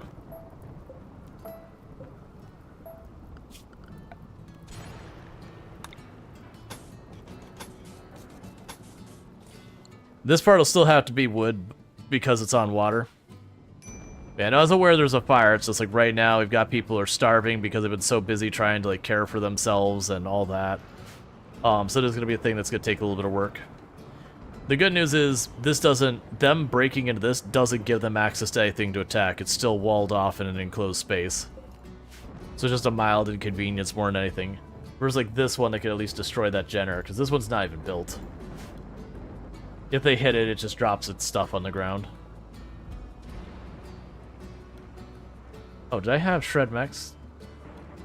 No, you still haven't built the machining table. That's fine. Storage, corpses, mech. You've got an infection. Lovely.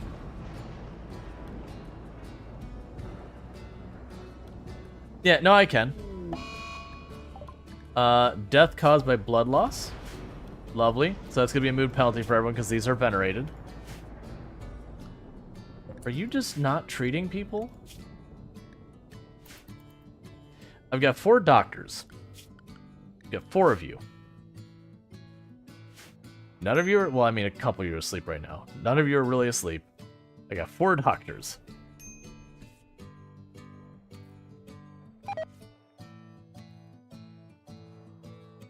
That should be too bad, like a -3, I think. -5. It's fine. I think it's only the 3rd thrumbo we've lost this whole time. Yeah, and I need to not set them to be on attack until they're here. Because what would happen is the one would have probably gotten knocked down, and then they would have come to the kill box per normal, and then I could have just unleashed them on it. Versus what happened, which is they all just split up and scattered. Which, you know, we outnumbered them, the number of thrombos. Okay, so time slowed down. Let me guess, you burned yourself? Good job, Thrumbo 15. What does the pulsing thing do? Thank you for the follow.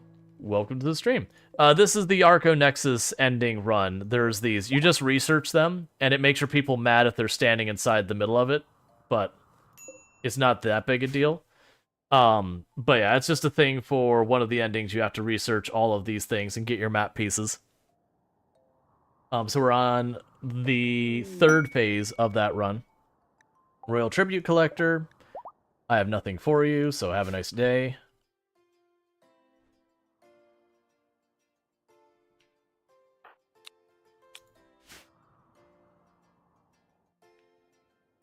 Alright, and how are you doing?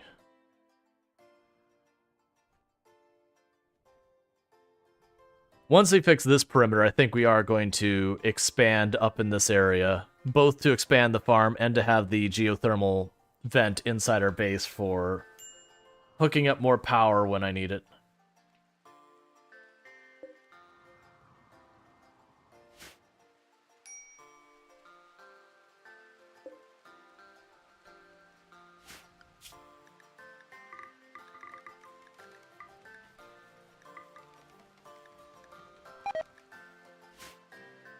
Alright. It shouldn't take too terribly long for, what? Yeah, so we're hunting, but we're not hauling enough to get the bodies back and processed.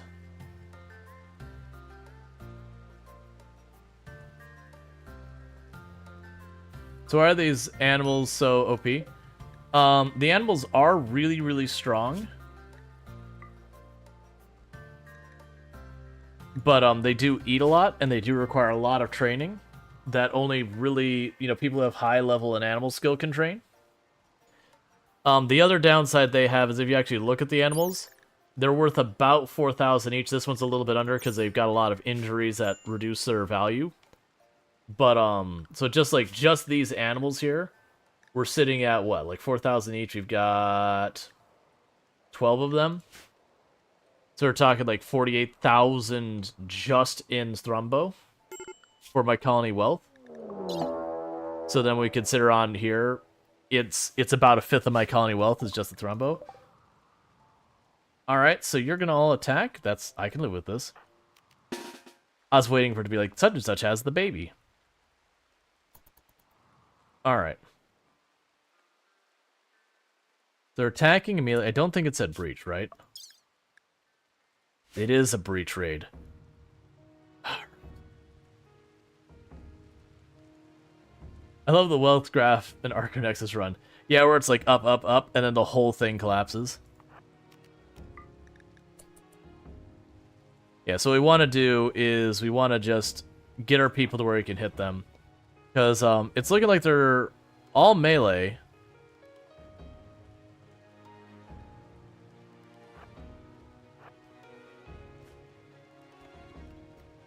Yeah, you shoved that random stone wall. It really had it coming. Oh boy.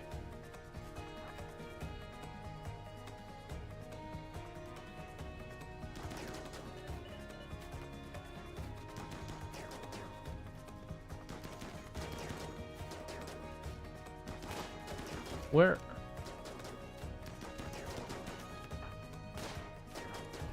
No, there's a ranged one. All of you.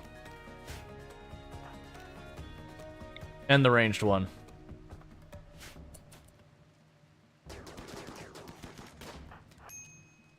What? Oh, did I not tell him to send? No, you said. Why aren't you sending in the Thrumbo? What is with the Thrumbo's AI all of a sudden? Oh, poor Goobish is gonna get swarmed. The only good news is Goobish is like wearing some of the best armor in the game.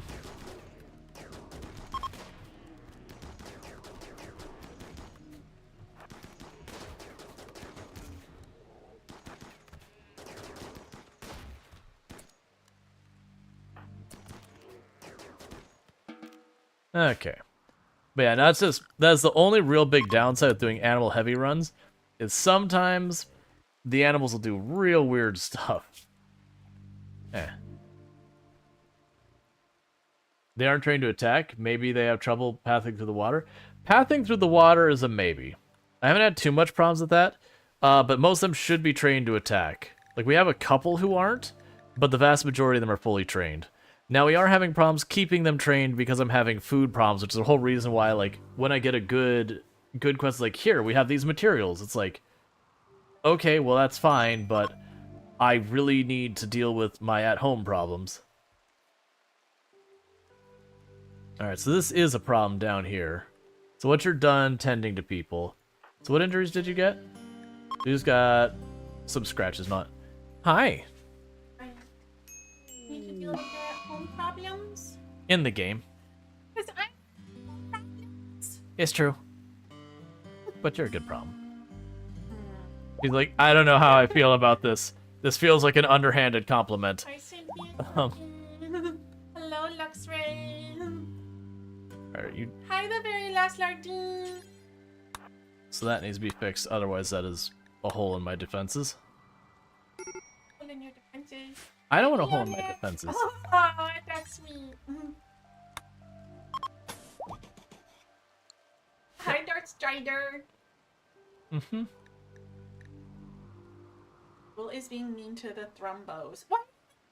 I'm not being mean to the Thrumbos. The Thrumbos are not being smart. Luxray wouldn't lie.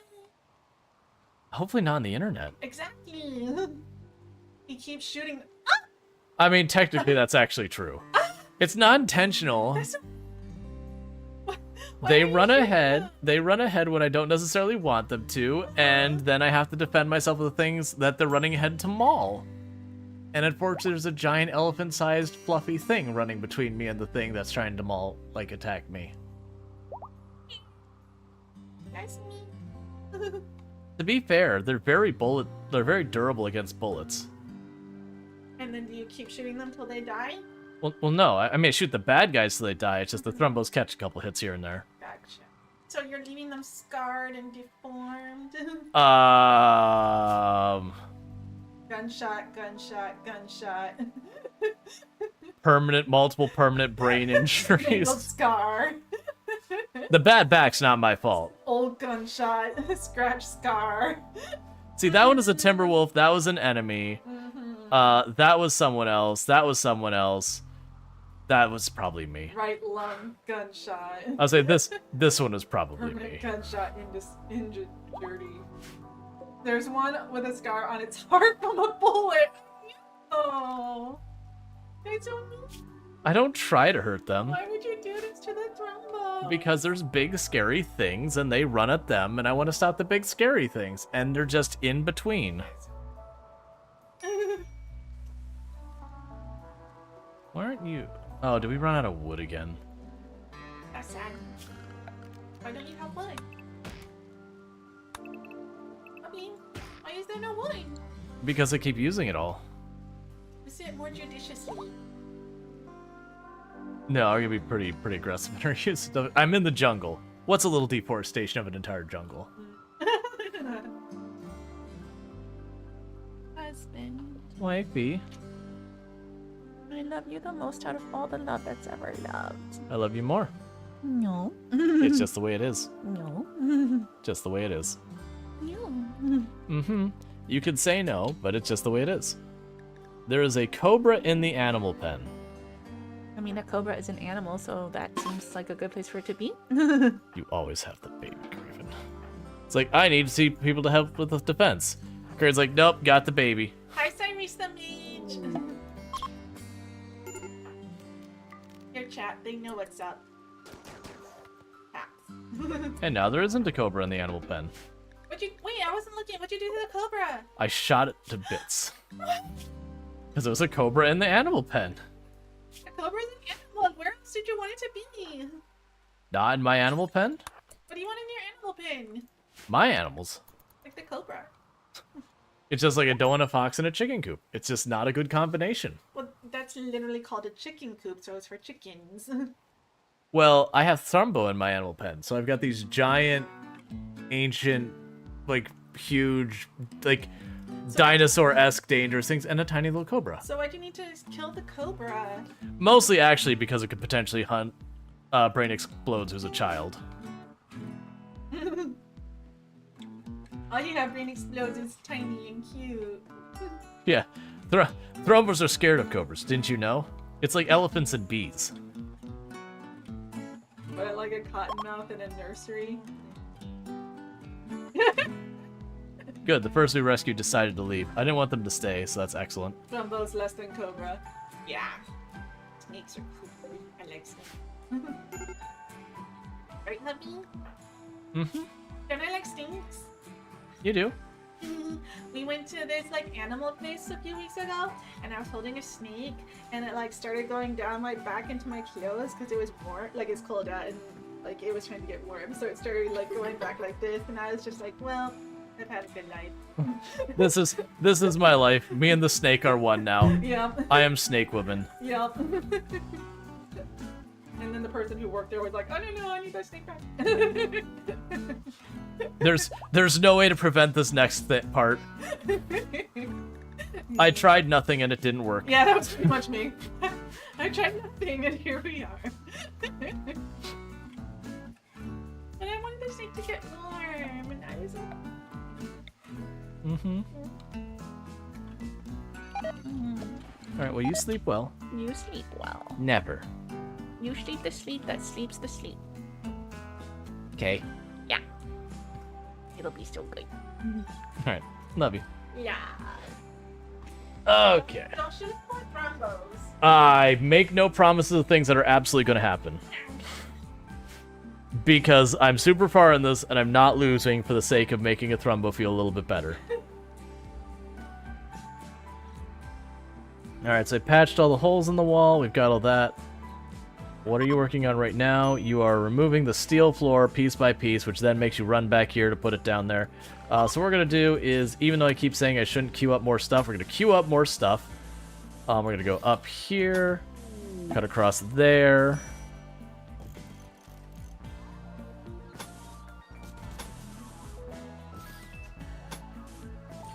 Alright, I see how this is. Cancel that corner because it's all full of marsh. So door here, then there. Here, then here, and here. Nope, not there. We're basically just putting a bunch of doors periodically so we have ways to run out wherever needed. Because then I'm going to do is I'm going to expand our grow zone a lot so that we can get more food happening. It shouldn't be necessary, but, you know, we're dealing with it. I mean, the big thing is I have a hell of a lot of thrumbo. That's the real thing. I have a hell of a lot of thrumbo.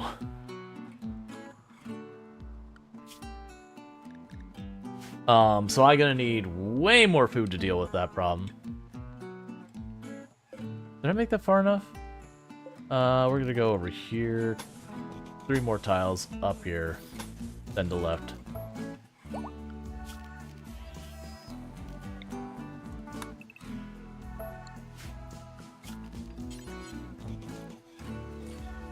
I just want to make sure I had a nice area around that to give me room for that geothermal.